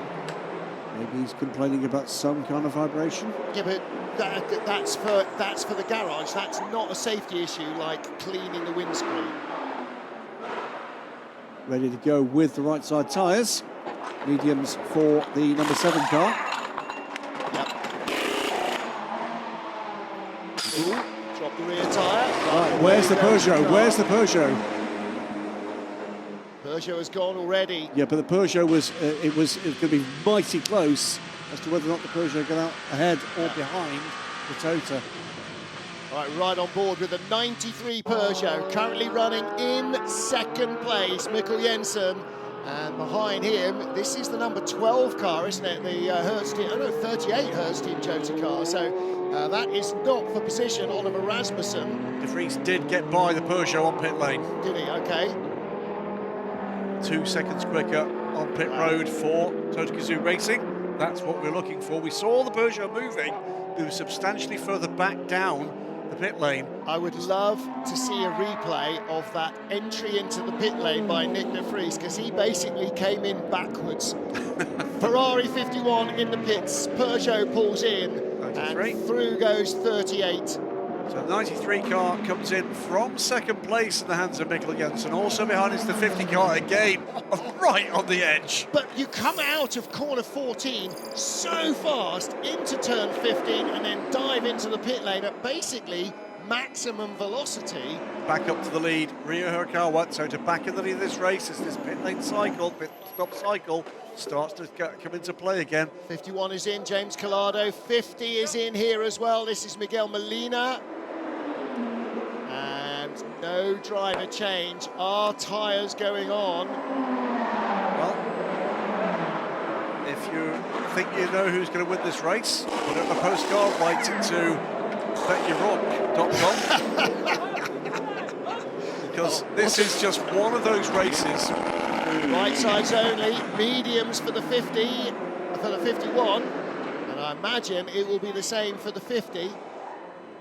I can't imagine that Ferrari with 2 cars would have ordered different tyre allocations. Hards. Okay, now is that an engineer call or is that a driver choice? Because it does mean that the warm-up is going to be significantly slower on the 50 car on those right side tyres. We saw that, don't forget, remember when the Porsche came out with cold hards on the right-hand side, almost went off. So we saw that about an hour ago. The warm-up on the hard tyres, the drivers were telling me, can be as much as 3 laps before you've really got the hard tyre under you. Good work from all 3 pit crews, but it was the Peugeot that was the quickest on pit road that time. Just looking, no correction for Miguel Molina, identical times to the 50 and the 93. Now, just ahead of us, you can see the Lamborghini of Eduardo Mortara, and behind him, the Peugeot of Mikkel Jensen, who's just come out of the pit lane. In 7th place. Stoffel Van Dorn watching on the monitors. Yeah, Eduardo Mortara, 6th for the Lamborghini. We're saying a lot of sentences in this race that we don't get to see very often. Now, the key thing here is 7th place for the Peugeot after his pit stop. So on the worst possible position at the moment on pace and on rotation, he's running in 7th place with the 50 car looking to take that place from him. And he's hards all round. Are they all new hards on the Peugeot? Because there's new hards on the right-hand side of the Ferrari, and he's closing in hand over fist. What has the Peugeot got on board? Which is 93? Oh, yeah, 93. He's got 4 hards, but I'm not sure if they're all new or not. I think they might be. Either way, he's under pressure. Here comes Molina. They're all new. Yeah, all new hards. So the Peugeot weaving down the straight. This is his first flying lap out of the pit lane. He's still got no heat in those tyres. Molina's got heat on the left and not as much on the right-hand side, but the Peugeot is definitely feeling the pain right now.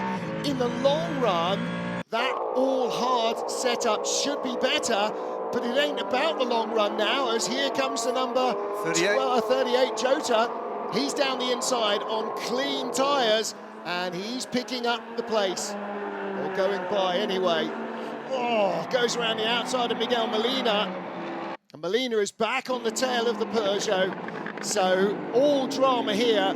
38 Hertz Team Cota does go by the 50 Ferrari for 8th and is about to pick off the 93 Peugeot for 7th, and that's the difference between hot tyres and new tyres cold from the pit lane. We've seen pace this season from Ferrari at Le Mans and elsewhere. We've seen pace for the Porsches, both in factory trim and for the two privateer teams. Smiling Jensen Button in the background there from Hertz Team Cota and from Proton. We're seeing better pace than we've seen so far from this new for 2024 Peugeot. Here's another sentence. Toyota lead, Porsche in second, Alpine in third. That's something to stir the hearts of the French fans as well. Not just the Peugeot having a good race here, but Alpine having a good race as well. And if you can pop up to the top of the table or into the lead group, then if you can work your strategy and your tyres well, you might have a shot. And again, look here, the Peugeot with fresher tyres is still hanging on and has gapped that Ferrari a little. Now, the Hertz Team Cota car of Oliver Rasmussen is on hot tyres all round, so he should still have a slender advantage over Mikkel Jensen. But we talked about this earlier. If the car behind you is, quote, faster because he's got better tyres or hotter tyres on, the more you can do to hold him up and blunt that pace, the better it is for you and your teammates in the long run.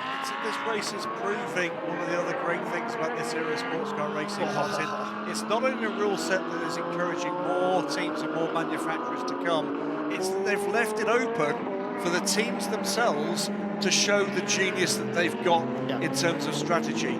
It's not so templated that you've got no room for manoeuvre. 100%. And that's really important, that you can short fuel or long fuel or whatever. I mean, I think, with the Lamborghini from the Cota car, but no harm, no foul, I don't think. You just saw Oliver Rasmussen trying to go the long way around the outside of Mikkel Jensen, and Jensen allowed him to sit there, knowing that he was going to take the line further down the hill.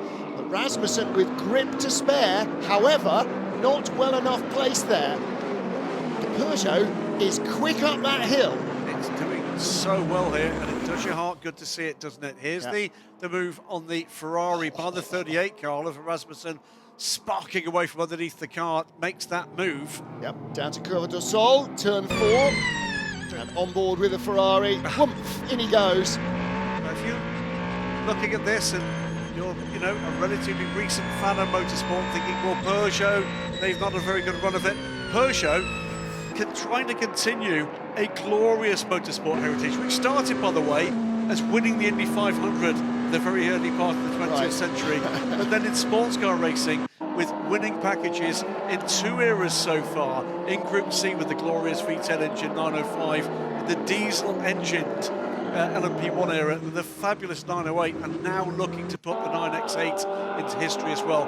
Not there quite yet, but boy oh boy have they taken a big step today. Charles Malaysi in the blue Alpine under pressure from Michael Christensen in that Porsche behind him. Now he is in a bit of a Porsche sandwich because Andre Lotterer is in front, and this is 2nd, 3rd and 4th. So this right now is for the podium. We're on board with Michael Christensen.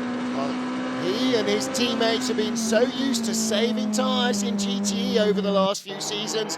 They're very well versed in doing the same now in these hypercars. The Peugeot in front is the 94 car, I'm guessing, of Paul Di Resta. So he's just a little bit off that lead group. And this battle is absolutely fascinating.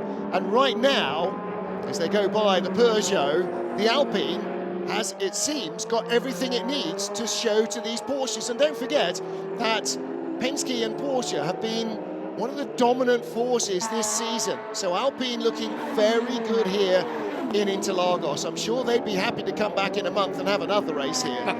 I think that's the key, isn't it? All sorts of things. And he comes to put himself onto the pit lane. So order will be reshuffled again. And I love the way there's Estra here and Vantor. Love the way the drivers again. Yeah, but they're doing the same we are, but they're only having to focus on one car. Yes. They're only worried about that. Yeah, but he's got to come in. Oh, there you go. Oh, okay. Good. No, we're still with the program. So now Penske Porsche second and third. But they're fully well aware we are one on-track drama away from this being thrown on its head. Yes. Because don't forget, we all talk about Toyota 2016, because we know they lost on the last lap, but Porsche have got all the history of not being the winners, and then suddenly, hang on, we are. Yep. And again, the same thing, same thing with Jota. With their two cars, the team that was going to win it suddenly wasn't, and the team that was going to be second and maybe not even second, then it became the last lap for the win, and yeah. Car 59 is going to have 5 seconds added to its next pit stop. That is the United Autosports McLaren running currently in 6th place. The hands of Grégoire Saucy for a pit stop infringement. And again, for encouraging from McLaren, that's not their better placed car. No. Their better placed car is the one of Nico Pino in 4th place. Yeah, absolutely. So both McLarens in the top half dozen. Let's take a little bit of a look at what we've got on screen here. Toyota leading from the 2 Porsches. And again here, the 93 Peugeot, Mikkel Jensen. This is a genuine battle for position.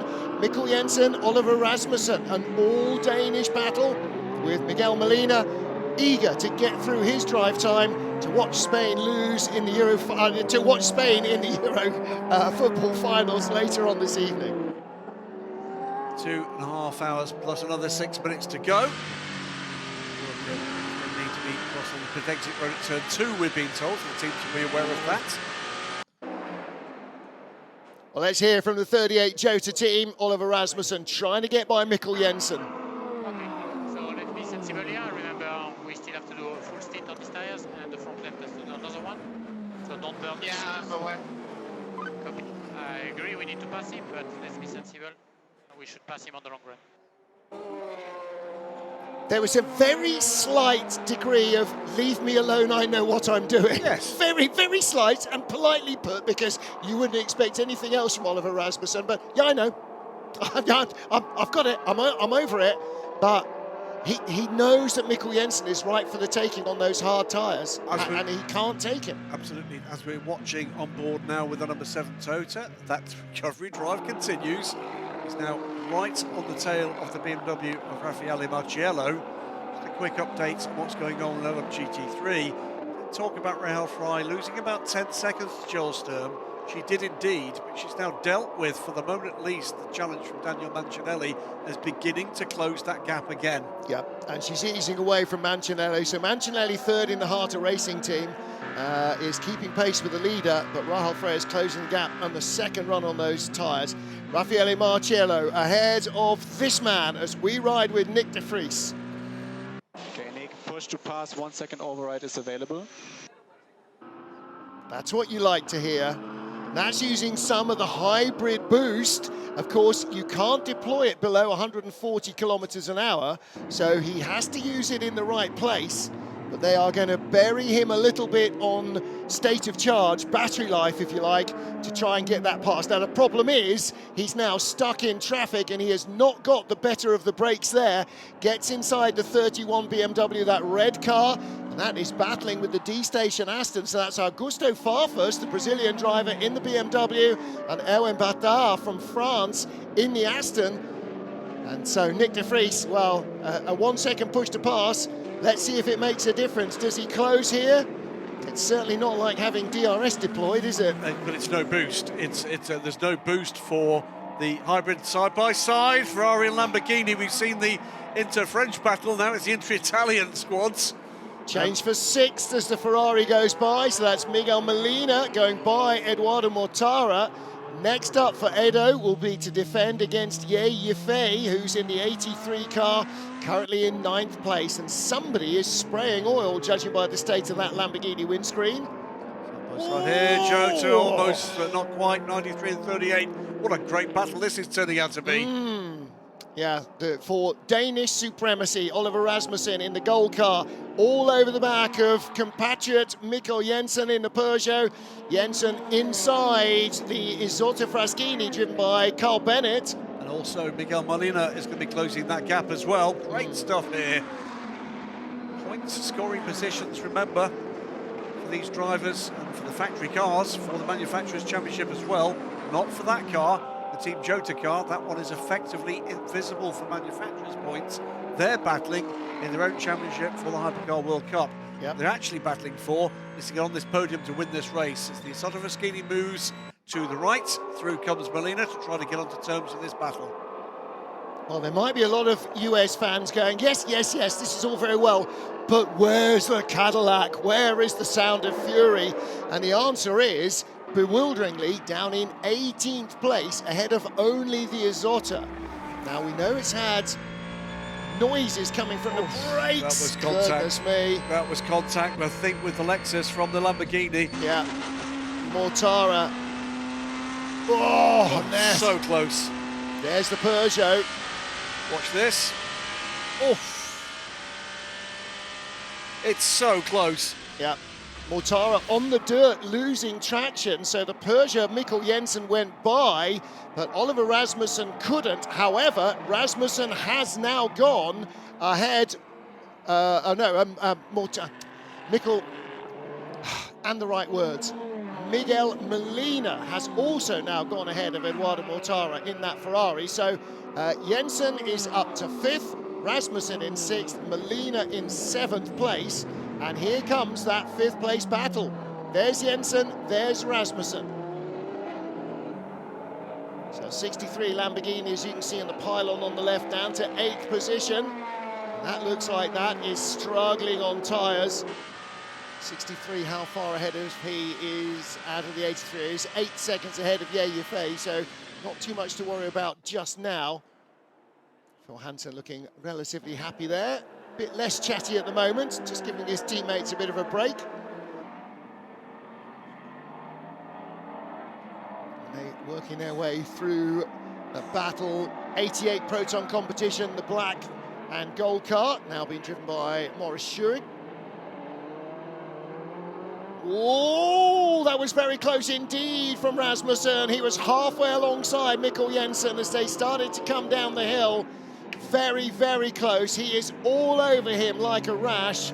Rasmussen desperate to make a pass. It's altogether different sort of Dane trade. This one that we've been used to the World Endurance Championship. That was the moniker we used to apply to the Danish crewed GT cars.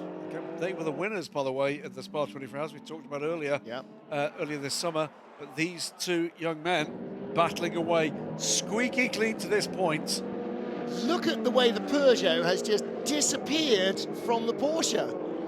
Don't forget, 6 corners ago, halfway through sector 2, Rasmussen was alongside, knocking on the door, going, hello. But under braking, the Porsche very strong indeed.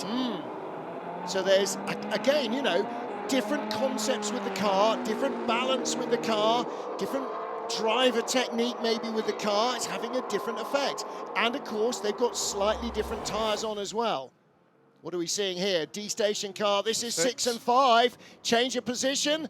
Michael Christensen going by Andre Lotterer. That came courtesy of Andre running wide, losing grip, losing time, losing that position. Through goes Michael Christensen. That was out of Curva do Sol. That was turn 5. He ran out wide, carrying just a fraction too much speed in.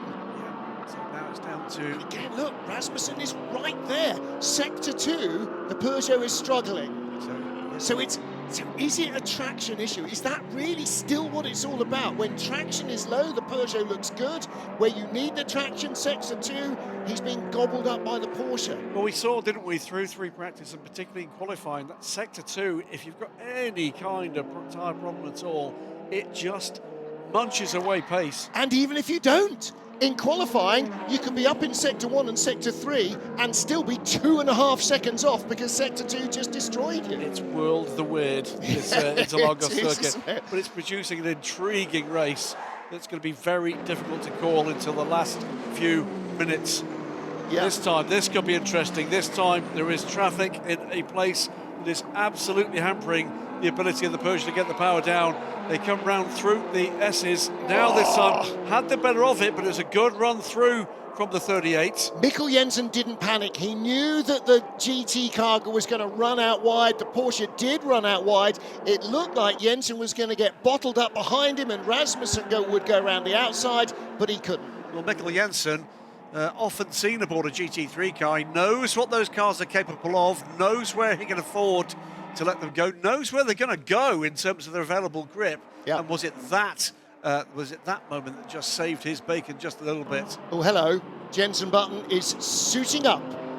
Bring on the world champion.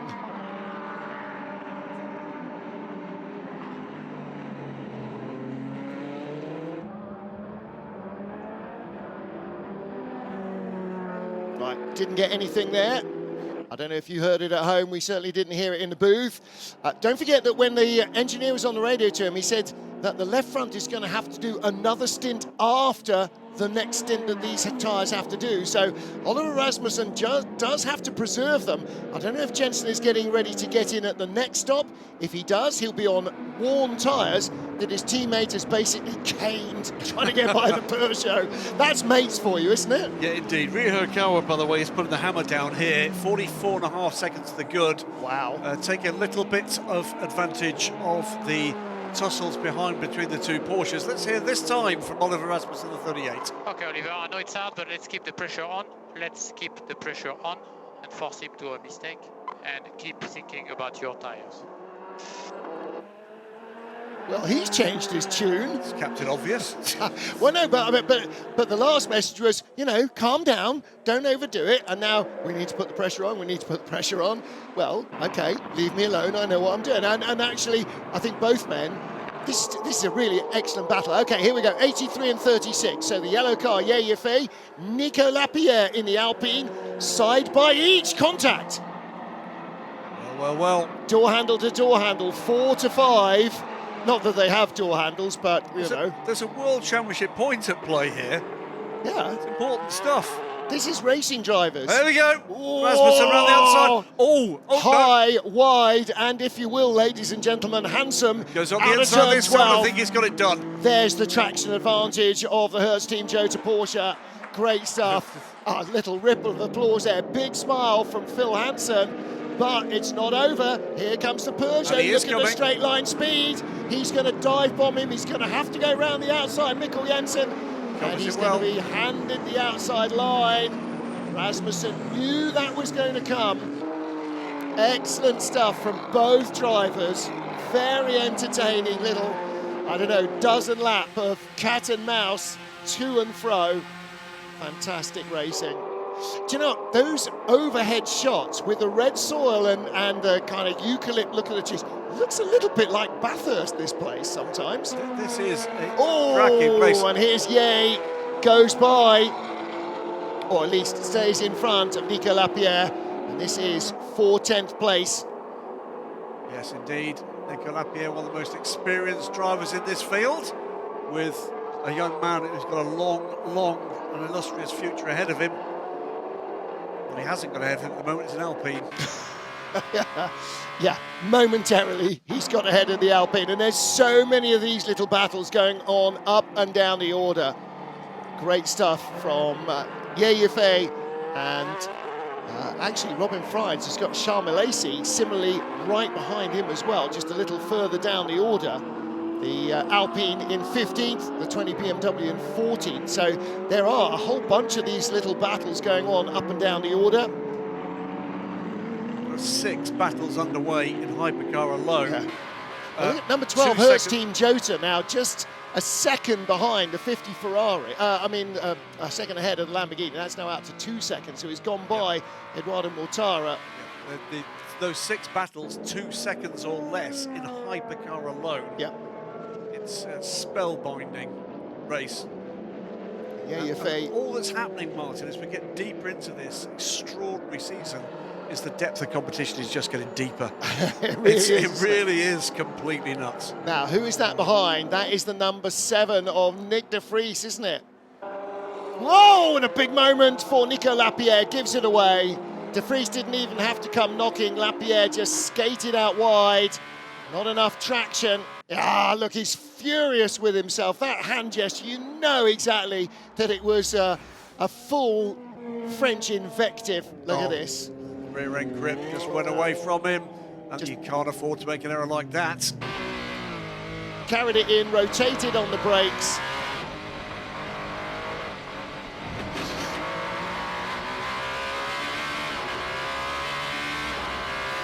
And I was just letting that run. There's Mick Schumacher there in passive, but pretty disappointed. I was just letting that run a fraction, but the next time you look on board, look at the gear selector segment in the middle of the steering wheels. So many second and third gear corners here. You sort of think, because of the run up the hill and across the straight and down to the centre edge, you sort of think of Interlagos as a fast track. There are lots of it that really aren't fast. None of Sector 2 is quick, and until you get out of the tight left-hander that starts to climb up at the end of the lap, turn 12, that's not quick either. You're on full throttle for only just 50% of the lap here. So there's a lot of off-throttle, relatively low gear stuff. Nick de Vries up into the top 10. That battle back continues. Here's an extraordinary stat brought to me by friend and colleague Stephen Kilby, which is of the top 6 as they stand, and have been standing for some time, only one car, the number 6 Porsche, has won a race this season. Amazing stuff. Topsy-turvy throughout the field. Who's next? Is it going to be BMW? Is it going to be the 83 Ferrari? BMW seem to be struggling a little bit here. Ferrari have got pace. Porsche clearly have pace. Toyota has pace. But how... I mean, everybody has said all weekend it's about running as clean a race as humanly possible. I mean, and that's a given in this kind of tight, close racing.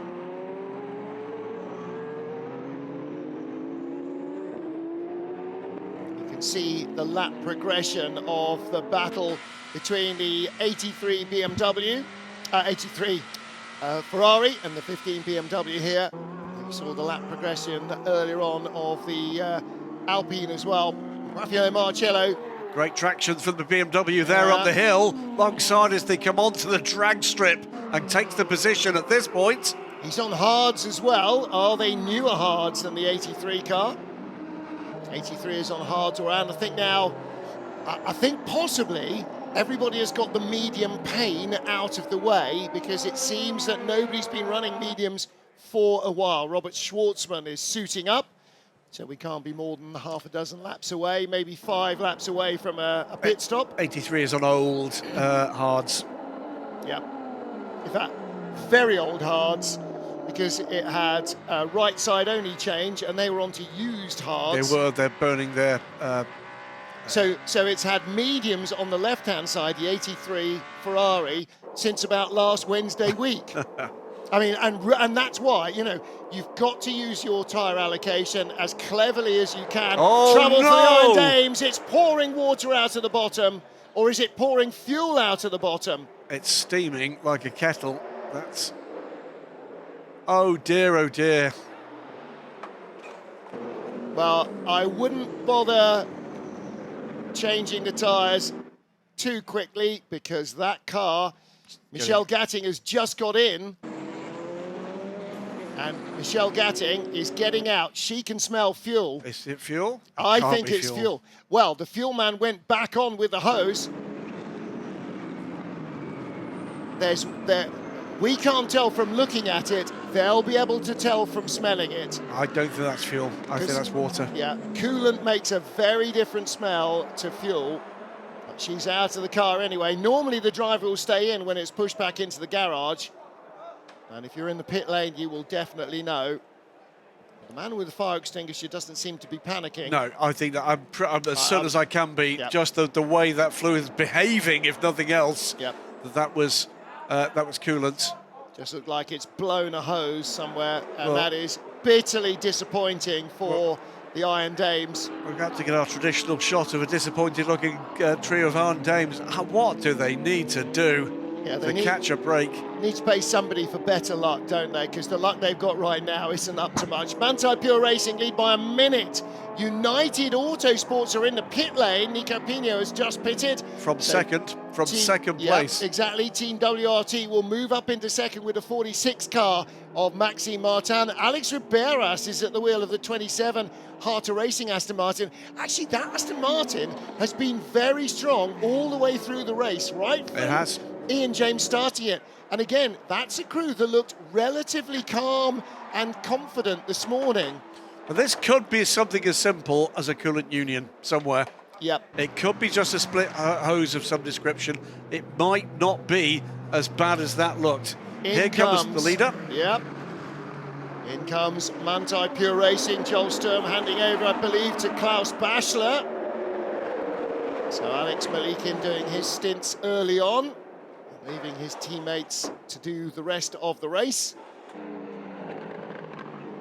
Here's 46, moving into the lead of the race. Shortly, Maxime Martin, because he will cross the line, and well, he won't actually, will he? We've not yet seen Valentino Rossi, have we? Not yet. Ooh, now, was that the BMW climbing the curb, or was he just touched a little? I think, yeah. I think there was no contact with the Ferrari. Max, hugely experienced GT racer. Fuel is in at 92. They will have watched the dramas at Tyne Dames with very different set of emotions than many. And that allows them to put a full set on, or was that fronts only? Missy Gatting cannot believe it. Rahal Fry in the background, or in the front of the shot there. In comes 46, so he won't take the lead of the race.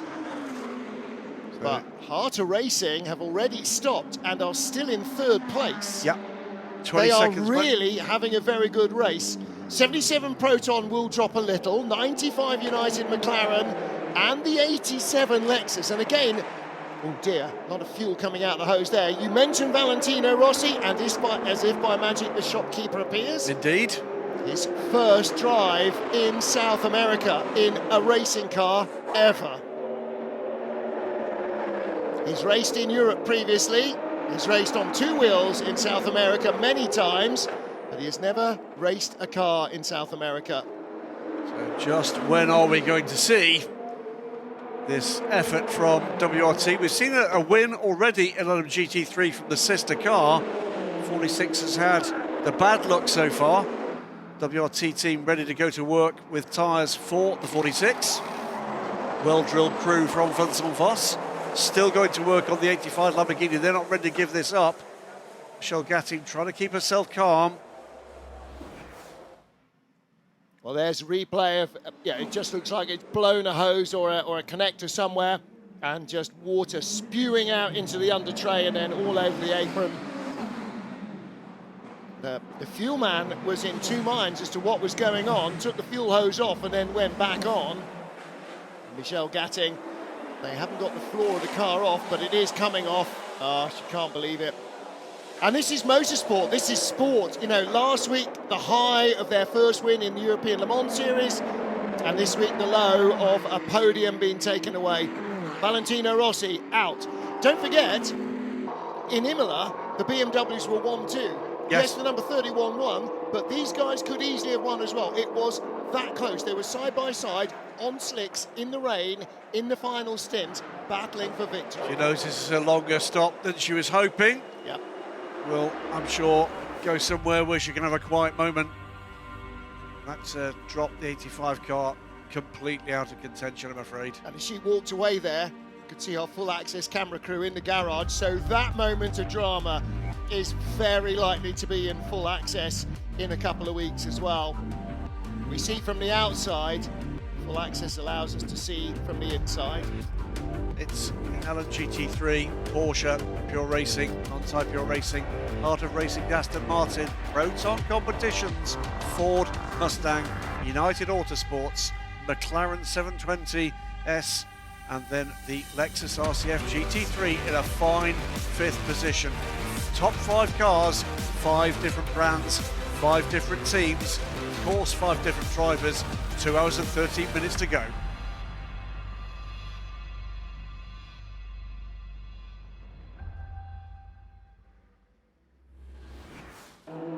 Just over 2 hours remain in the 6 hours of Sao Paulo, round 5 of the FIA World Endurance Championship. You're looking here at a battle for position. Lamborghini versus BMW. Raffaele Marcello in the number 15 BMW. In the lime green Lamborghini is his compatriot, Eduardo Mortara.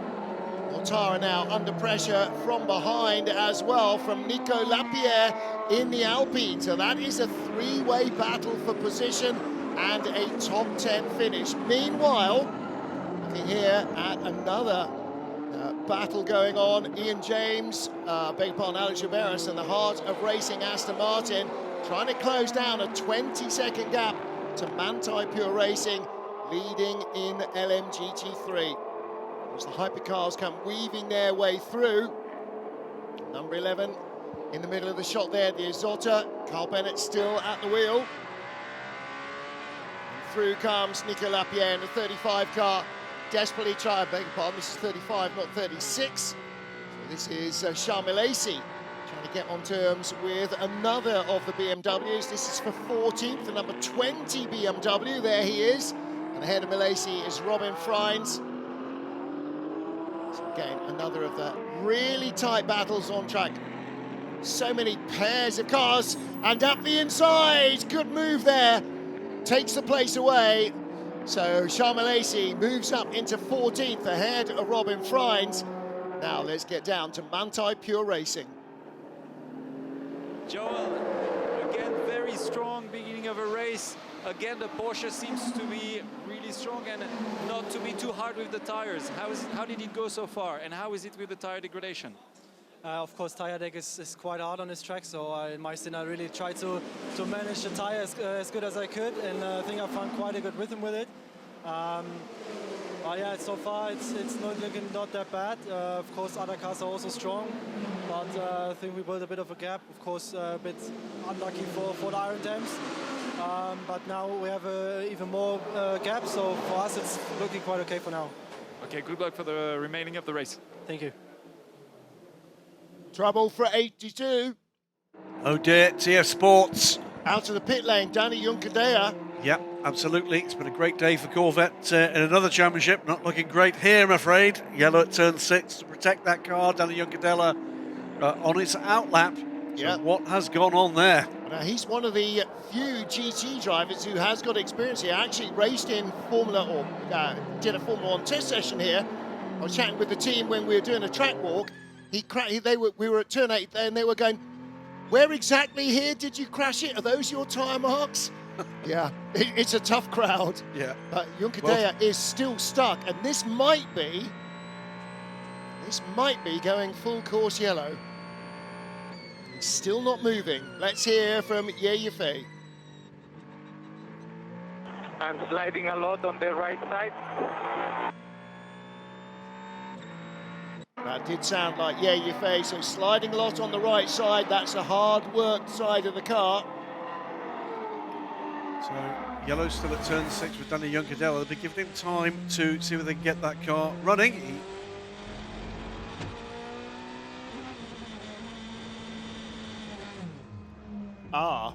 Absolute loss of power there. Drive? That drive. You could hear him revving the car. He's got an engine, it's just not connected to anything, and that's why he's stationary. And this then could be full course yellow, because he is still at the side of the track. They're going to need to rescue him. Key here is how easily options available. There you go. Well, it's reasonably easy tow to safety there. It is close, but they're going to need a full course yellow, because you can't allow people to judge their own speed there if you're going to put a rescue vehicle in. And the rescue vehicle, it won't be long, but I'm sure it will have to come. He is offline, and off track, but even so. Now then, who needed a stop? Who is ready to stop? Who will this benefit? Does this throw all the cards up in the air again? 2 hours and 8 minutes Well, what you're going to be finding right now is anybody that's on the edge is going to be feathering that throttle a little to see whether they can squeeze it.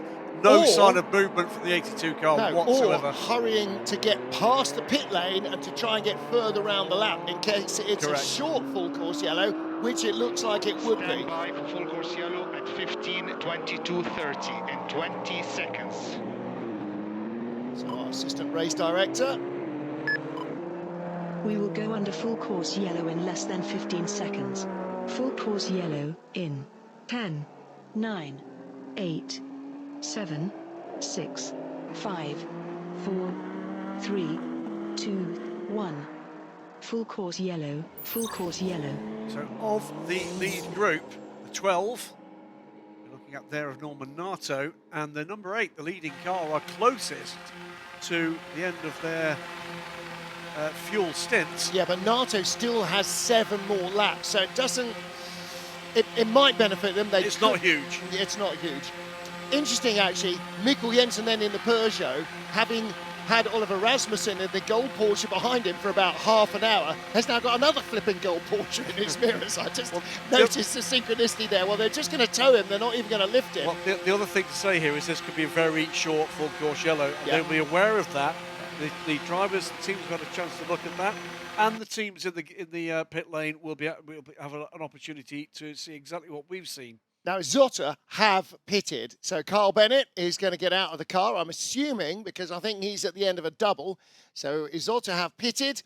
The Iron Dames have still not left the pit lane. That's so, by the way, for Carl Bennett. Yeah, unfortunately, that car is still stationary. Got a bit of a lock up there from the tow truck. Is that where the smoke's from? Everybody come around 80 kilometres an hour. Well, let's Hence call all it. the lights flashing. Toyota Gazoo Racing lead the race. Rio Hirakawa from Michael Christensen. There's a mighty lead there for Rio Hirakawa. What's been a very good drive from them. The 6 Porsche Penske Motorsport car follows the number 5 in 3rd. Before we get to the first of the Ferraris, the 51 car, Hertz Team Jota's 38 is 5th. Peugeot, the 93 non-X8, is in 6th. Then the second Hertz Team Jota car, the number 12, 7th. Ferrari's second factory car, 8th. The 7 Toyota Gazoo Racing car into the top 10. Recovery drive after that long pit stop for the switch of a fuel pressure sensor, and then completing the top 10. BMW with the number 15 car. The Euro football final starts in 30 minutes, so this full course yellow just in time for us to watch a bit of the build-up with Gary Lineker and the team. So talk amongst yourselves. For the next 3.5 hours. The next 3.5 hours. It is hard when multiple Please be sports... advised, we will be collecting debris around the track. There will be marshals collecting debris from different areas around the track. We will advise. But basically taking the opportunity, because the field's under caution, to do a little bit of housekeeping. And actually, you can see on the right-hand side, there's bits of tyre debris. That's not where they're going to include. But I did notice about half an hour ago, down at turn 4, there are a few bits of bodywork on the left-hand side, sort of offline, but it will allow the marshals a little gap in traffic to maybe Full clear course some yellow of will those. end at 15:25:45 in 30 25 seconds. seconds. There you go, 25 seconds from now. 20 seconds to remove full course yellow. This will be being communicated We will by the remove teams full course yellow in less than 15 directly seconds. to their drivers. Let's stay on board there with Sean Gilale, or Galinho, as his overalls have it. 2, 1. Full course yellow removed. Boom, here we go. Proton Competitions, Ben Barker ahead of Erwin Bastar and Sean Gilale. That is a 3-car battle for position. Big Ben Barker in the 77 Proton Competition car in 9th. 10th place is the Aston. 11th place is the 31 BMW, coming back into it after a very fraught start to the race and looking to get back into a point-scoring position. That's the car that won in Imola in the wet conditions, the 31 BMW. And it is the better placed of the two in the points. And then you've got 3 front-engined V8 cars here. Very, very different. Just to report, by the way, after 16 minutes on pit lane, the Iron Dames have redrawn the race. So, unfortunately, way out of this. But the good news is that the Iron Dames Lamborghini is back and running. Well, that'll be good news for them, good news for their fans as well. Heartbreak, though, with whatever it was that leaked the water. They have been able to fix it, but they had to take the floor off the car, so it was not a quick job. These things aren't necessarily service items, if you like, and I'm sure anybody who fixes their own cars is very well aware what that means. It means at least as much time getting to the gubbins as it does changing it. And of course, when you do your own car, usually the gubbins isn't red hot as it is on racing cars. Absolutely right. Sean Galel having a little look at Erwin Bastard. Ben Barker in the 77 Proton Mustang is pulling away, and in fact in front of him, is that for position as well? No, Charlie Eastwood is next up ahead of him, so the Ferrari is not for position, but 83 is in the pit lane, so too is number 6. Yeye Fei has stopped, Andre Lotterer has stopped and will be handing over. 83 cars had a troubled run, that one drops down to 18th now. I fear that stop for Carl Bennett may be more significant. Yeah. That's a long stop now for the Assota Fraschini. And that's a real shame, because they got the car happily to the end at Le Mans, and I'm sure they were not thinking they were going to have reliability issues here, but you're right. There's the 83 car. I'm sensing fresh tyres on both of those cars. They're doing a little weave in the pit lane, anything to try and scrub the release agent off the tyre. The fact that we couldn't see the Assota Fraschini means that car is in the garage. Oliver Rasmussen is with his teammates, and I think that means that Jenson Button is now at the wheel of 38. Did we have that, or was that Jenson in his helmet? No, it is Oliver Rasmussen still driving, so that was Jenson suited up and ready to go. You saw that Rasmussen had 7 laps to go when the full course yellow came out, so he'll probably be in about 3 or 4. Mikkel Jensen in the Peugeot in 5th place. Norman Nato in 12th position. That's the battle you're looking at on the left. On the right-hand side is the 87 car of Jose Maria Lopez ahead of Valentino Rossi. So in the shot on the right-hand side, you've got 9 and 4 is what, 13 World Championships there. 9 earned on 2 wheels and 4 on 4 wheels. And they're 3 wide, and make that 4. As the hypercar battle comes through, Mikkel Jensen with a gold car right behind him. Norman Nato in the number 12, Hertz Team Jota car for 5th place. Still that Peugeot in the sandwich of Hertz Team Jota cars. Up the inside though goes Nato. Nato really made that move work for himself. 2 wheels on the dirt inside the GT3 Ferrari, but it meant he had the shorter run past the Ferrari after Mikkel Jensen had gone the long way around the outside. And generally, if you're about the same as somebody else in speed, but you use a shorter route, you tend to get through. So Mikkel Jensen slips back 1, still top 6. Take a look again. Jensen on the inside, but Nato comes around the outside, which becomes the inside. Through he goes. That savvy work in traffic, right with him. Dirt on the tyres, still sends it on the inside into turn 6 and 7. And around the outside of Jose Maria Lopez he comes. Here comes the number 2 caddy as well, and tucks in front of the BMW. Valentino Rossi would have been hoping that the caddy held up Lopez. It might do. A big twitch there from Alex Lynn. Yeah, a little bump as it dropped off the curb. Curbs here aren't high, by the way. There is a big yellow sausage curb inside 6. There's Amador Harty watching his teammate Valentino Rossi. Rossi Valle on the inside. Lopez hanging on. Valentino fresh into the car, so the tyres will be newer than those of Pachito, who's at the end of a double. Valentino Rossi knows when there's a gap and when there isn't, and he saw it was closing. You saw the extra braking there at the apex. Hit his elbows out rather than his knee down there, and world champions galore in that battle. Now, interestingly, behind them is the white Porsche that leads LMGT3. So this battle, which is for 5th position, is in danger of going a lap down on the leader. Here comes Valle, the doctor on the inside. Jose Maria Lopez knows how to race this track. but it is Valentino Rossi who has the inside line, tucks it into the apex, and through he goes. He's up to 5th place, and the Lexus is down to 6th position, and here comes, who's it now? It is Klaus Bachler at the wheel of the Manthey Pure Racing Porsche. Those guys have had one unfortunate race. The rest of the time they've been in fine form. It's been a stunning season so far for Manthey Pure Racing. Crushing form when they've stayed out of trouble. Absolutely crushing form. Alex Malikin, an excellent racer for a bronze ranking. Yep. And Klaus Bachler now looking to find a way by the Lexus. This is not for position, it is to put the 87 car a lap down. Lamborghini versus Alpine, and the Alpine's got a run on the inside. This is now for, this is not for position, so 36 is further ahead of the Lamborghini. So about to put a lap on the Lamborghini. Just the one Lambo full season entry, pair of Alpine of course. 2 Lamborghinis of course at Le Mans. Good run they had too. They did, both of them got to the finish.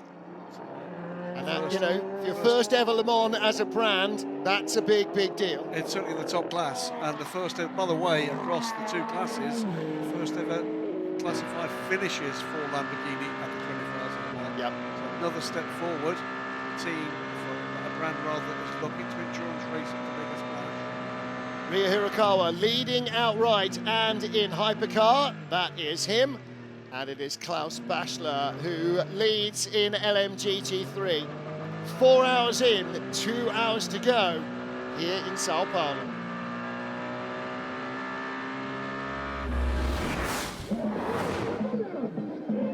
A great opportunity for the fans to see all the drivers before the cars took to the grid. The open top fan parade with all the drivers, and then teams, cars, and all the crew on the grid enjoying a bit of winter sunshine here in the southern hemisphere.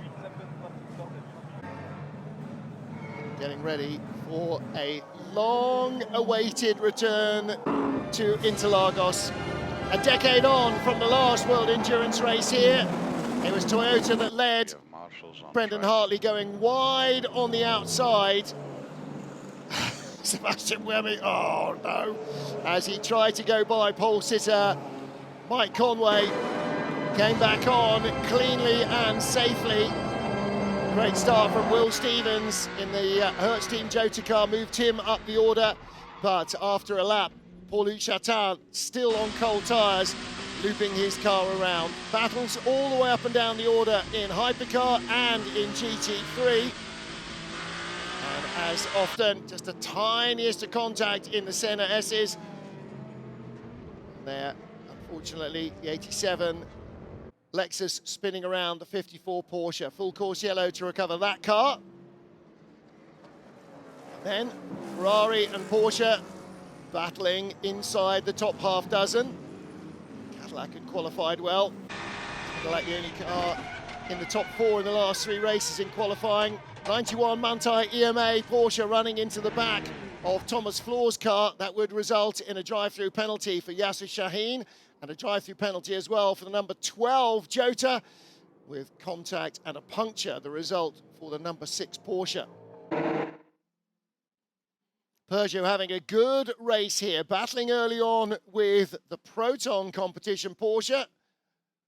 But the Peugeot seems to be gentle on its tyres on this Interlagos circuit, which is high in tyre energy and very high in tyre degradation. That is devoutly to be wished. Both Porsche Penske cars looking strong. They've got good pace. The 6 car was delayed after that puncture. At the front of the LMGT3 field, it has been all about Iron Dames, who started on pole, and Manthey Pure Racing. At about the 3-hour mark, Manthey got their nose in front, and that's where they remain. Number 7 Toyota had a problem that dropped them down the order with a fuel pressure monitoring device. A penalty for the 99 Proton car, Julian Andlauer spinning off the 83 Ferrari. And in its recovery drive, it made contact with the BMW. in turn turning them around. There's the problem for the number 7 Toyota that dropped them out of a race-long lead. They are recovering back up into the top 10, and it is the number 8 Toyota that stays in front. A coolant leak cost the Iron Dames a chance of a strong finish here, and we were under full course yellow for the retirement of the 82 Corvette. Back to green flag racing inside the final 2 hours, and we have a slew of hypercar stops, including our race leader, Ria Hirakawa, number 8. Will this be a full tyre change? And is it all still mediums? They haven't used hards at all in the race. It's been mediums all the way. Most other teams are using a lot of hard tyres. That's really interesting. And they come out in front of the 50 Ferrari, the winners at Le Mans just a month ago. But a lap down here, that lap down maintained with the emergence from pit lane of the number 8, now in the hands of one of the superstars of the FIA World Endurance Championship, Buemi. Well, 50 Ferrari, it was a 4 tyre change. They're on mediums as well. Now, does that mean that the track temperature is starting to drop in the final couple of hours? It is now 4 o'clock local time. Don't forget, we are in the depths of winter here in the Southern Hemisphere, so the days are still short. Side by side here, we're looking at here, that's the 5 car. No, that's the 6, that's changed for 8th place. That is Kevin Estre going by Charles Milesi for 8th. That's right. Apologies, nice. the number honestly, there are so many Porsche versus Alpine battles and Jota versus Ferrari battles, it's hard to tell. 38, who's aboard that? That is Oliver Rasmussen. That's for 2nd place. Going by James Collado, and there is the number 7 Toyota going by the 50. So that is Nick de Vries in the number 7 Toyota Gazoo Racing TR010. What we should be looking for next, Martin, is just how far back does the 7th cycle and its next pit stop. Now then, here is our first sight of the Cadillac in a while. 99 Proton competition, Neil Jarni with Alex Lynn behind him. This is for 11th place, this pair. And Alex Lynn is on mediums as well.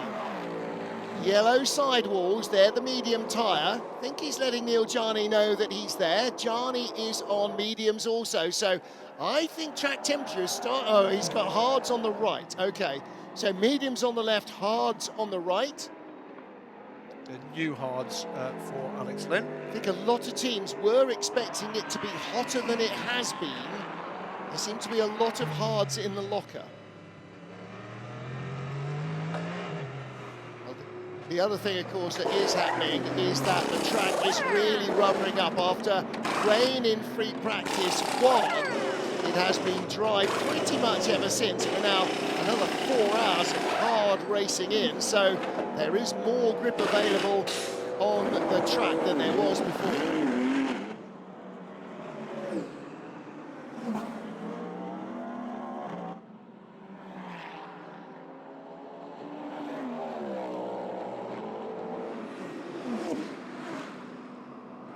Alex Lynn under pressure, or putting Neil Jarni under pressure rather, looking to try and move into the top 10. Inside the final 2 hours of the race here in Sao Paulo. It's still the Proton competition car. Lying 3rd in the FIA World Endurance Cup, or Endurance World Cup, for the privateer cars. It is Hertz Team Jota who are 1st and 2nd at the moment. And in fact, Oliver Rasmussen is 2nd overall. There is a disappointing sign. There's Jean-Carl Vernet on the left. That does not look encouraging, no, does it? There's no work going on, I'm afraid, on the Isotta. Or if there is, it's very much out of sight. So, yeah, I'm afraid that's pretty much the end of their day. Toyota look like they're getting ready for a stop. So Antonio Serravalle at the back of the garage. It was his turn to be driving the Isotta. I'm afraid it doesn't look like he's going to get a run at all. They're going so strongly that they can afford a training session for their synchronised swimming team there. Fantastic to see. Michael Christensen currently leads this motor race. But let's see what's going on down with Heart of Racing. They've had a good day elsewhere in the world today. how much better might it get? Bruce is with Daniel Mancinelli in the Heart of Racing pits right now. Daniel, very strong run. The car seems to be working well. Is it the circuit that matches the Aston Martin? But you're doing good. Yes, it was a very good stints for me, especially the first one. In the second one, we suffered a lot more. We were a little bit faster at the beginning of the second stint versus compared to the Iron Dames, but I couldn't have the speed to pass them. And then just tire temperature, tire pressure, and engine temperature went so high. So then I paid that in the last 10 laps. It was much more difficult, but overall it has been good stints, and we are in the top. We were always in the top 3. Ian did a good job in the race. He picked up some positions after the little mistake he did yesterday in the last corner in the hyperpole. But I mean, looking forward to get a good result, and hopefully we will be lucky, you know, this weekend. And thank you thanks to Aston Martin and Team Ayrton Racing, because did a great job after Le Mans. And so, cheers. Good luck. Thank you. Yeah, it looks like they're having a really nice run in that Heart of Racing car, despite, as you could hear there, a few problems. Alex Lynn then disposed of Neil Jarni, and boing, is immediately on the tail of the 11th place Hertz Team Jota car. Little moment of unintentional rally cross there for the Peugeot 94 car in the points, both Peugeot in the points at the moment, and that's again a very heartening race run here. Down the pit lane comes the 38 car, Oliver Rasmussen. That surely must be his time at the wheel done. So many twists and turns still to come in, what, an hour and 46 minutes here. Jenson Button at one of his favourite all-time circuits, the track where he scored his first World Championship points in Formula One, where, of course, he won his World Championship title with Brawn, and where he scored his last ever F1 victory. So, a lot of good feelings coming back here for JB, and he is ready to take this car, it seems, potentially to a podium finish.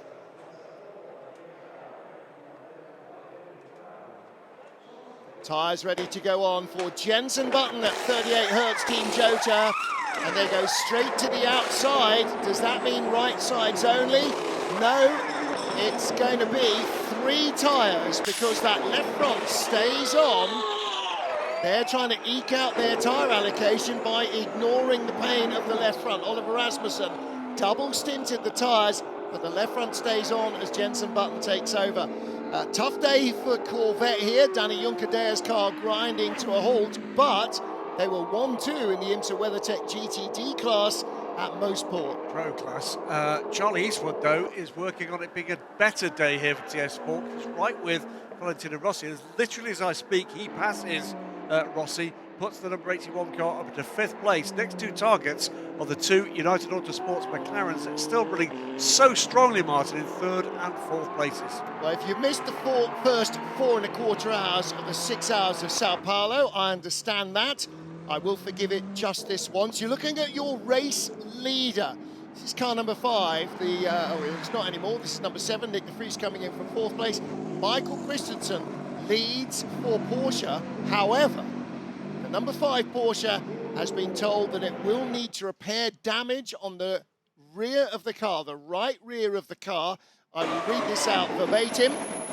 Car 5, black and orange flag, which means you've got damage, come and fix it. Repair the right rear cheese wedge. Okay. Now, that is a wedge-shaped bit of bodywork behind the rear tyre, which is basically behind the tyres. It'll be a rear clip change for that car. So it'll be the whole tail end go. So it'll cost them a couple of seconds, but no more. And in comes the leader. There it comes, and you'll see the rear clip being changed to this car once they've finished fueling the number 5 car. You can see at the right-hand side. Yeah, look at the back on the left. If we get that shot again, you can see it's got a kind of ducted vents at the back, and on the right-hand side you can see through to the tyre. So he's been clipped by somebody and it's just taken that off, but it is a mandatory part of the car. All of the parts are, because that's how the car was homologated. It must have all the bits on that it's supposed to have. Can't just shed bits. There's the damage. Looks like someone's taken a bite out of it, doesn't it? And that's pretty much exactly what has happened. Yeah, and you can see damage above the rear deck there. So he has been hit from behind, probably by a GT car actually, and it's not just something that's been flicked up from behind the car. So there's the rear end. That's basically the wing support, and those two cheese wedge areas, and they help to duct air away from the tyres. And there is the bit of bodywork. So that's what is missing. And here's one we prepared earlier. That's what it should look like. So they're allowed to do that while the tyre change is going on, and locking the bodywork into place. Away he goes. Critically, that is not going to help their cause in trying to restrict the damage to Tota, and I think this may well put them into danger of losing places as this pit stop cycle just unwinds itself. That was 1 minute and 34 seconds on pit lane. It's about 20 seconds longer than it otherwise would have been. Number 8 Toyota has been stopping short because Peugeot in second, BMW in third, have yet to make their fourth stops.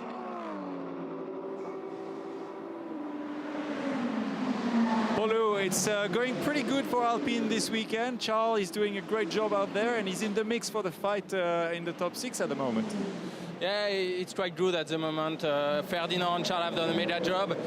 Yeah, we are currently P6, but our rail place, it's more P10 with the pit stop, you know, but we gain position stint after stint, and it's still 1 hour and 40 minutes to go, so we'll try to continue to push on to be in the top 10. Okay, some good points then for you. Exactly. Okay, good luck. Thank you. Just watching, by the way, another talking point here. We've been talking for a little while about that recovery drive for number 7 Toyota. Cycled back round out to the top 10 again, this time with the number 7 down to 14th, but with the pit stops cycling around it, already up to 12th, and catching will be making their way back up this order. It's going to come down to, for that car, whether or not others have dramas ahead, whether or not we actually get some kind of caution period. I'm not counting out a really substantial points finish for that car. I'm not counting anything out now, because the one car I did count out, the number 7 Toyota, has immediately proved me a liar. Number 2 Caddy is in. Alex Lynn stays in, and away he goes. Short, sharp shock. Stoffel van Dorn aboard the 94 Peugeot as we look in the Alpine garage. Alpine still in the top 6. Charles Malaysia is back up to 5th place. So again, with pit stops, every car in Hypercar is still on the lead lap. Is that right? Am I reading that right? No, that's not quite right, I don't think. Well, we'll keep an eye on that for the next moment or two. What I would say is, which has stopped. What I would say is, looking better and better for the 93 Peugeot. Stops now, but that doesn't, I don't think, is a full stint unless I've not refreshed this, and it's because I've not refreshed that. So that is a full stint for Mikkel Jensen. Cracking stuff. I think on pace, 93 and 94 are definitely having the best race of this new car. Don't forget, this new car was introduced only at Spa. By a country mile, they're having the best race for this car. And whatever happens from this point forward, in a weekend where, frankly, some pretty bleak words have been spoken by some prominent people in that team, they're going to go away from here with more smiles on their faces. Well, let's hope so. I mean, we talked about this going into Le Mans with Jeff and the guys. They just need one good result. They need a break to make everybody in the team believe again. You know, everybody's worked so hard to recreate the car around this different size tyre package to what they originally had, where they had equal size tyres all round. That was the Achilles heel of the original 9X8. Now they've got fatter wide rear tyres and narrower front tyres like everybody else. But it's relearning the car. Absolutely. And learning how to optimise it. And here in the toughest conditions we've had this year for tyres, looks like they're doing a really solid job. It's a 5-second penalty to be added to the next pit stop in car 12. Callum Eilert at the wheel of that car, but it was Norman Nato at the wheel when the offence happened. I did wonder about that. He did pass the GT car off track, and that allowed him then to use that momentum to pass his hypercar rival. I did wonder about that. I do question why that's been penalised and others haven't for doing much the same thing. Well, it's not for me to kind of make that judgment, but indeed. It has happened. Indeed, I can see why it was adjudged to have gained a lasting advantage, because he got a bit of momentum. It was only 2 wheels off the track. It wasn't cutting the corner anywhere, but nevertheless. All right, looking in the mirror, here comes the Toyota. And we cut back to our race leader in LMGT3, Klaus Pascher at the wheel of the Manthey Pure Racing Porsche. 18 seconds only ahead of Alex Riberas in the heart of racing Aston, with United Autosports McLarens in 3rd place and in 4th place. So what could happen here with the remaining, what is that, 100 minutes of this race, all bar a couple? Alex Riberas is nibbling away, 10th by 10th at Klaus Bachler's advantage, 17.7 seconds behind now. Charlie Eastwood is catching Nico Costa for 4th. The 59 McLaren being caught by the 81 Corvette from TF Sport, 6.9 seconds down the gap. Valentino Rossi's dropped back off Charlie Eastwood by about 4 seconds. He's been caught by Alessio Rivera in a rampant 55 Ferrari. Yeah, 55 Ferrari though, with a penalty coming its way. They haven't served it yet. It will have a penalty. So Alessio Rivera will have to deal with that.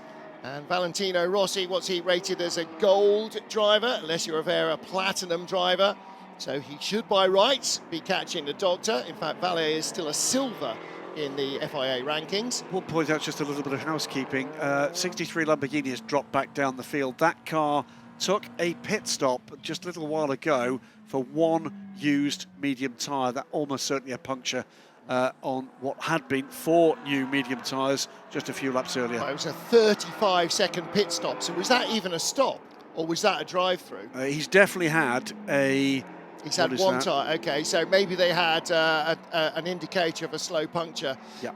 And the marker of doom, I'm afraid, has raised its ugly head. The Iron Dames are officially a retirement, and although it's not officially been retired yet, Danny Junkerder's car towed back behind the barriers, so the 82 Corvette, the sister car to this one, is out of the race. The 81 car, though, we're looking at here, and this is the car of Charlie Eastwood, who you talked about a moment or two ago, 6.5 seconds behind Nico Costa of United Autosports, and Eastwood lapping 0.8 of a second quicker on the last lap. Now, he's kind of on his own, but the leader in class, Klaus Pascher, is not too far ahead of him. Here is Valentino Rossi as we move back down the order into 6th position. I think Maxime Martin might possibly have around 35. That's probably 2 stints maybe, so maybe Valle will do both and a bit at the end, or maybe Max will do a bit at the end. So Seb Buemi, 50 seconds to the good now as this pit stop cycle has wound out. That's as big a lead as we've seen over the number 6 Porsche Penske Motorsport car, now in the hands of Kevin Est. Charles Malaysi cycles through, but will need to pit into 3rd in the 35. There you go, that's Max Martin. All right, they're watching the football. No, it's Wimbledon. It's Maxime Martin watching Wimbledon. So we're into 5 sets, I'm guessing, in the men's final there. But 35 Alpine in 3rd place with a 51 Ferrari right on the tail of Charles Malaysi now for the final podium position. As things stand at the moment, Matt Campbell right in there with Pierre Guidi as well. It was what is now a 3-car train for 3rd place, with Jenson Button pushing hard to get onto that train as well, 3 seconds further back. Confirmation from Stephen Brunston at Lamborghini. It was a puncture for the 63 car, and that's really tough, especially after we had a slightly elongated full course yellow to clear up debris. So he managed to find some that the marshals couldn't quite get to. Not intentionally, I would point out. Toyota from Porsche and Alpine. Ferrari, Porsche and Hertz Team Jota in 6th and 7th. And here is the 35 Alpine, the 3rd place car, and right behind him, the 51 Ferrari, the red and yellow machine. BMW is not in that battle. Yeah, Matt Campbell behind them is, though. Yep. And not far out of shot. In fact, right at the back of shot there is Jenson Button trying to join that train. But again, here is a great sentence that I wasn't necessarily expecting to say. third place, the Alpine of Charles Milesi ahead of the Ferrari of Alessandro Pierguidi and the Porsche of Matt Campbell with an hour and a half to go. And Milesi, he's been in this car a long time, and that means the tyres have been on a long time. Alessandro Pierguidi took over from James Collado at the last stop, so I'm thinking he does have a rubber advantage. Let's hear from the team. Let's go try to overtake the Alpine. Well, now there's a thought. Yeah, I bet you hadn't thought of that. If you put the Alpine behind you, there's a bit more space between you and the closing Porsche of Matt Campbell. Don't forget, Matt Campbell, the first man to claim pole position this season in the hypercar category back in Qatar. Blinding lap from Campbell. And the number 5 Porsche Penske Motorsport car has been very much in the fray ever since. It is 2 stint-old hards on that Alpine, and two stint-old hards on that Alpine. And what's the Ferrari got?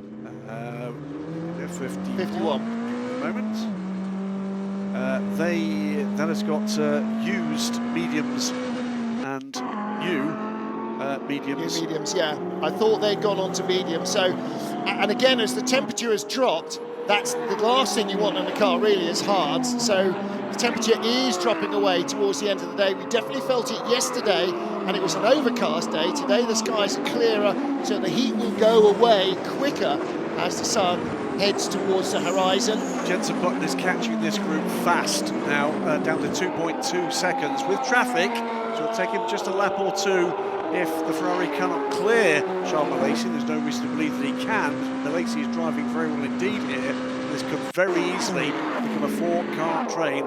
Well, I think it will do, yeah. Button is barely 3.5 seconds behind Charles Milesi for third place. So the pale blue car is Milesi, then the red Ferrari, then the red and white Porsche of Matt Campbell, and in the top of the shot, the gold Hertz Team Jota Porsche of Jenson Button. Correct. The Charlie Eastwood attack on United Autosport blunted by the fact he's on a different strategy, so he's dropped back. It's now Valentino Rossi, who is 10.7 seconds back from the 4th place Nico Costa.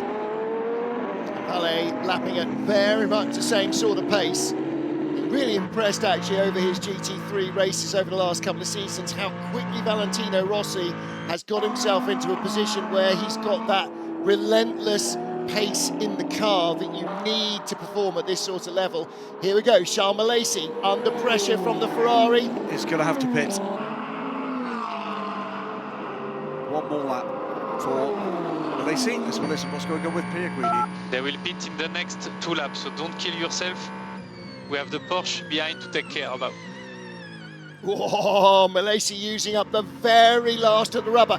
And why is he doing that? He knows he's coming into the pits. Why not let him go? Because he's slowing down the Ferrari. And everybody else behind him. But when it has the potential to go faster. Absolutely. And so not only is he trying to get the most out of his in-lap, but he's trying to make sure the Ferrari gets the least out of his in-lap, if you know what I mean. Absolutely correct. No reason at all for Charles Milesi to cede this position.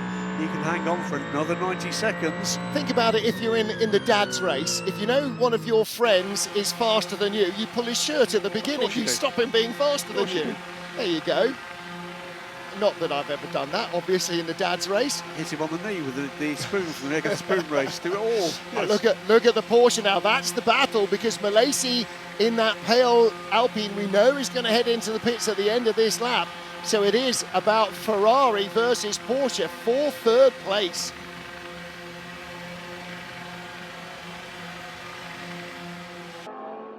Charles, it will be box in this lap, driver change, box in this lap, driver change, follow the lead.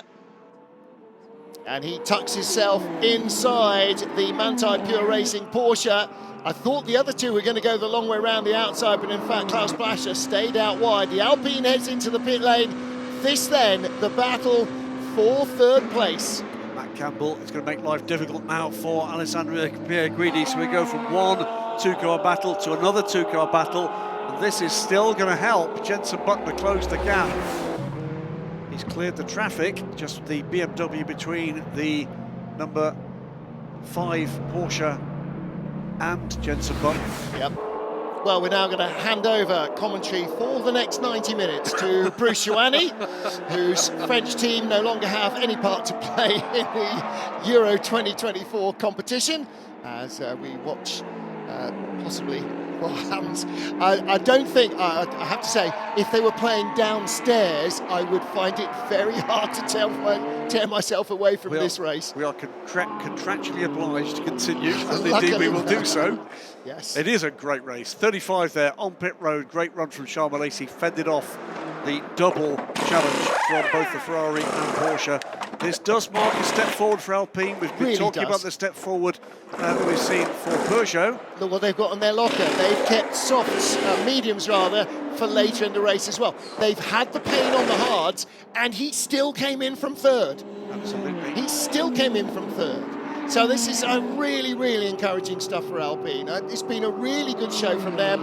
Peugeot are fading a little bit at the moment, but they've had a really good day of it so far, and it's not over. Why they're not cycling back round quite as quickly as we've seen before. Again, maybe they're not on the ideal tyre. Look how many cars now have got red sidewalls, or how few, compared to how many have got yellow sidewall tyres on. Maybe Peugeot are still going long on their hards, and they've got a little bit of medium comfort still to come. Robert Schwartzman chases Nico Lapierre for 10th place. So both Alpine at the moment in the top 10. They, of course, are currently lying in third in the Endurance World Cup for the independent, the privately run cars. It's Hertz Team Jota 1-2, this car third, and in fourth place is the Proton Competition Porsche, which like the Caddy, has really faded. And again, whether that's more than a tyre issue, I think we're only going to find out in a post-mortem. If our data's right on the Peugeots at the moment, there's something quite odd in the last stop. Jean-Eric Verne is on new hards on the left-hand side and used mediums on the right-hand side, whereas the opposite is true of the 94. It's used mediums on the left and new hards on the right. That's an odd choice.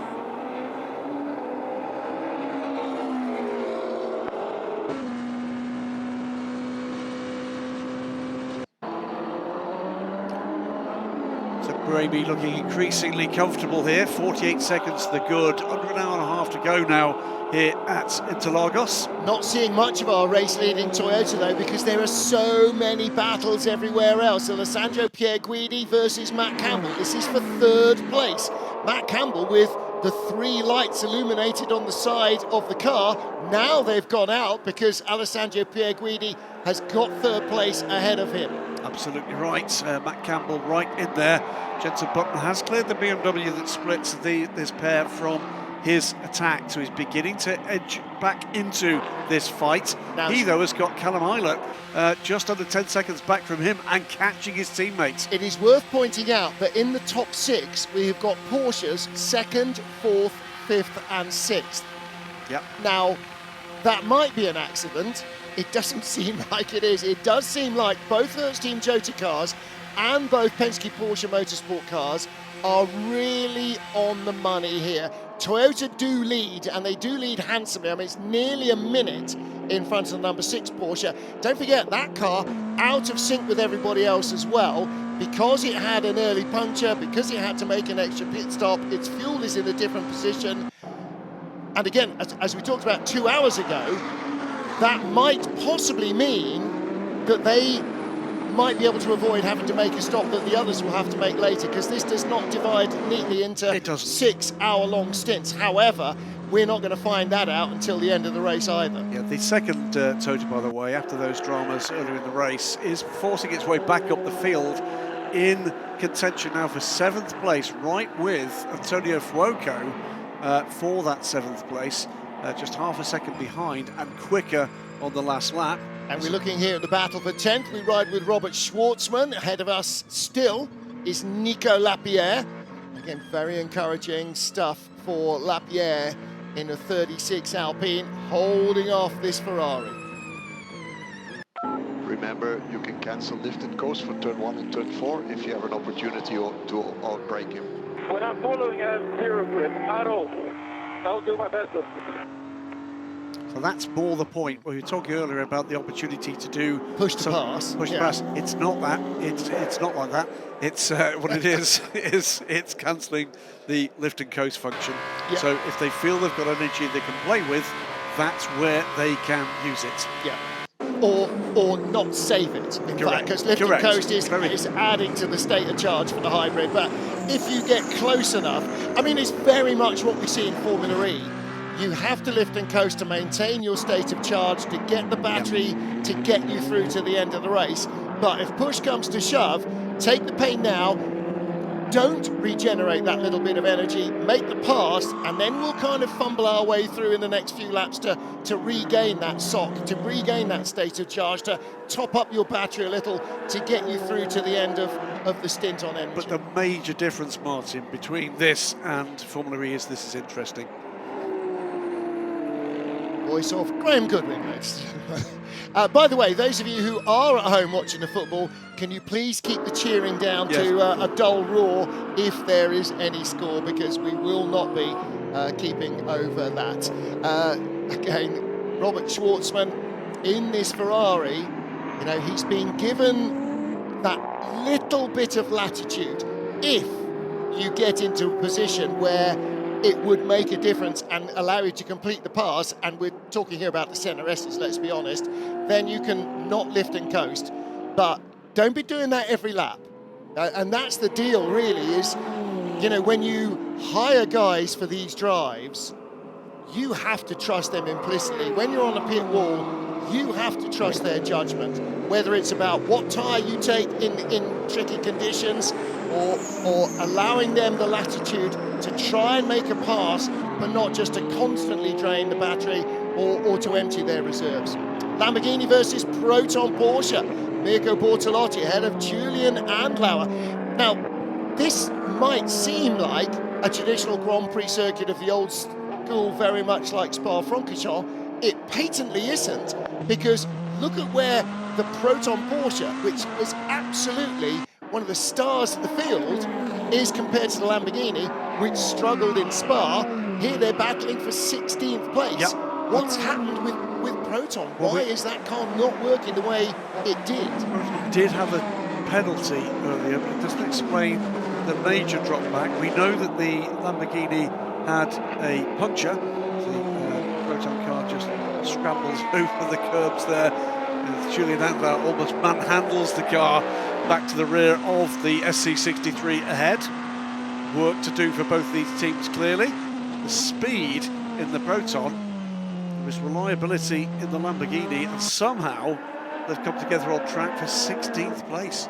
I think the Lamborghini, I think there's reliability with the Lamborghini. I think what Lamborghini don't have is what Proton do, which is a season already under their belt. Absolutely. The car. Don't forget, Proton introduced their car in Monza, and it was a nightmare. But nothing that could have gone right went right for them. It was really not much fun. I think the other deal with the Proton here, actually, is what he's got on the left-hand side of that car. He's got old hards on the left. He's got mediums on the right. So he's working with sort of one hand tied behind his back, and there's a lot of that going on, depending on who's on good tyres and who isn't. Nico Lapierre here, 10th place, ahead of Robert Schwartzman by inches. 0.3 of a second, that's half a blink of the eye under braking, and Schwartzman is getting close. Lapierre, well, that's a kind of 3-element corner, 6, 7, 8. The last bit of width is here, tweak on the handbrake. I mean, look at the way that you rotate these hypercars. They are kind of long and slightly narrow, a bit like an F1 car, but you still have to really roll it around that corner. And the same here at turn 10, trying to get inside the number 60 Lamborghini of Frank Pereira. So for information, we are still fighting the Ferrari behind, and there's a BMW 3 seconds behind with fresh tires. All right, now that's the worry, that the BMW's got fresh tyres, because the Ferrari sure doesn't, and the Alpine doesn't either. In comes our LMGT3 race leader. And a couple of laps longer on the fuel at this point than the chasing harder racing Aston Martin. Minute and 40 seconds, the good, as they came down pit lane, because the Aston is pitting a little earlier.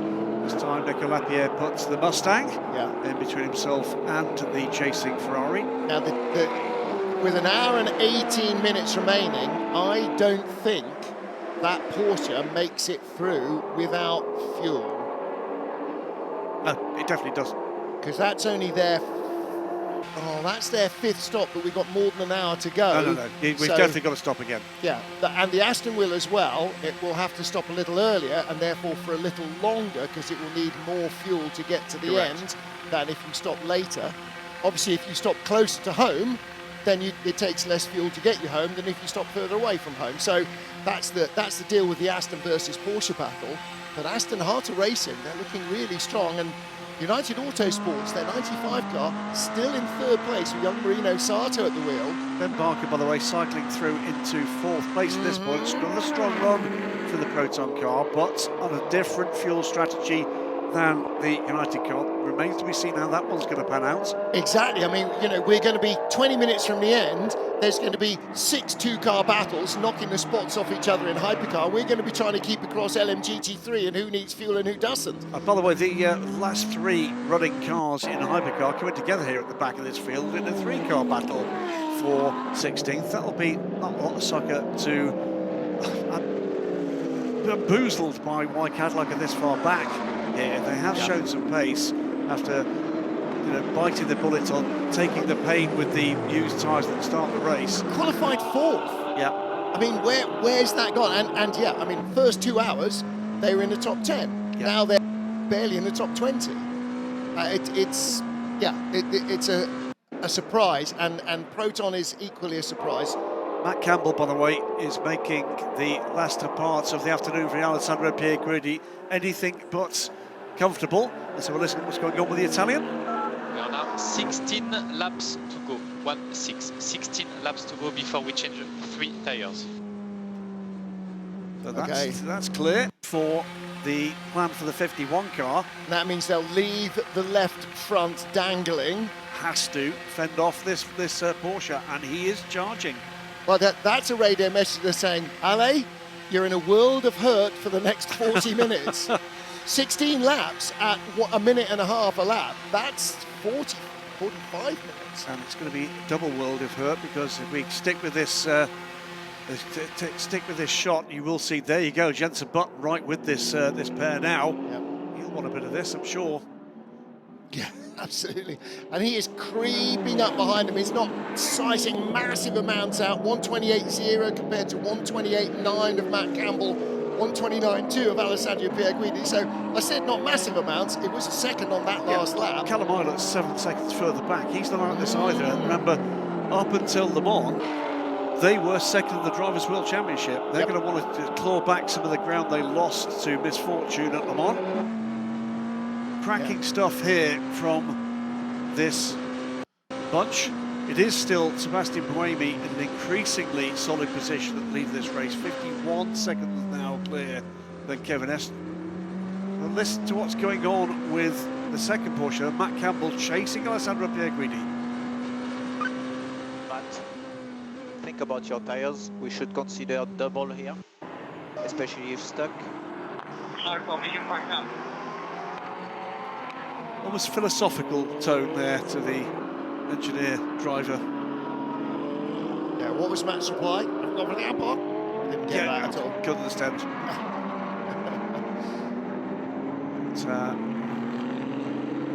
But right with them. It's not 1 point anything anymore. Hour and 14 minutes to go. On Type Pure Racing lead Harvard Racing, United Autosports, LMGT3.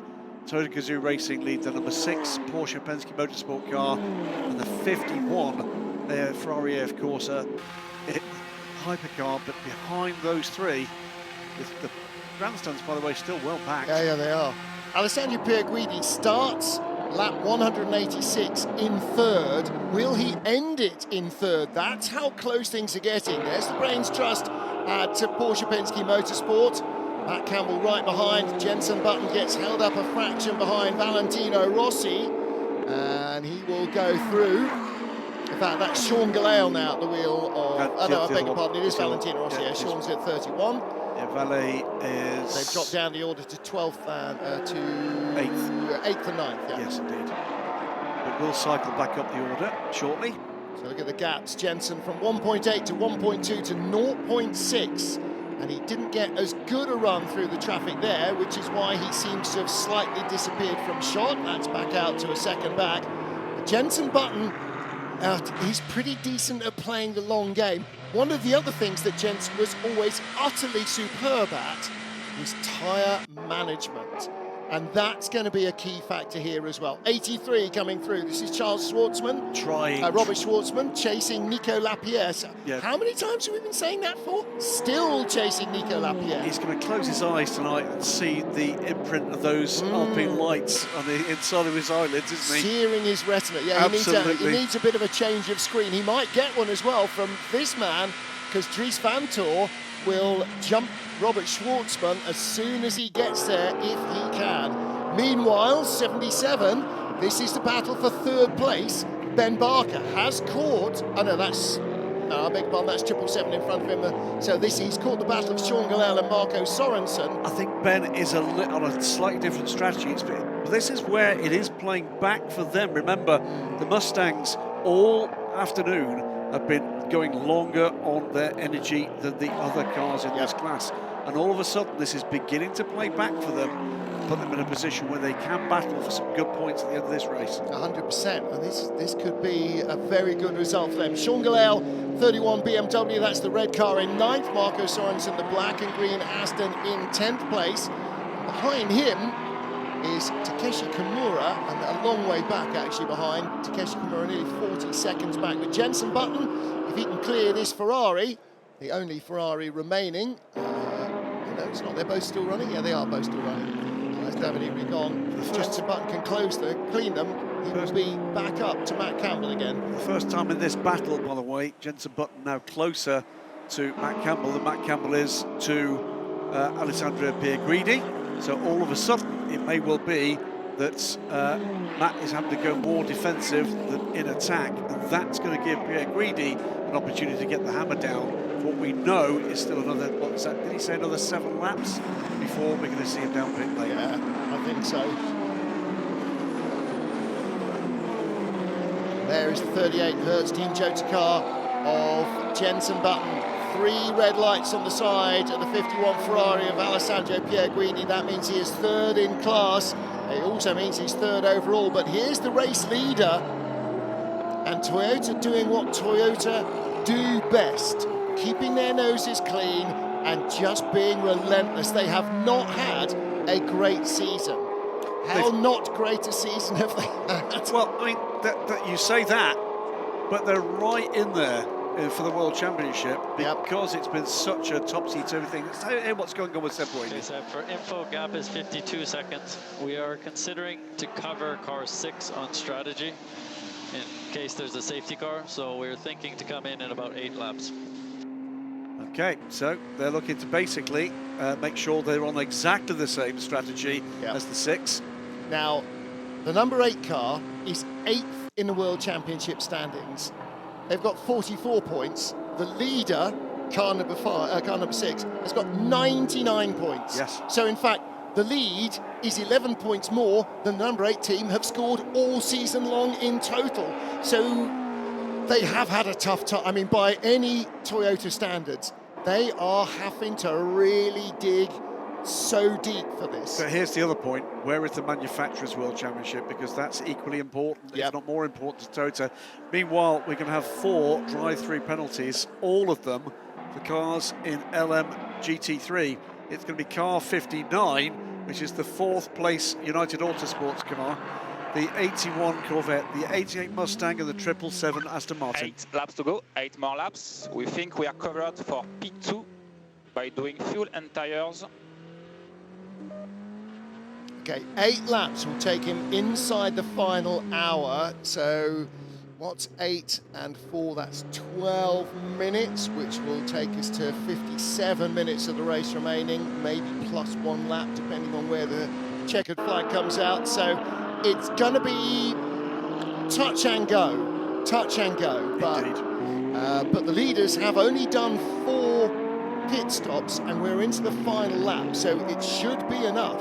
Into the final lap, it should be enough, definitely. Confirmation on your screens of those 4 drive-through penalties. The most significant cars in that 4-car group, by the way, are the cars in 4th and 5th position. Yeah.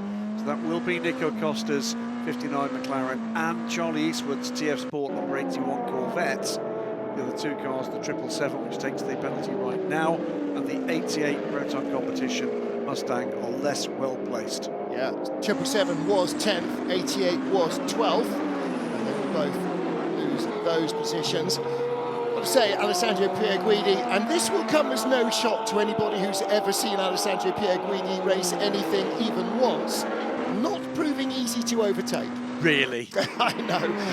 It's the devil's own job to get him out of the driving seat if you let him start. Imagine, dear viewers, this is not my surprise face. Not my surprise face. You know, here's the thing. 2 factory cars and the young guns in the privateer number 83 car. The 2 young guns are both Ferrari factory drivers. Yeah. If you want to know what competition is like, I can't think of more stringent competition than being within that factory squad. It's all about making sure that you're getting the results. They would have been gutted not to have won a second 24 Hours of Le Mans for themselves. Yep. I'm sure there's a degree of succor that it was the sister car that Ferrari took the win. But Ali Pierguidi will want to keep reminding his teammates, and not just the drivers, but the rest of the team, of his value to this effort. Here's the progress of the 51 car this year. After the first race, 0 point, 12th in Hypercar. After the second race, a total of 6 points compared to the leaders 18, 11th in Hypercar. After race 3 in Spa, a total of 18 points, up to 9th place in the standings, and they are now, after Le Mans, up to 6th place in the standings. So basically, after 2 races with nothing whatsoever, they are in the top 6 in the standings. So they've got 2/3 of the field behind them in their points. And they're ahead on points of the number 6 Porsche Penske car that they're chasing on the road. So they have suddenly, that Le Mans podium has suddenly, lit the afterburners. And do you think that doesn't do anything for their motivation as well as their point score?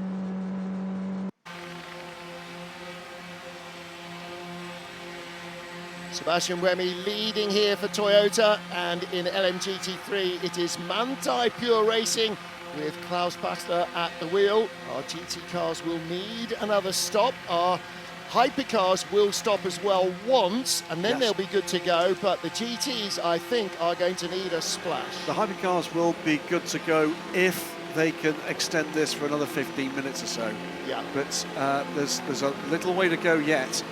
The critical battle now, in World Championship terms, is between Alessandro Pierguidi and Matt Campbell. Matt Campbell, the team will be desperate for the number 5 Porsche to pass the 51 car. Want to put the Ferrari further back in the points, side by side here between the 83, and that's a touch with the 15 BMW. The BMW takes the position at that point.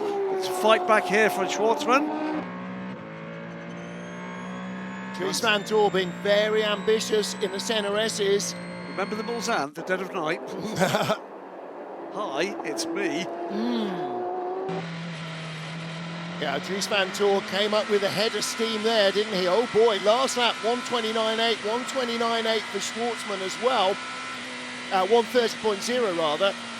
So Dries van Doorn was a second quicker on the lap before he made the pass, so he was coming steaming up behind the Ferrari.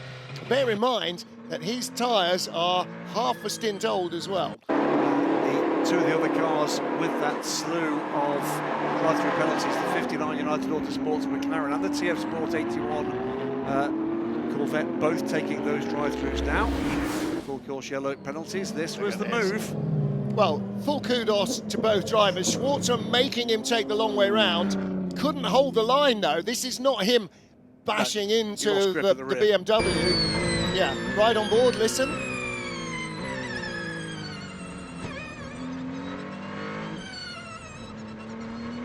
Now you saw the Thierry Tassin, ace sports car racer, ace touring car racer, but he's like that. Look, yeah, he's been a joy this year on the pit wall, Thierry Tassin. Yeah, you feel as well. Just a little smile there on his face. Watched Thierry, by the way, in the parade for the Centenary Spa 24 Hours in a BMW M635, and he was gunning it. Yep, fabulous stuff. That's all he was there for. He had no involvement in WRT's Spa 24-hour pit wall crew. So he said, "I'm just here to have fun and eat frites and mayonnaise and drink beer." that's what it's all about. I think he's earned those stripes. Alessandro Pierguidi creeping away in that little bit of traffic there from Matt Campbell. There's the 51 Ferrari of Alessandro. There's Matt Campbell in the number 5 Porsche. So what are the moves that are happening in this group? The one move that is happening is Callum Eilert is catching them. Under 5 seconds now behind teammate Jenson Button, who's under a second behind Matt Campbell, who's under a second behind Alessandro Pierguidi. Riding on board with Matt Campbell, Porsche number 5. We're in 4th place. In front of us, somewhere in the oily gloom, or setting of the sun rather, the grime, is Alessandro Pierguidi. That's the Ferrari right in front. See if we get any closer. Just ride on board in the tow. Here we go. Edging. McLaren in front. It is McLaren in front. Is Alessandro going to get inside him? No, he's not. Suddenly it's game on. Matt Campbell is right there underneath his diffuser, trying to find a way through. Ale goes around the outside. Campbell has to follow. That's the 3rd place car in LMGT3. Marino Sato they've just passed. Catching Ben Barker now in the 77 Proton competition car, and again jumps back marker into turn 4. Alessandro Pierguidi working traffic well. We ride on board with Matt Campbell.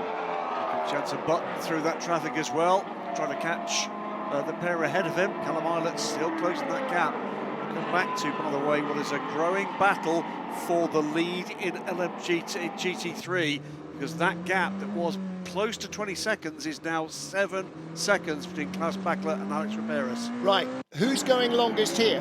Number 5, 34% energy left, 93 Peugeot, 40% energy left, 15 BMW 44, 35 Alpine, 59%. So if they need to stop late in the race, it will be very short. Suddenly, those cars with high remaining energy could be going from nowhere to right in there again. Well, they certainly have got positions they could take. It won't be a massive difference in terms of the stop for fuel, but enough that maybe a position or two could go. Here we go to the outside here.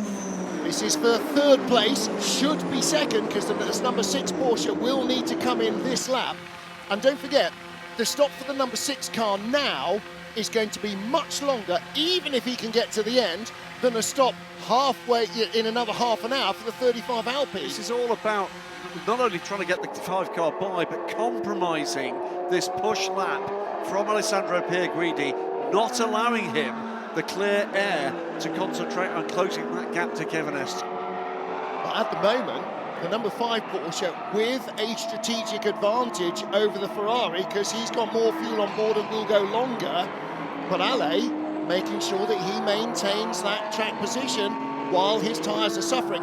He knows when they stop, he's going to get basically a fresh set of tyres. He's going to get 3, and that'll do. That's better than what he's got right now.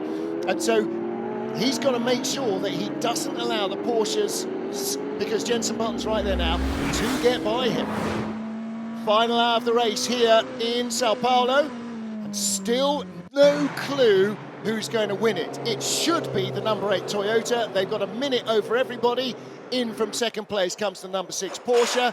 There's going to be no redemption for the Iron Dames. Their car with a cooling issue, I'm afraid. They are out. So too TF Sports 82 Aston. So too the Isotta. But everybody else still running. And because we got so many cars, particularly in Hypercar, that are on different amounts of remaining energy, this is going to be the devil's own job to work out. I mean, thank goodness we only have to look at the pictures and guess. We're not strategists who have to predict. leader of the pits as well. These are the stressful moments for the pit crews, of course. Full team game, sports car racing. These final pit stops have to be absolutely faultless.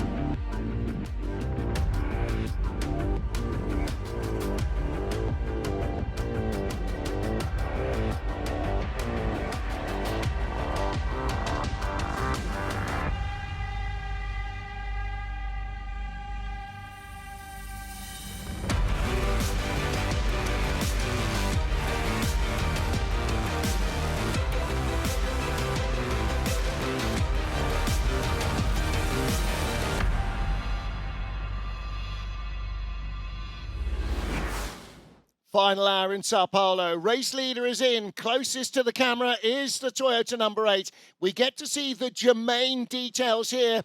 It's a full set. It will be a full set of mediums going on. 4 fresh tyres for the race leader. Comes in with 1.25 minutes in hand over the closest rival from Ferrari. Sebastian Buemi will take it to the flag.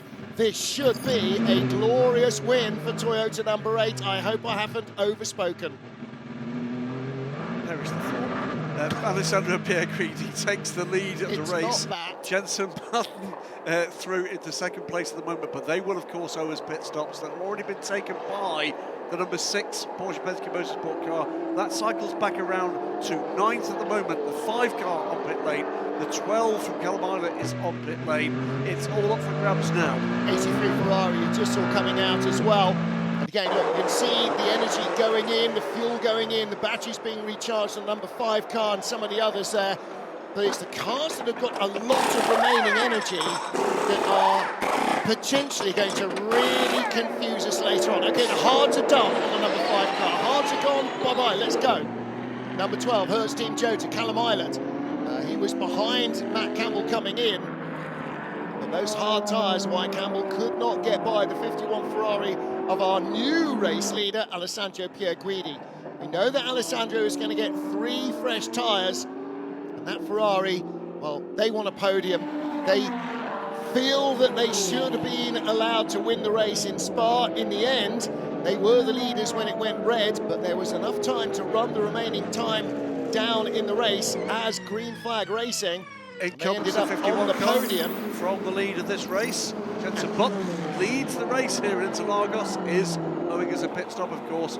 And the 8 car, by the way, cycled back round to just 3rd place and immediately takes second from the pitting Ferrari. Yeah, there's the race leader, Jenson Button. Formula 1 world champion at this track. First ever Formula 1 points at this track. Last ever Grand Prix victory at this track. Very happy to be back in this. Callum Islet fresh out of the pit lane, spins. He came out behind Matt Campbell. Yellow at turn 4. But rear wing's gone. Oh, rear wing's gone. He's been in the wall. No. He's been in the wall. Yes, he has. He may not know that rear wing's gone. What's happened here? I think he will know now. Whoa.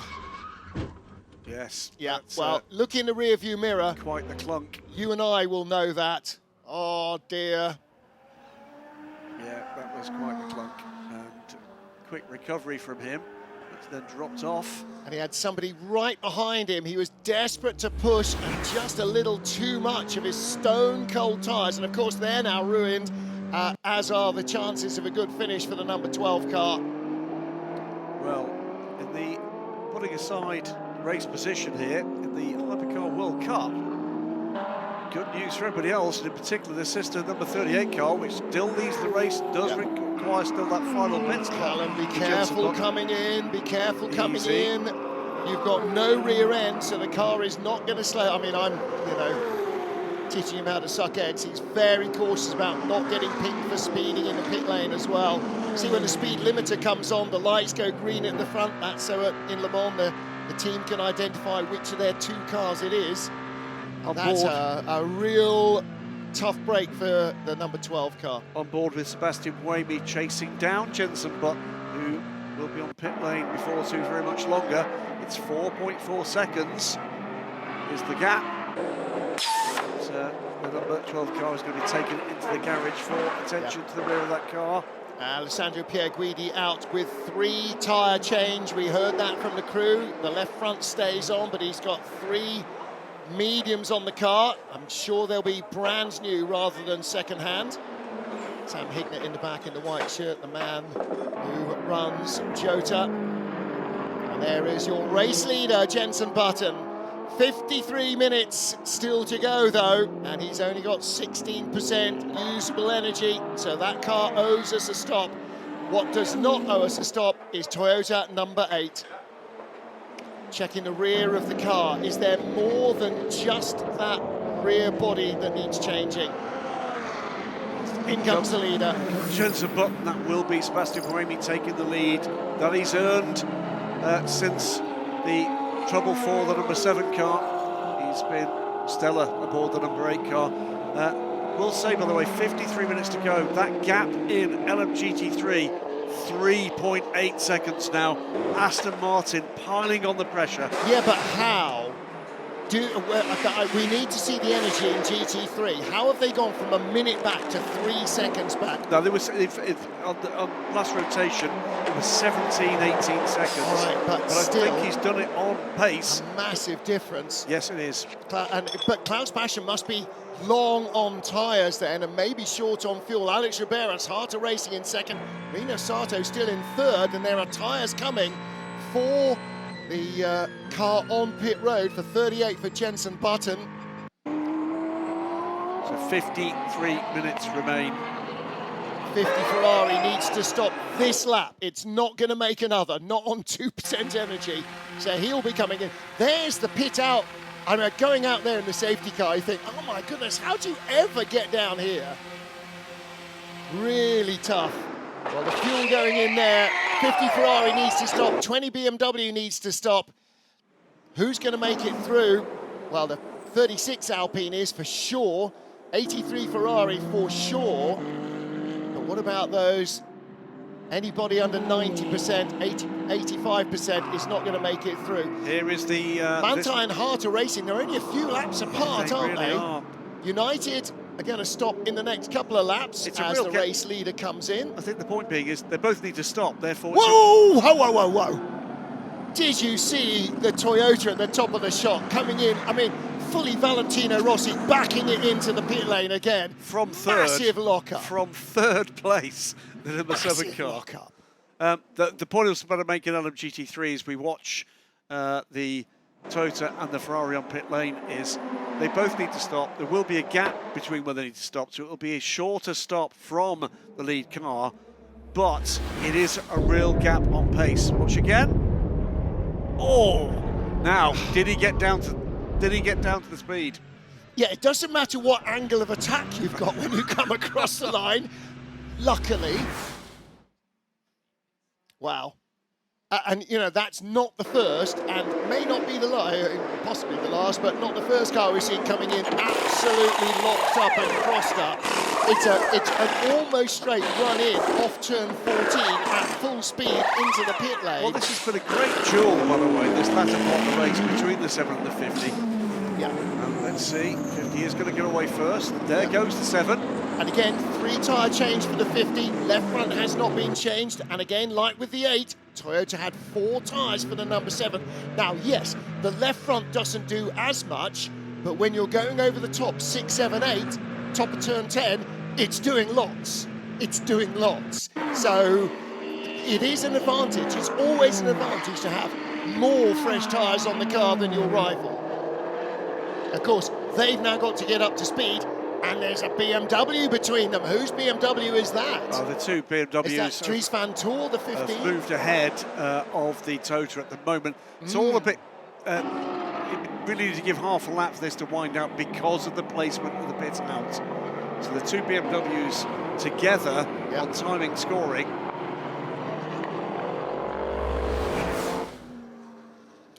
Off goes the 50 Ferrari, cold tyres. Off even further goes the number 7 Toyota. Almost collects the wing from Callum Islet's Team Joda car in doing so. So they both almost made the same error that Islet did. Yes, very nearly. And by the way, the 2 BMWs that do need to pit are currently running 7th and 8th. Yep. And look at Paul-Luc Chatin behind the number 7 car. That Alpine, that's got hot tyres. The Toyota has not. That's why Mike Conway's got slightly twitchy leg syndrome, because he doesn't need his teammate being passed by this Alpine when the Toyota is trying to make up ground on the car in front, not defend from the car behind. So Kamui Kobayashi in the points just. There are cars ahead of them that need to stop. And after that problem with their fuel pressure monitoring system that required a 3-minute stop in the pits, number 7 has been on the back foot ever since. Paul-Luc Chatin, he went off on lap 2. Will be very keen not to do that again as he chases the Toyota for a top 10 finish. Yeah, Paul-Luc Chatin will need to pit shortly. It's 51.6 seconds between Semperemi and, pauses for effect, the 93 Peugeot of Jean-Éric Verne. But the 93 Peugeot will need to pit.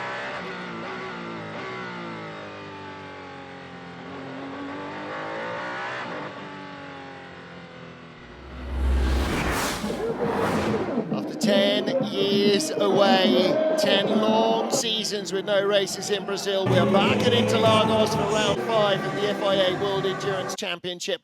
For many of our teams, for many of our crew, for many of our drivers, it is a first time in South America, and that is going to have a significant effect on the way that the race plays out. Long on enthusiasm, short on knowledge of the track, perhaps. Well, after lots of excitement pre-race, Toyota leading away from a front row lockout. Brendan Hartley outbraking himself down into turn 1 as Mike Conway held on to the lead. Hartley rejoining without losing any ground, came back on in 2nd place, only just ahead of the better of the 2 Porsche Penske Motorsport 963s. Contact in the GT3 field in the early going, turning around the 54 Ferrari of Thomas Floor, and that brings out full course yellow. Back to green flag racing. Contact into the centre S's as the 51 Ferrari tried to make its way up the order for 5th place, and then heavy contact. Yasser Shaheen unsighted and running into the back of the Ferrari of Thomas Floor. He got a penalty for that. There was a penalty for the number 12 Hertz Team Jota car as well for contact that caused a puncture on the number 6 Penske Motorsport Porsche. Peugeot having a really solid race here with both the 93 and the 94 car. 93 moving ahead of the 99 Proton competition car after a long battle that went through 2 or 3 stints and several driver changes. And in the mid-part of the race, the 51 Ferrari and the number 5 Porsche acting out a familiar battle. At the front of LMGT3, the pole sitters, Iron Dames, have been in front for nearly 2 full stints and 2 full hours. And then Manthey Pure Racing getting their noses in front. Change at the front of the field, but it was Toyota who still led 1-2 until the number 8 car was passed. Julian Andlau turning around Robert Kubica in the 83 Ferrari, costing Kubica time and giving Andlau a penalty. And the 83 car also then turning one of the BMWs around in the centre S's. The race leader, long-term car in front, the number 7 Toyota, lost 3 minutes in the pits with a fuel issue. And then the number 8 car working its way back up the order with Alpine looking very strong. The end of the road though for the Iron Dames, a water leak put them out of contention and out of the race. Damage on the back of the Penske Porsche was quickly repaired. And racing continuing into the final hour for position. No quarter given, none asked. Hot stuff from the BMWs.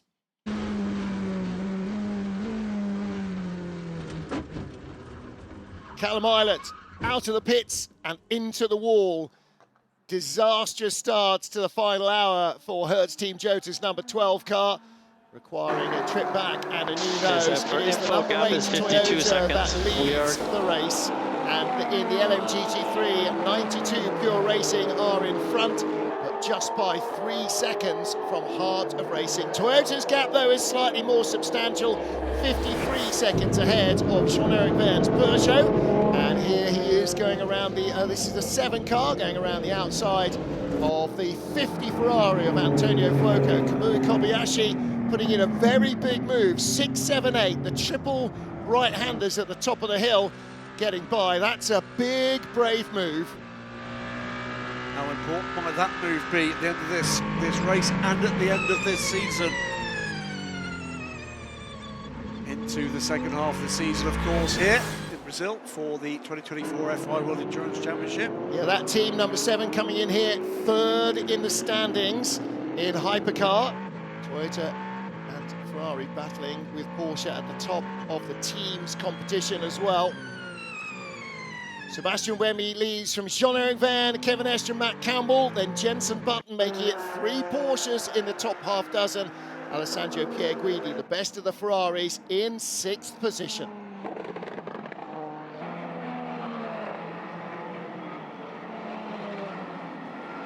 Here's our lead battle in LMGT3, and actually the Ferrari behind the blue Aston Martin is not part of that. 3rd place in LMGT3 is Nico Costa in the number 59 McLaren, the black and orange car, some way back. Close to contact there with the 963 passing, and it was actually the actions of the, was that trouble there for the... No, I'm just going to point out that in the front of the shot, look to the left, as we Porsche. ride on board with Alex Riberas, you could see the white Porsche that leads the class. There is Nico Costa, and he is not far behind, actually.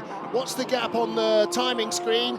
Well, it says a lap, but it definitely is not. There's Nico Costa being mullered by the battle between BMW and Alpine. This isn't going to help, because there is the 4th place car of Valentino Rossi, who's been catching that McLaren this latter part of this stint. And he's got the race leader behind him. Through goes Sebastian Buemi.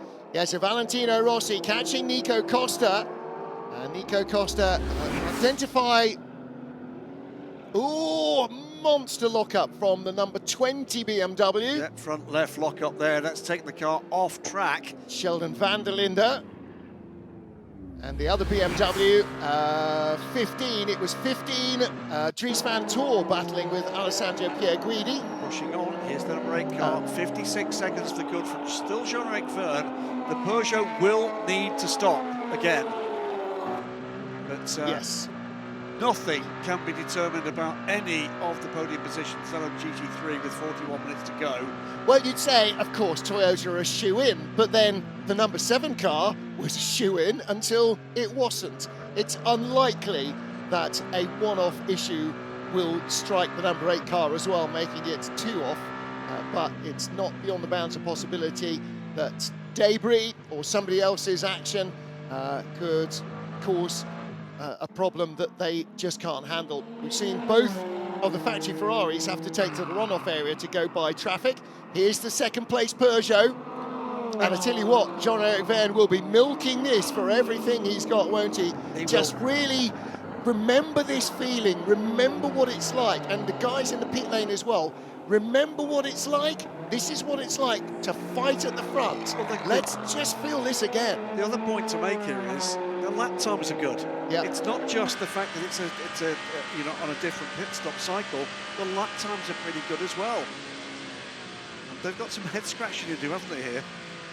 Well, they're making their last stop 10 minutes, 20 minutes after some of their rivals, and they've only made 4 stops up to now. This is just to get them to the same number of stops as the leader.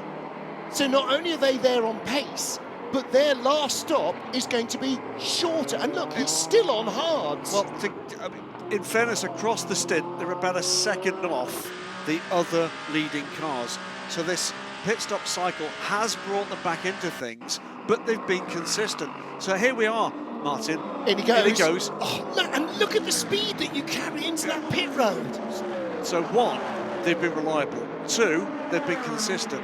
And they're beginning to find the pace.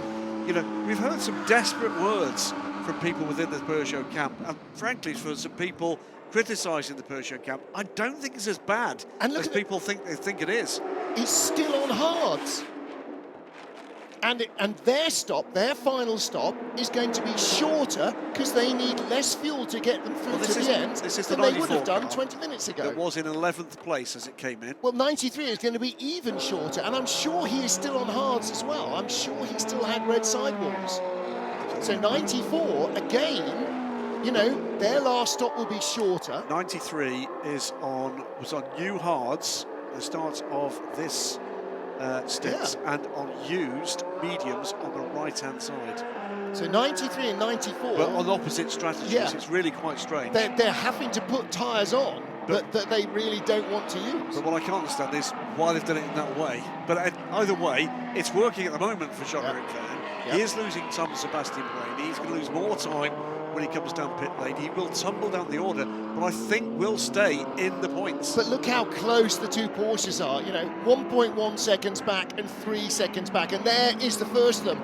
The white car with the green highlights, that's Jean-Eric Vergne's Peugeot. The red and white car, that is the number 6 Porsche of Kevin Estre, and the next car in shot there with the red rear end, that's the number 5 Porsche of Matt Campbell. Jenson Button is now 8 seconds behind them.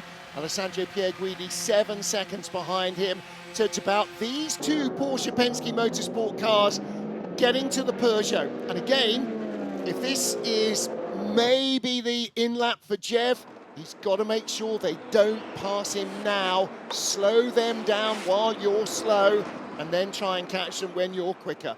Final stop for the Caddy. Yeah, Caddy stopping from 12th place. It's not been the best day for them. Braking problems, we think, at some point earlier in the race.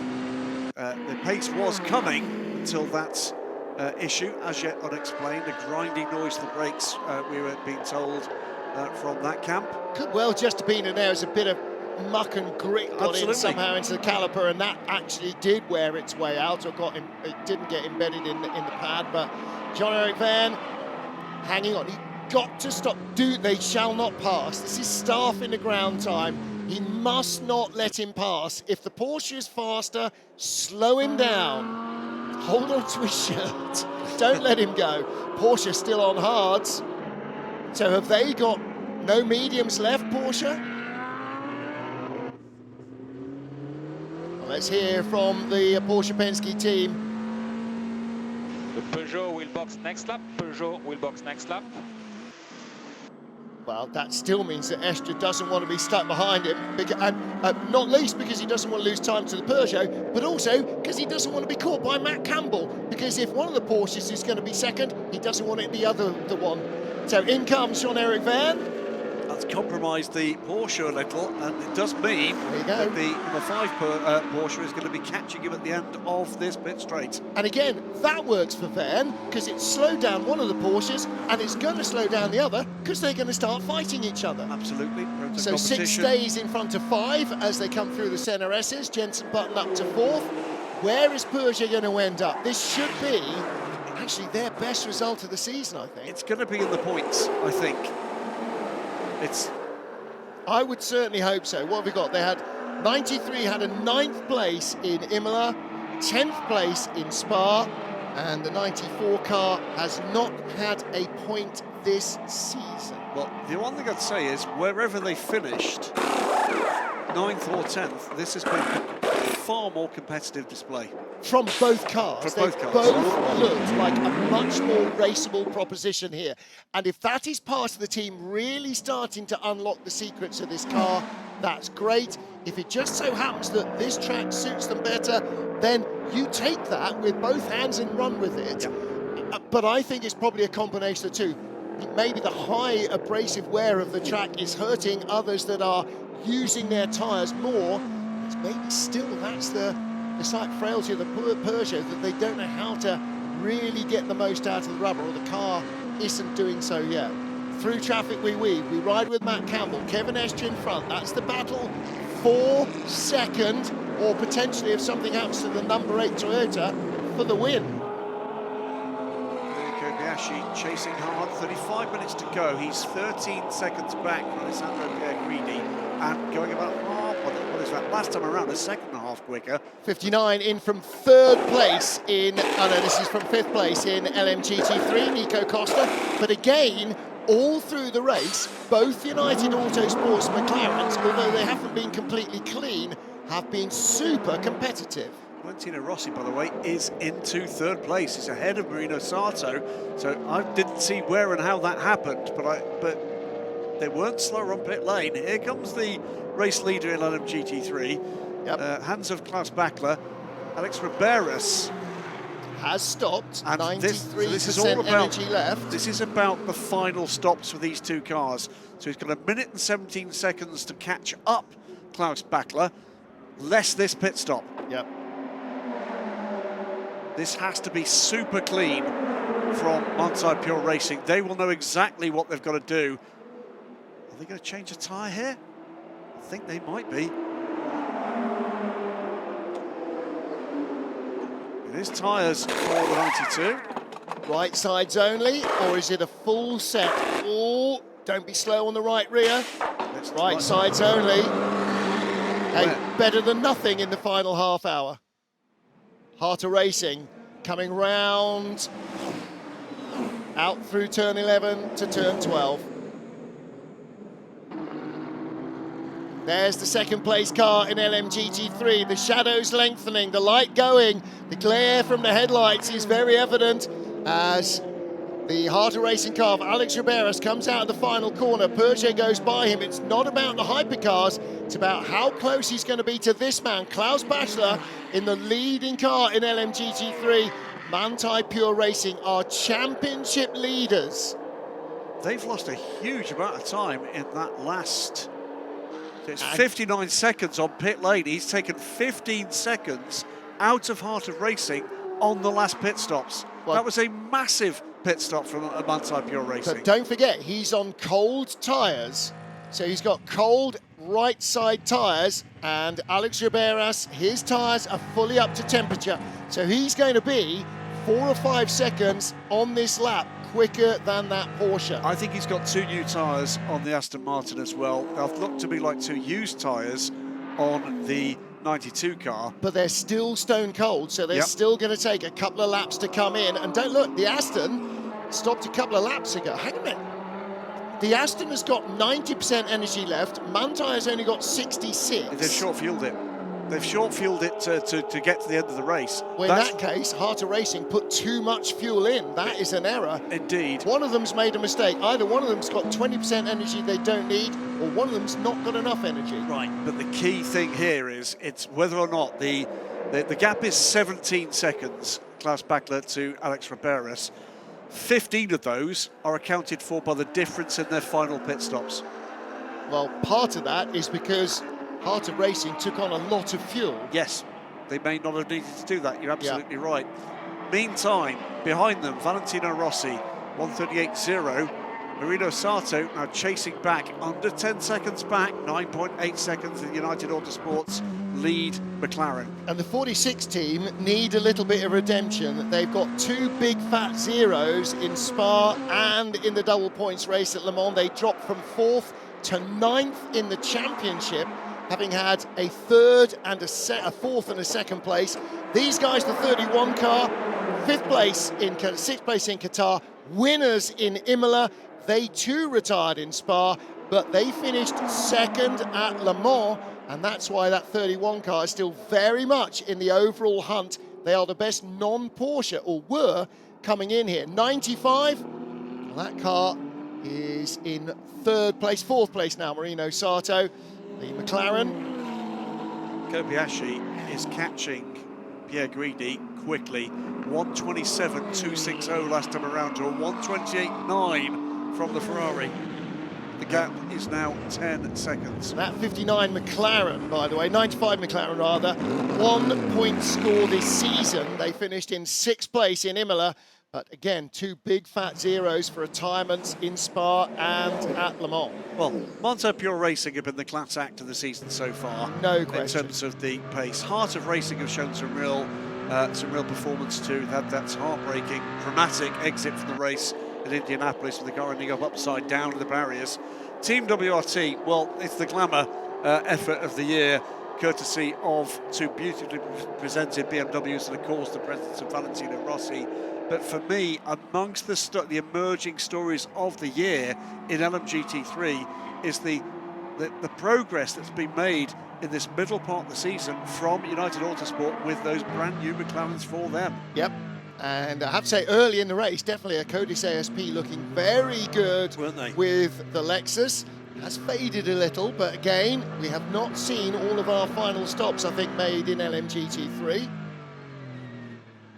Well, we saw Andrea Lotter talking with us at the pit counter at the Porsche team. Now he's going to be talking to Bruce Schwann. Andre, I spoke to Kevin Estre a little bit earlier and he seemed down. He said, yeah, it's not going to be a great result for us this weekend, but you've made it back. You're running second, strong enough fuel to go to the end of the race. It's amazing. Yeah, it didn't start well, obviously, with the collision. I mean, can happen. And then, of course, we were a bit disappointed, but you know, you never give up. And Lawrence fought back very well. And at the same time, we were on the right tires, so the car was quick. And then I got in the car, things went well, and then there was this full course yellow that actually kind of put things back in order because we were offset, and so the timing was kind of perfect to pit in, and then it put us in a sequence where we just had to pit at the right moment. And yeah, and then with a quick car, we came here. We were not so happy with the balance or with the car behavior, but we improved it, and I think it paid off in the race, and we make the tires work well. So we're at P2 now, so hopefully it stays like that, because then it's a good operation for the championship. Thank you, and good luck. Thank you. These guys have been such a strong unit all season long. Number 6 Porsche, Kevin Estre, Andre Loggia, Lawrence Vantor, winners in Qatar. They took the championship lead there. They held it with 2nd place in Imola. 7th place they were in Spa. They dropped to 3rd behind the sister, I beg your pardon, they finished in 2nd in Spa as well. Held on to the lead, and then a 4th place finish at Le Mans. So they remain the championship leaders, and they're looking for another podium here. So they've had 1st, 2nd, 2nd and 4th, and that's the kind of relentless consistency that builds championships. And it's the experience in the crew, it's the experience in the drivers, and it's the work they put in over the winter that brought that performance to Porsche Penske that just was not there last year. Back to Stoffel van Dorn for Peugeot versus Sheldon van der Linde in the number 50 and number 20 BMW. Van Dorn in 13th place, the better of the 2 Peugeots is in 9th place. Jean-Eric Verne still at the wheel, and a wicked squirm from the front of Sheldon van der Linde's BMW. Little wake-up call there. Just ahead of them, you can see on the road is the number 50 BMW. Alessandro Pierguidi, 50 BMW, 50 Ferrari. Alessandro Pierguidi is currently in 5th place in the 51. 50 car, the Le Mans winners in 7th, but wow, van der Linde just carrying more speed than the rears could handle down through the CNRS's, a long sliding tail 3. This is out of corner 8, dropping down into 9. A short, sharp, little twisty section. Sector 2 here, very hard work indeed. Looking to go around the outside, van der Linde. Couldn't get through, looking to go underneath, down into turn 11. He's still there, down low, down low, down low, still there, still there. This is really where you need a spotter as the driver, because he's in a blind spot with the hands device, with the helmet on, with the tiny side windows in the cockpit. You can't see where he is. Sheldon van der Linde was right there. Stoffel van Dorn did a really solid job of holding him off, just placing the car right, not taking every inch of the road and asking too much of his tyres, trying to make sure there wasn't a BMW-sized hole on the inside. BMW is still right there though. Closing in behind them is the number 2 Cadillac. Now the Caddy is he is in this battle, so this is all for position.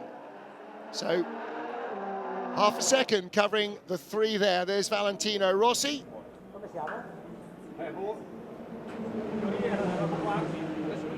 So Maxime Martin is in the 46 machine for the end of the race. Valle has done his double.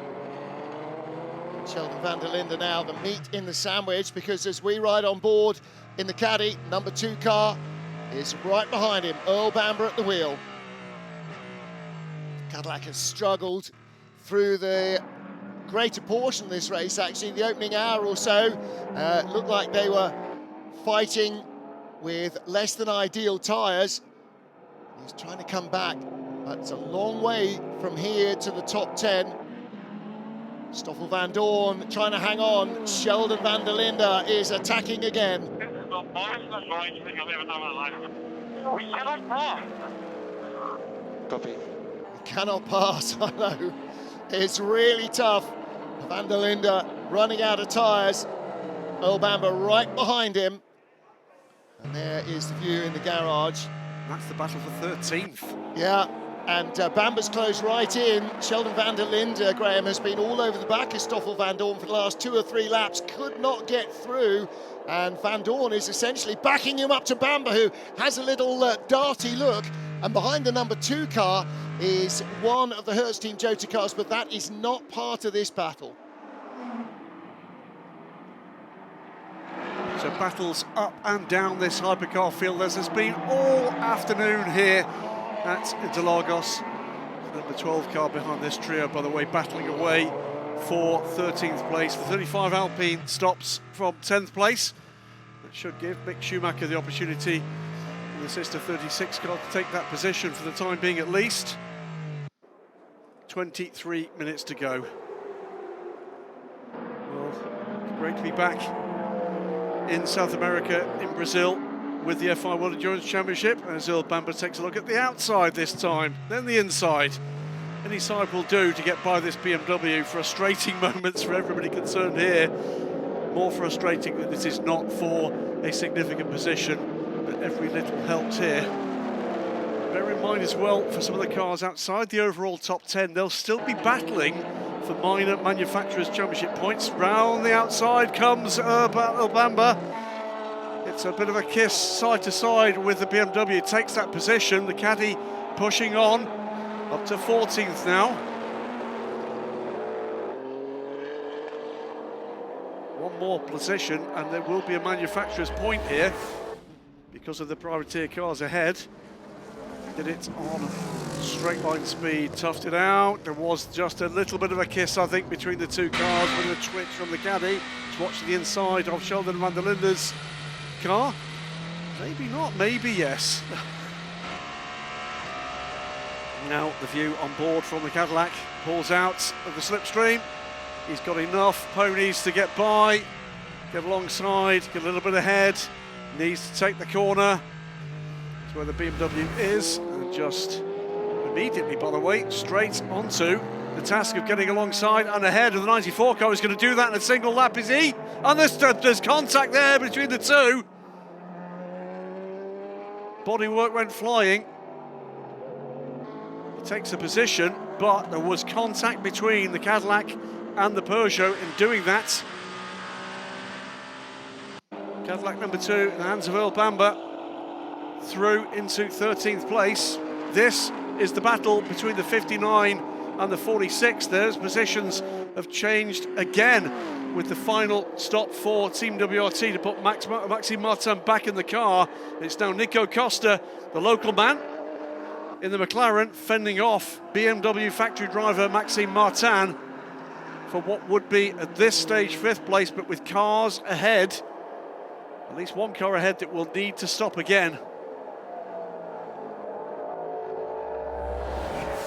Which again, this clash between the 2. What went flying here? It was front bodywork against rear bodywork. It's the rear left corner of the Peugeot that's taken the damage here.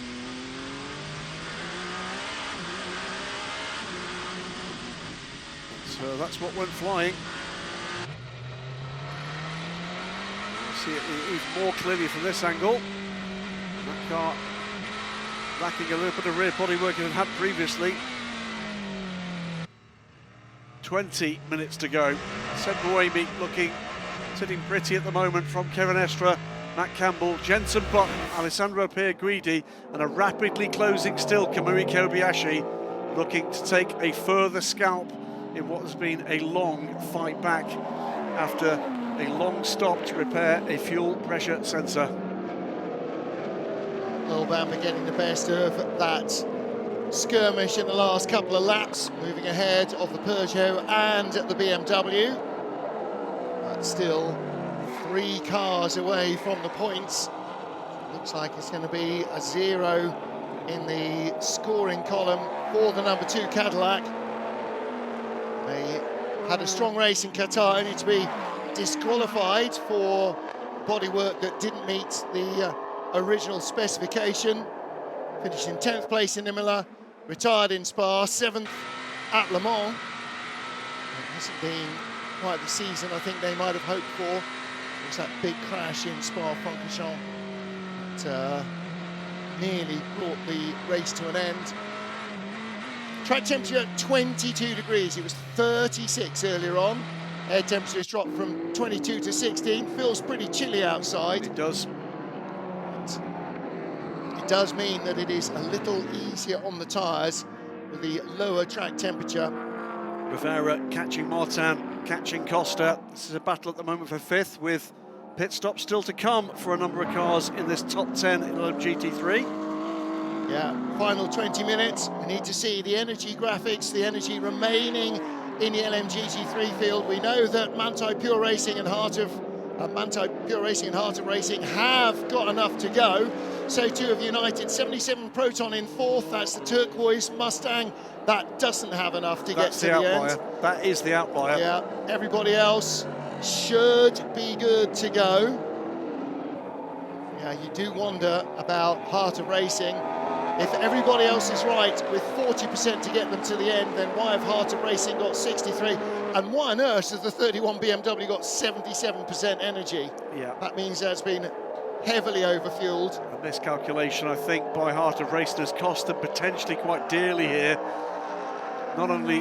Were they close enough to really get on terms with Manthey Pure Racing? Well, they were. They were before the last round of stops. They're only about half a dozen seconds away. And I think the problem is, not only have they got too much fuel, that means they're carrying too much weight. Exactly so. Exactly so. They are in 2nd place though. United's 95 in 3rd position. And in terms of time, the gap back to Ben Barker from Marino Sato is 17 seconds, plus another 39 seconds back to Nico Costa in the 5th place United Autosports McLaren. So that means that Marino Sato in 3rd is about a minute and a quarter ahead of his teammate Nico Costa in 4th place, effectively, with Ben Barker soon to disappear from between them. So for McLaren, 1 car on the podium is a likely outcome, at least from that, with the other one in 4th. And then here's the battle for 4th place. Jenson Button ahead of Alessandro Pierguidi. Kobayashi still closing on this pair at a rate of a second a lap. And the gap now under 6 seconds. He's going to be with this pair. So at this stage, Pierguidi has got to pass Jenson Button. Where are we in terms of the energy for the hypercar class? Because that's going to be the critical point right now. Has anybody got this wrong? Does anybody need a splash? We thought if they all stopped within the final hour, they should be good.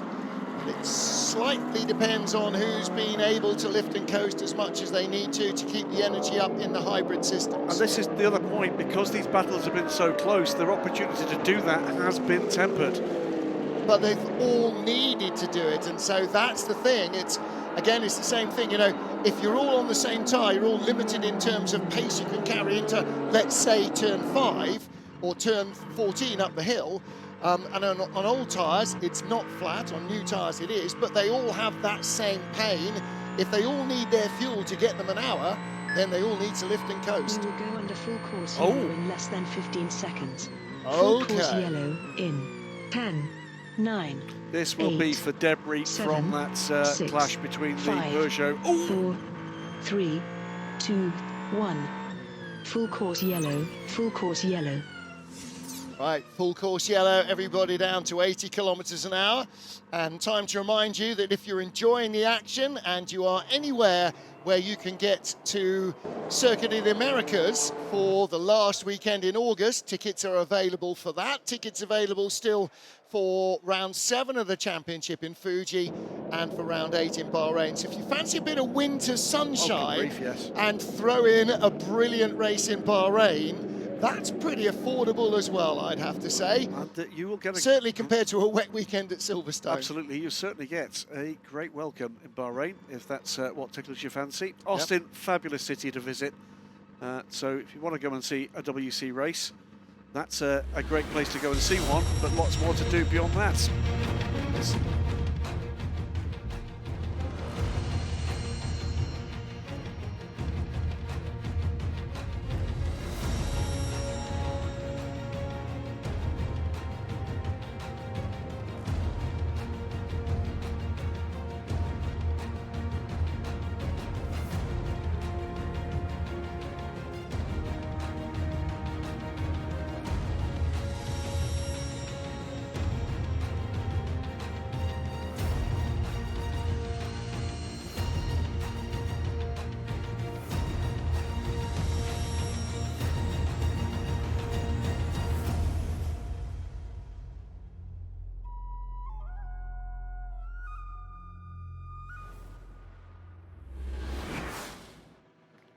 Inside the final 15 minutes, the Rolex 6 Hours of São Paulo, round 5 of the FIA World Endurance Championship. We ride with our race leader under full course yellow. You can see the driver's safety screen there at the top.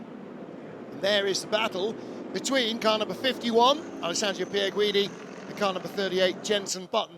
And Pierguidi closed right up as we went to full course yellow. He did that courtesy of the number 60 Lamborghini lifting, I think, a little early, and he dove up the inside there and was hard on the anchors, almost taking the rear end of the Hertz Team Jota car, but did pick up a huge amount, but I think he got it right. In this shot, second, third, and the battle for fourth. So that's second and third, the two Porsches, fourth and fifth, another Porsche and the Ferrari, and in the background is the sixth place car of Kamui Kobayashi. And it may well be that move by Alessandro Pierguidi, if that proves to be legal, and I think it was, might just have saved him from having to battle Kobayashi for fifth place at the end of this race. He might well now make fourth. What were bright blue skies 6 hours ago. Watch it again. Well, Jenson up. Okay.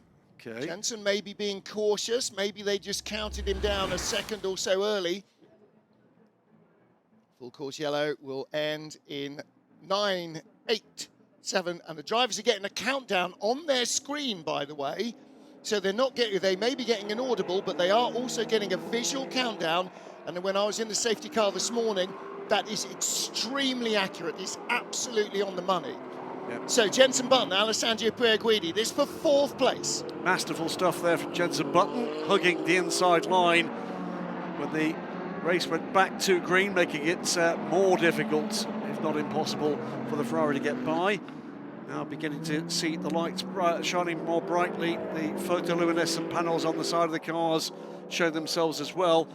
Car 27 under investigation for a full course yellow infringement. The second place car in LMGT3. Well, that might be an ill wind that blows no bad for McLaren, because they're currently third and fourth. They might end up second and third. Well, Jenson Button made the best of that. This car, number 38, Jota, has only had 1 point finish, and that was at Le Mans. They finished in 9th place, so they are looking for a decent result here. I beg your pardon, in 4th place. That is the battle between the 59 United Autosports, Nico Costa, McLaren, the AF Corsa, the AF Corsa Ferrari, and the Team WRT BMW. Car 38 is going to get a 5-second stop-and-go penalty. It is all over. So, yeah, they had 8th place in Le Mans. Their only points finished so far. 38 will have a stop-and-go penalty for a technical infringement. So, that's a really tough break for the 38 crew. Battle for 5th place. This could be the battle for 3rd, yep, Martin. It could well be. We've not yet seen what the outcome is going to be for an investigation for the 27. Right. And also the car in front of them, 77 Proton P, it's on the pit lane, so it's now out of that. So that is the battle for 4th at the very least. Correct. And as we see, number 27, the second place car of Alex Riberas, the Aston Martin, with that penalty coming their way as well. So that could play very well for the United Autosport McLaren team. Well, glum faces in the Hertz team, Joe Garage, the 38 drivers, Oliver Rasmussen closest to us, Phil Hansen on the far side. They can't believe it. They must have guessed that something was coming their way. It's not 5 seconds, is it? It's about a minute, because they've got to come down pit lane, and it's a long pit lane here. And it's a long pit out as well. And the gaps are so close, apart from in front. Sebastian Bremy a minute in front. This is the 99 Proton Porsche and the 94 Peugeot. Was that for position? Yes, it was. That was for 15th place, Julian Andlauer and Stoffel van Dorn. That will not be allowed to stand, I don't think. Whoa, BMW going the long way around the outside. Number 15 car could not get by the United Autosports car. Nico Costa with Maxime Martin. So the black and orange McLaren, 4th place, potentially 3rd, but closing on him, the black BMW, that is Maxime Martin, and closing on him from behind is the 54-55 Ferrari of Alessio Rivera. And closing on all of them, Ben Barker, having come out from the pits, he's closing back on this lot as well. This is going to be for 4th place at worst for this group, and we're yet to see what the outcome is going to be. Sun begins to set here. It's Interlagos. What a fantastic view that is. It is. 2nd and 3rd place Porsches working their way through this group of cars as well, and that affects the balance of power between the trio. Nico Costa has been passed by the number 6 Porsche. Maxime Martin is closer, and Alessio Rivera closer still. They're watching both battles in BMW and in Porsche. Of course, McLaren don't yet have a hypercar. Kobayashi closing on Pierre Guidi again here. Was just over a second, 1.2 seconds to the next timing beam. And Robert Schwartzman behind Paul-Luc Chatin. This is for position as well, and this is for 11th place. Schwartzman in the yellow Ferrari down the inside of the Alpine and goes through. An Alpine star that was looking so strong midway through the race is sort of fading to the tail of the top 10. It has been a good showing from both French cars. Well, an Alpine in the top 10, a Peugeot in the top 10, a BMW in the top 10. They'll all be, I think, pretty pleased with that at this stage of the season. Especially, you know, Alpine, brand new car. BMW brand new to the championship, although it raced in the US last year. There's not a lot of crossover between Spa-Francorchamps and Interlagos and, say, Road America. So it's all about different teams, different tyres. Of course, the Peugeot has been fully revised this year. It bears the same name, but according to the number of part changes, it probably shouldn't. Yeah, so that was after Qatar, final hurrah for the tailless Wonder. Which nearly ended up in 2nd place. 2 laps from the end, the car ground to a halt. It's a drive-through penalty for the 2nd placed Aston Martin. Full course yellow infringement for Alex Riberas. So that will drop them out of 2nd place with 6 minutes to go. Now that is going to be a very tough one to take. They finished 2nd in Qatar, Heart of Racing. A really good start to the season for the crew. I say it's going to drop them out of 2nd place. They've got a big gap. It's 1 minute and 12 seconds. They might get away with it. It's going to be very, very close. It might be at the queue, at the head of the queue with Marino Sato. It certainly should drop them no further than 3rd. So this is going to be very tight. They're going to take it straight away. They are. Well, now Marino Sato is a minute ahead of this battle, so Alex Riberas in the 27 car is basically nearly 2 minutes ahead of this battle. He's gone into the pit lane. They're at turn 10. Turn 12 now for the number 59 car. Oh, and again, look at this. This is on board with the number 7 Toyota Kazuya Kobayashi, Alessandro Pierguidi and Jenson Button, both in his windscreen. button goes underneath the McLaren into the pit lane. This is the penalty. For their penalty. So this is now 51 versus 7 for 4th. On the inside! Whoa! That is proper late send. Absolutely amazing. More investigations coming in. Number 12 Hertz Team Jota being the investigator for a technical infringement, and 777 being given a final public warning. Don't think there was any contact there. It no. was super tight though. What do they say? Put a stamp on and send it. I'm pretty convinced. Now, where are we? The 95 car of... I'm saying there was no lift and coast from the number 7. And that's the difference. That is the difference between having to lift and coast and not having to lift and coast. That was a full send from the number 7 Toyota. It's now in 4th. Can they grab a podium out of this? Well, Kamui Kobayashi is 15 seconds behind Matt Campbell in 3rd, and there's 3 minutes to go. Answer is probably not. Art of Racing retain 2nd place. Reprimand for the number 12 Hertz Team Jota car, so that's not their problem, but they are last in Hypercar. So number 8 Toyota, 3.5 minutes remaining, still leading by a minute. And as you say, Heart of Racing coming back out. Comfortably ahead. Yep. Hadn't taken into account, by the way, in that assessment that there had been that pit stop from the 95 car. So it's going to be, look at the moment, 3rd place for the 95, 3 minutes to go, 59 still fending off. Great stuff here from Nico Costa. Yeah, we're not seeing it because we're watching the battle that is now over between the number 7 Toyota and the 51 Ferrari. So let's get back to the battle in LMGT3. Manthey Pure Racing leading from Heart of Racing by now 35 seconds. And Marino Sato in 3rd, but Nico Costa, Maxime Martin, Alessio Rivera and Ben Barker is about 4 seconds behind them. Before we get into these, what a magnificent return to this circuit it's been for the FIA World Endurance Championship in this new era. Deep competition in both the classes of 2024, and just about every single manufacturer in Hypercar has had a moment in the sun at some point, dominated by Toyota. It would have been, frankly, a 1-2 had it not been for the fuel pressure sensor.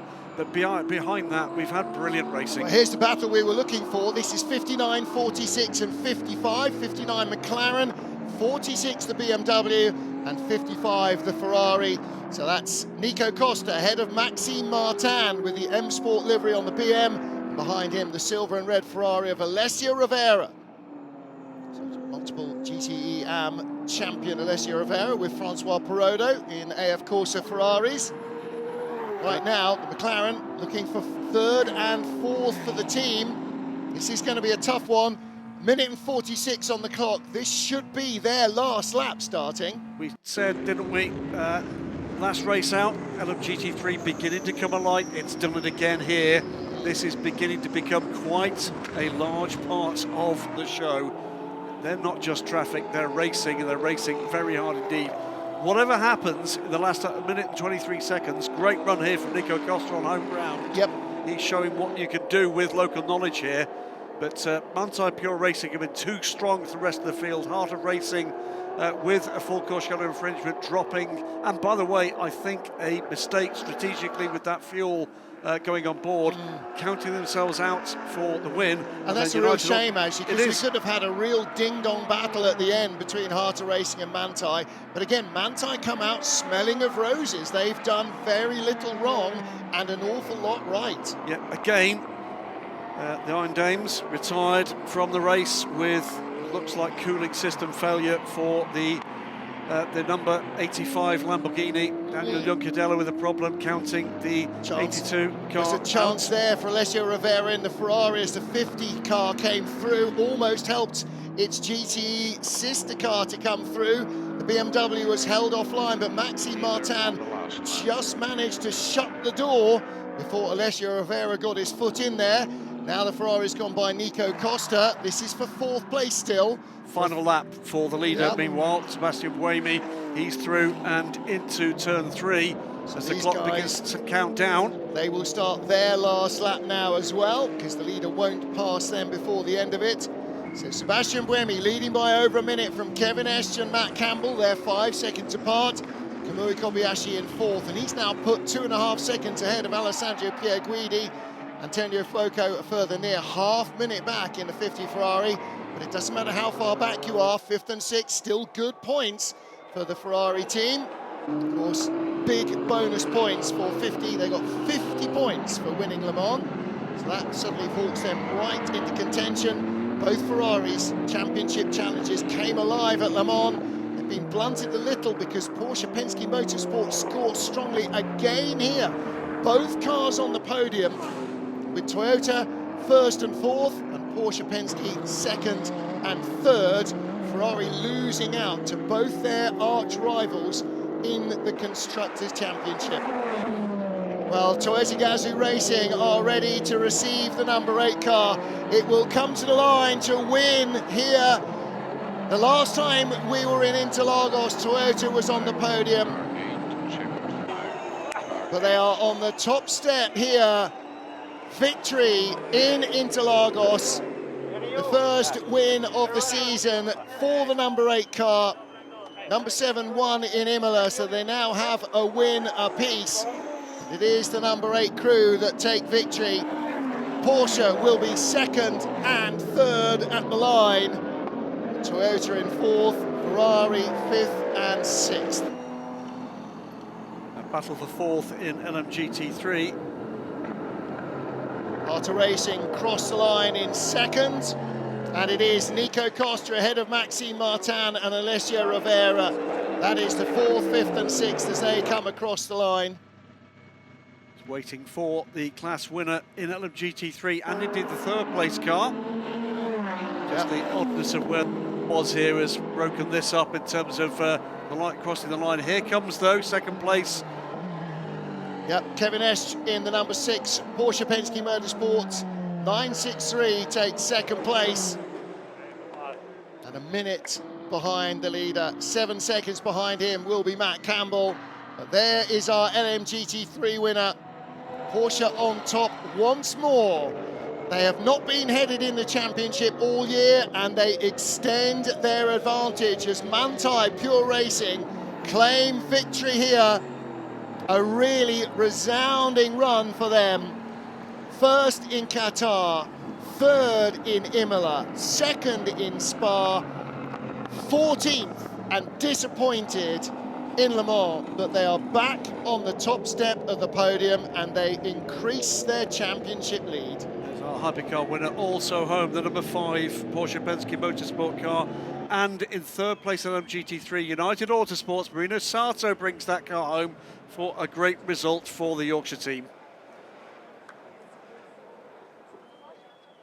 Sublime, Seb, sublime. Great job, mate. Back where we want to be. Perfect. Good job, guys. And you? It's finished, huh? You confirm? Yeah, I confirm, mate. We win. Great job. Is it finished now? You confirm. just to make sure I don't have to keep going. It is done. We win. Congratulations to the team of the number 8 car. Congratulations to Toyota Gazoo Racing. Sebastian Buemi knocking it into neutral before he shuts it down with that one red light on the side. Our Hypercar leader, our Hypercar winner. Well, apart from in the pit stops, only 2 cars really led this race. Toyota number 7 and Toyota number 8. And when the number 7 car was stopped for the better part of a lap and a half with that fuel issue, it was handed to number 8 to carry the baton. Number 7, a great recovery to finish in 4th place, mere hours after I said they wouldn't get a point in the day. You know what? I think without the battle for that 4th, 5th place, they could easily be on the podium here. Yep. But then, without that fuel issue, they would have won it by a country mile. So, Sebastian Buemi has the honour of bringing the car into Parc Fermé, into the winner's circle, and he will be joined in a few moments by Klaus Paschler with the 92 Porsche Manthey Pure Racing. Again, apart from Le Mans, they have been on the podium every time out with that car, and that's a remarkable achievement when you look at how tough the LMGT3 field is. There you go, Mark Fome at pit-in. That's quite the sight in front of those packed grandstands. And great to hear the response we're getting from the crowd here to the end of this race. They've been royally entertained. The nature of this circuit, it's just all action. I tell you what, I hope the track announcer has been able to keep up with it, because there's two of us looking at this, and this is hard work to stay with. It never settles down. Neither class is ever a procession.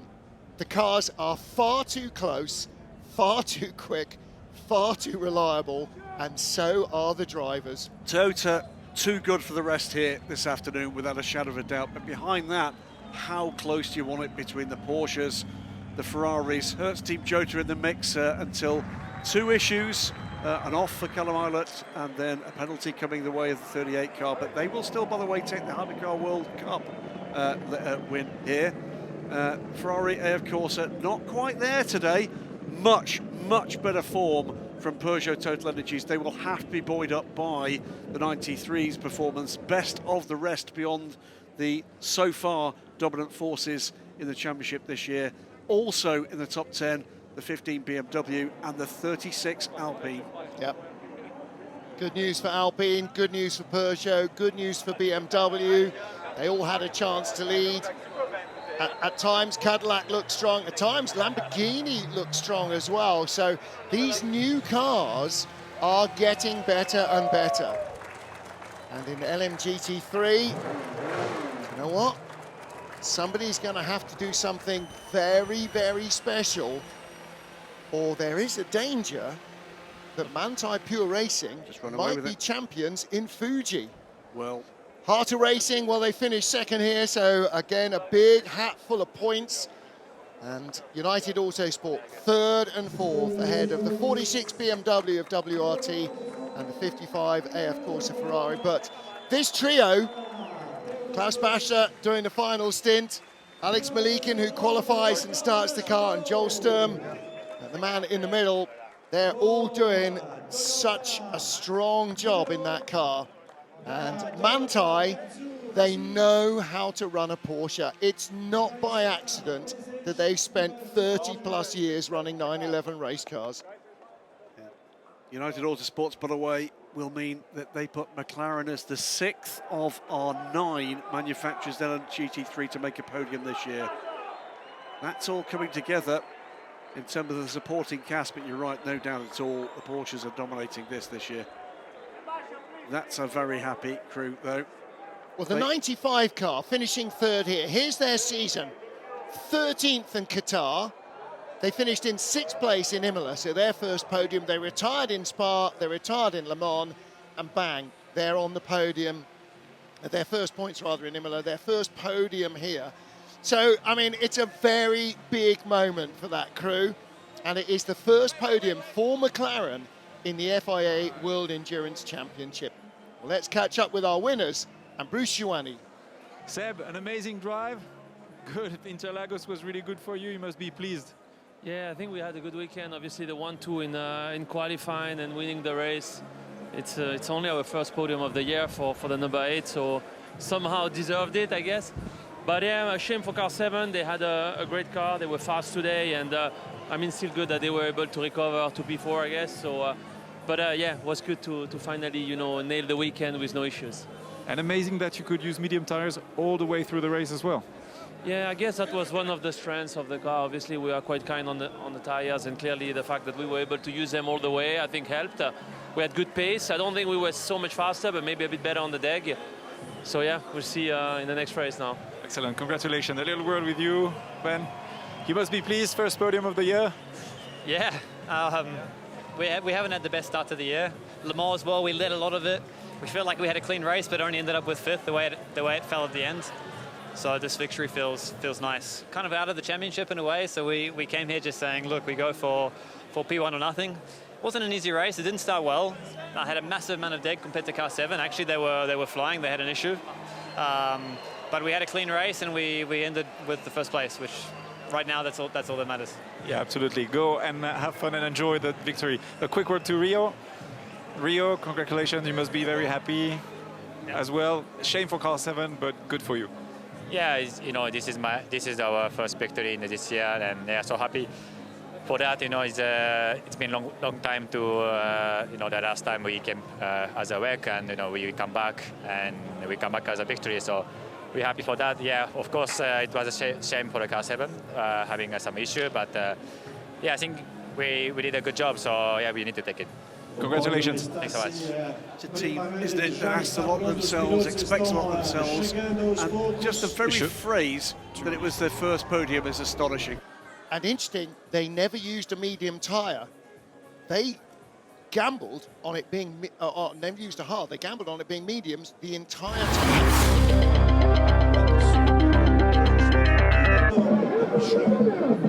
The drivers got a chance to see the fans and vice versa before the start of the 6 hours of São Paulo, round 5 of the FIA World Endurance Championship. Colour, as we expect, for Brazil before the start of the race, and a huge, knowledgeable and enthusiastic crowd ready to see things getting underway. After the ceremonies were completed, Toyota dominated in qualifying, looking out the front row. Mike Conway heading into turn 1. Brendan Hartley with a monster lockup right from the very first moment. Sebastian Buemi thought they were in trouble. Brendan somehow managed to rejoin cleanly and in second place ahead of their rivals Porsche, Cadillac and Ferrari. Well, thereafter, the number 7 car ran away with it. There was contact early on for Thomas Floor, bringing out the first full course yellow of what was a remarkably hazard-free race. Part of that is the ability to pass and overtake into the centre S's. Everybody knew that was a great place to do it, and lots of people tried and succeeded. Penalty, though, for the number 12 Hertz Team Jota car for contact with the number 6 Porsche in the first hour that caused a puncture. There was plenty of racing action. Peugeot having a strong day here, and so too did the new cars from Alpine and BMW. Porsche, though, regularly front runners, number 6 and number 5 cars, both very strong for Penske. And Porsche also taking the lead midway through the race in LMGT3 from the Iron Dames. One Porsche that didn't have the pace was the 99 car, frustration, Julian Adlauer tagging the 83 Ferrari into a spin. The penalty. Ferrari also picking up a penalty or clattering into one of the BMWs. Long-time race leader, number 7 Toyota, having to stop for a couple of minutes to fix a fuel flow issue, putting the sister car into the lead, a lead it would never surrender. But it had to battle with a strong challenge from Alpine.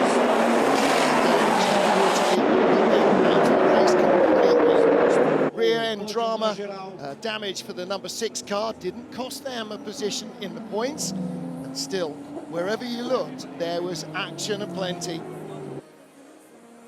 Hot stuff as the BMW got past the Ferrari. Callum Eilert crashed the number 12 Hertz Team Jota car on cold tyres on his outlap, costing them a chance to run in the top half dozen. Andre Lotterer back to his old best in the Porsche. Top 3. The number 7 car, Kabuya Kobayashi, fought his way back up. At the line, it was Anti-Pure Racing winning in LMGT3.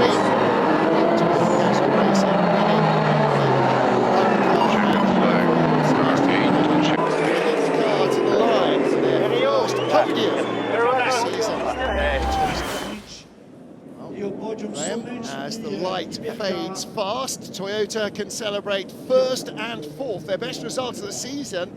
But again, Porsche Penske Motorsport, an utterly transformed operation compared to last year.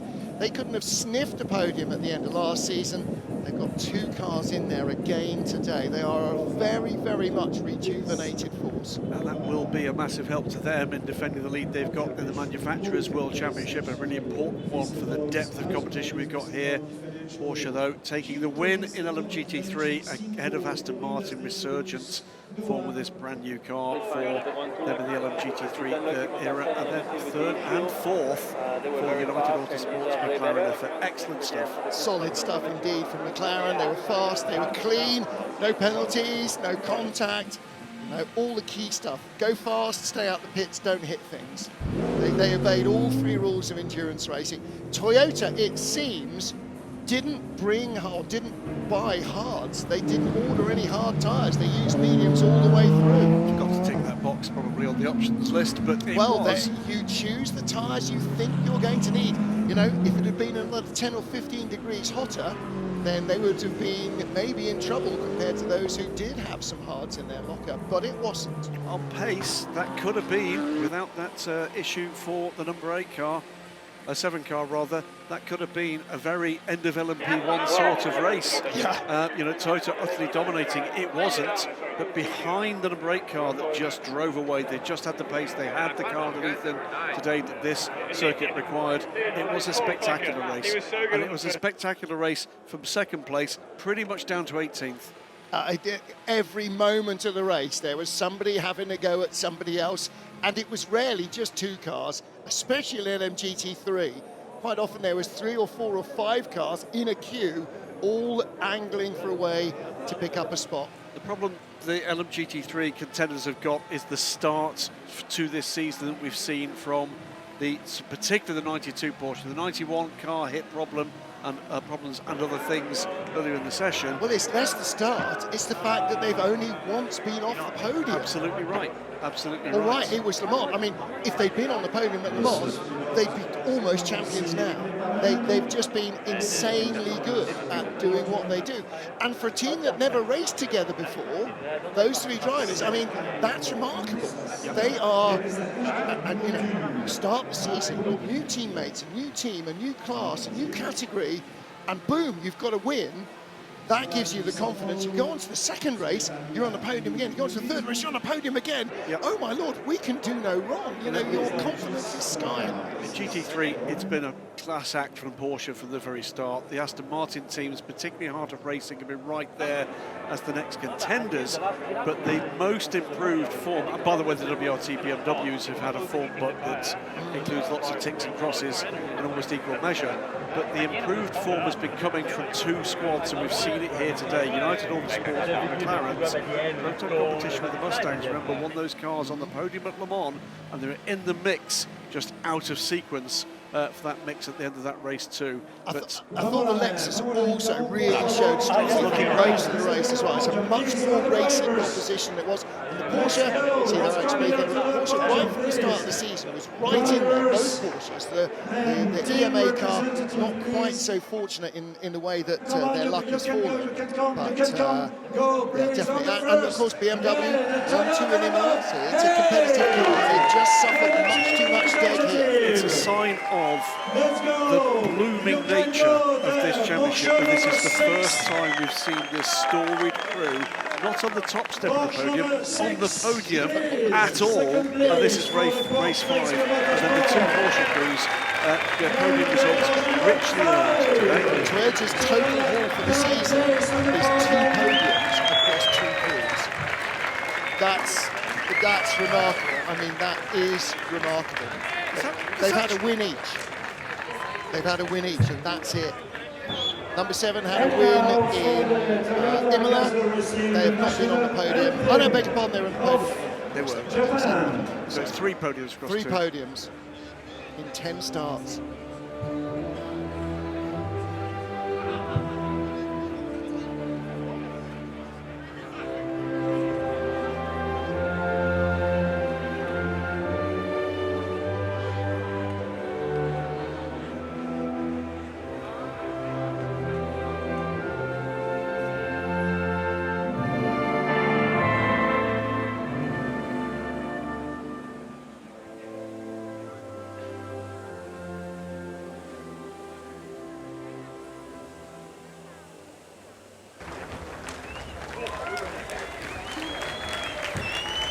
And now for the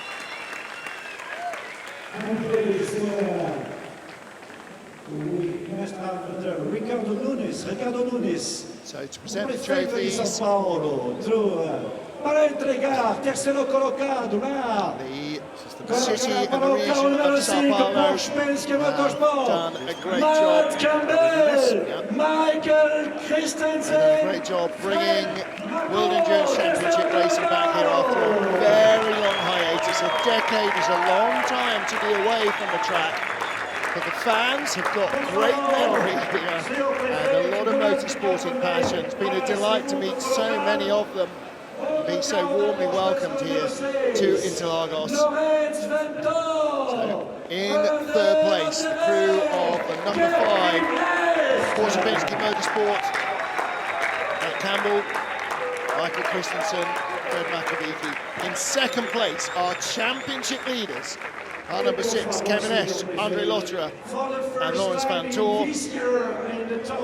And the winners from the number 8 Toyota Gazoo Racing crew, Sebastian Bramy, Brendan Hartley, Leo.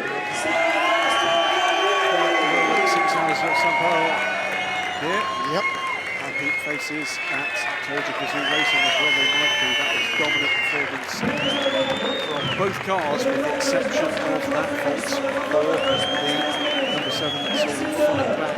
But it's great to see those big smiles on the Toyota faces, because now winning is not something that they do every time they win. Now winning is something that is damn hard work and really all the sweeter, I think, even more hard earned, makes these victories really count. They know every time they come to a racetrack, they've got a massive fight on their hands. There's the points. Number 6, still with a very handsome lead. Look at that, nearly 20 points ahead of our Le Mans winners, Antonio Fuoco, Miguel Molina and Nick Nielsen. They're in second, but the number 8 crew bounce up to third place. At least part of them do. 7 crew. 7 crew rather, they stay in third place. Number 8 crew up to 5th position, behind the number 5 Porsche crew. So, yeah, it's very interesting. 1 Ferrari crew in the top 5. Will Stevens still in 6th position. And in terms of the manufacturer standings, 4 points for Porsche ahead of Toyota, and Ferrari still could easily be champions. BMW and Alpine tied there behind the top 3. The key change there was Toyota moving above Ferrari in the points to second place. Yeah, Ferrari finishing here in 5th and 6th, but behind both Porsches and both Toyotas. Amazing race. We saw you a couple of times during the race. Super strong again, a new circuit. First time for you here. Yet another victory for Porsche Montagne yourself, guys. Yeah, I think we're pretty happy with it. The whole team did an amazing job, the strategy, and also my colleagues. So pretty happy for them, and also for me, of course. It's exactly what we needed after Le Mans. So yeah, pretty happy. Congratulations. And a word with you, Klaus. Must be happy. Everything went perfect. Yeah, I'm really, really happy. I mean, it was not easy. It was really the hardest race of the season so far. After Le Mans, I'm so happy for everybody in the team. I really love these guys. We did such a good preparation for Le Mans. We were so strong there. And then we had bad luck with the shifting.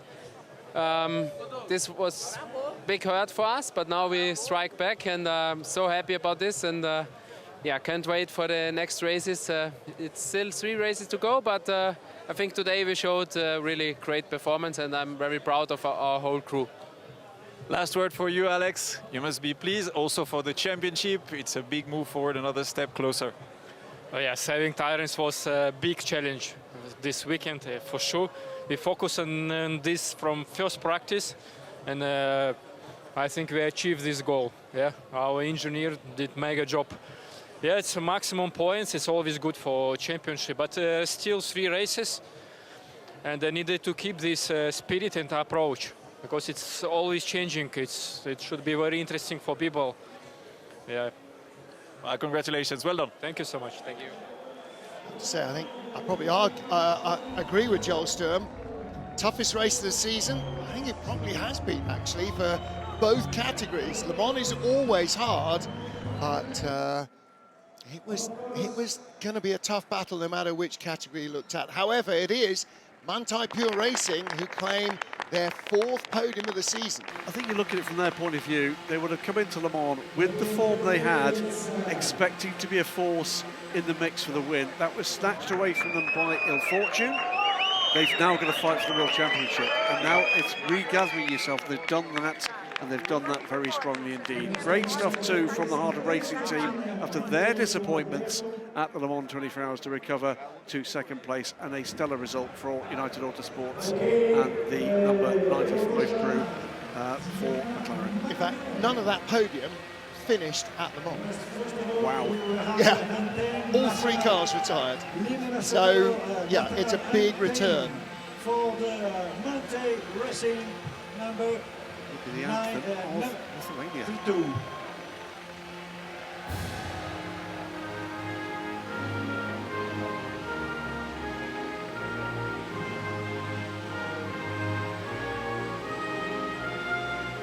Proclamation of our top 3.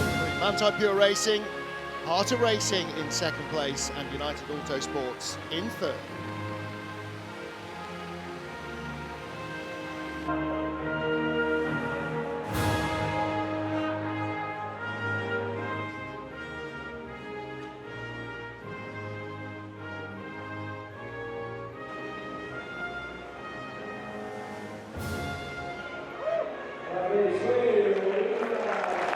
Congratulations once more to Manthey Pure Racing. This has been their season so far.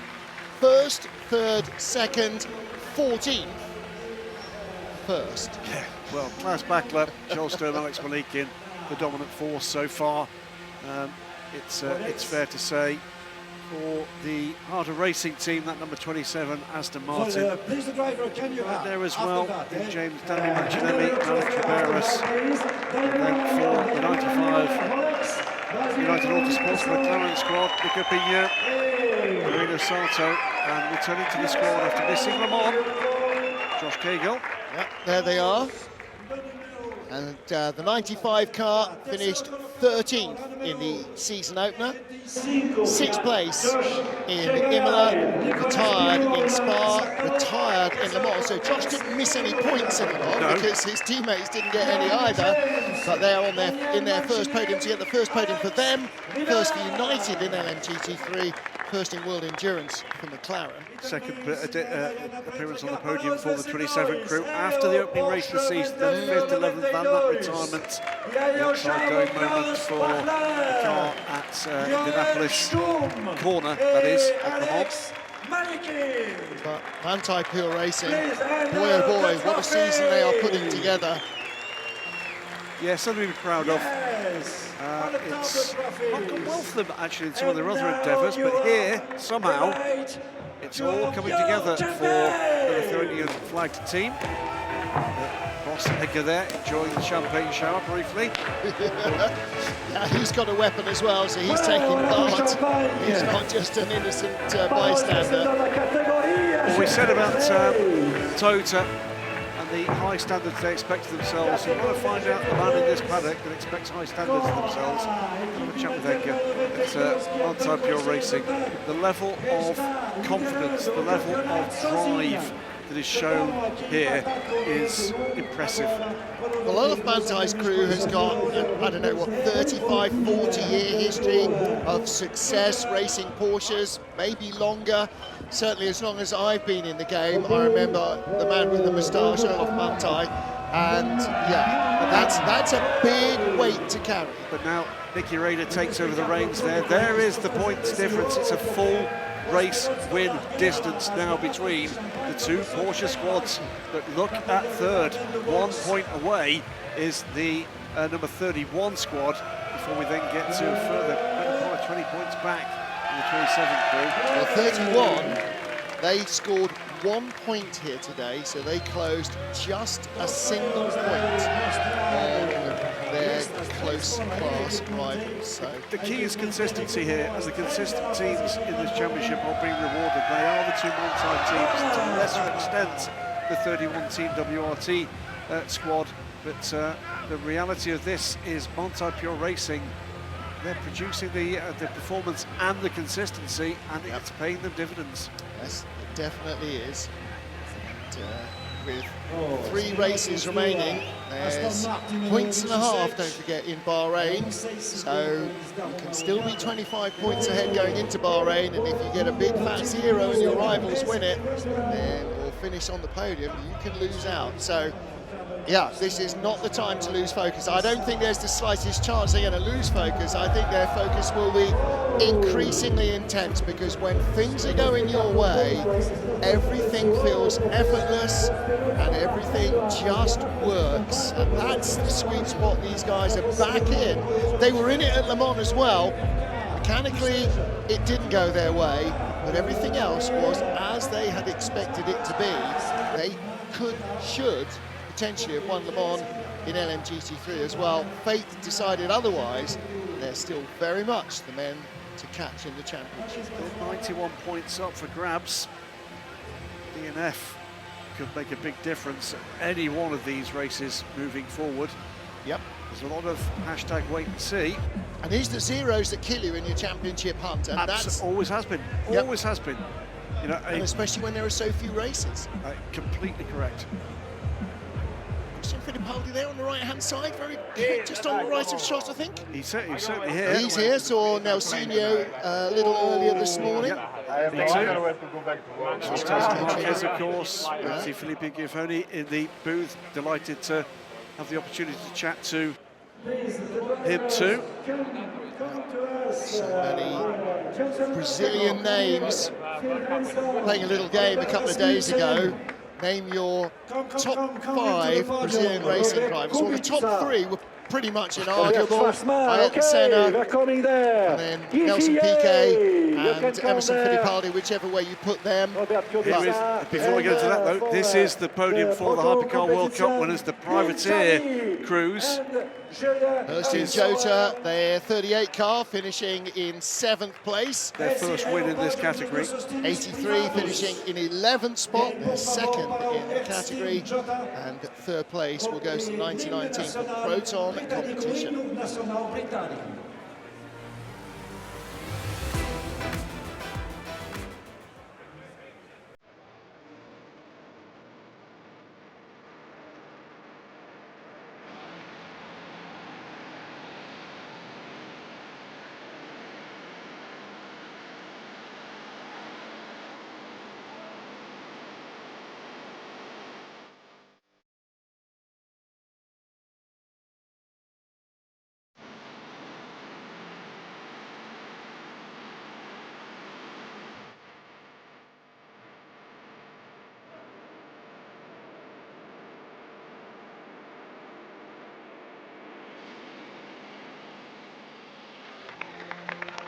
Friends of God Save the King, welcomed by the podium by teams below, including the whole Hignett family. Sam Kelly and Junior, great to see. First win for 38's crew in the category. We bring them more back into things here.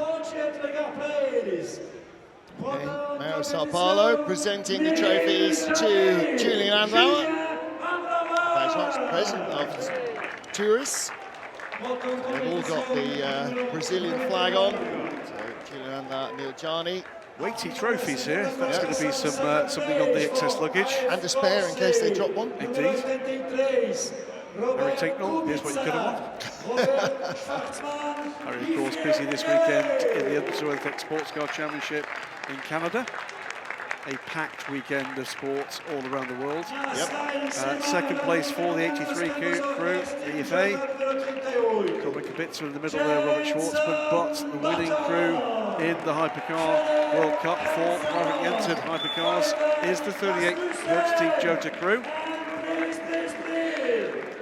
is Jensen Button continuing his run of triumphs here. That is only their 2nd points finish of the season. They were 9th in Le Mans. Finish here in 7th spot. Also there, of course, Phil Hansen and Oliver Rasmussen completing that squad. They've had no real luck this season. Finally, it comes together for them. Sister crew right up there as well until that moment for Callum Eilert This is the points score for the 12 car at the top of the points, not the winning crew tonight.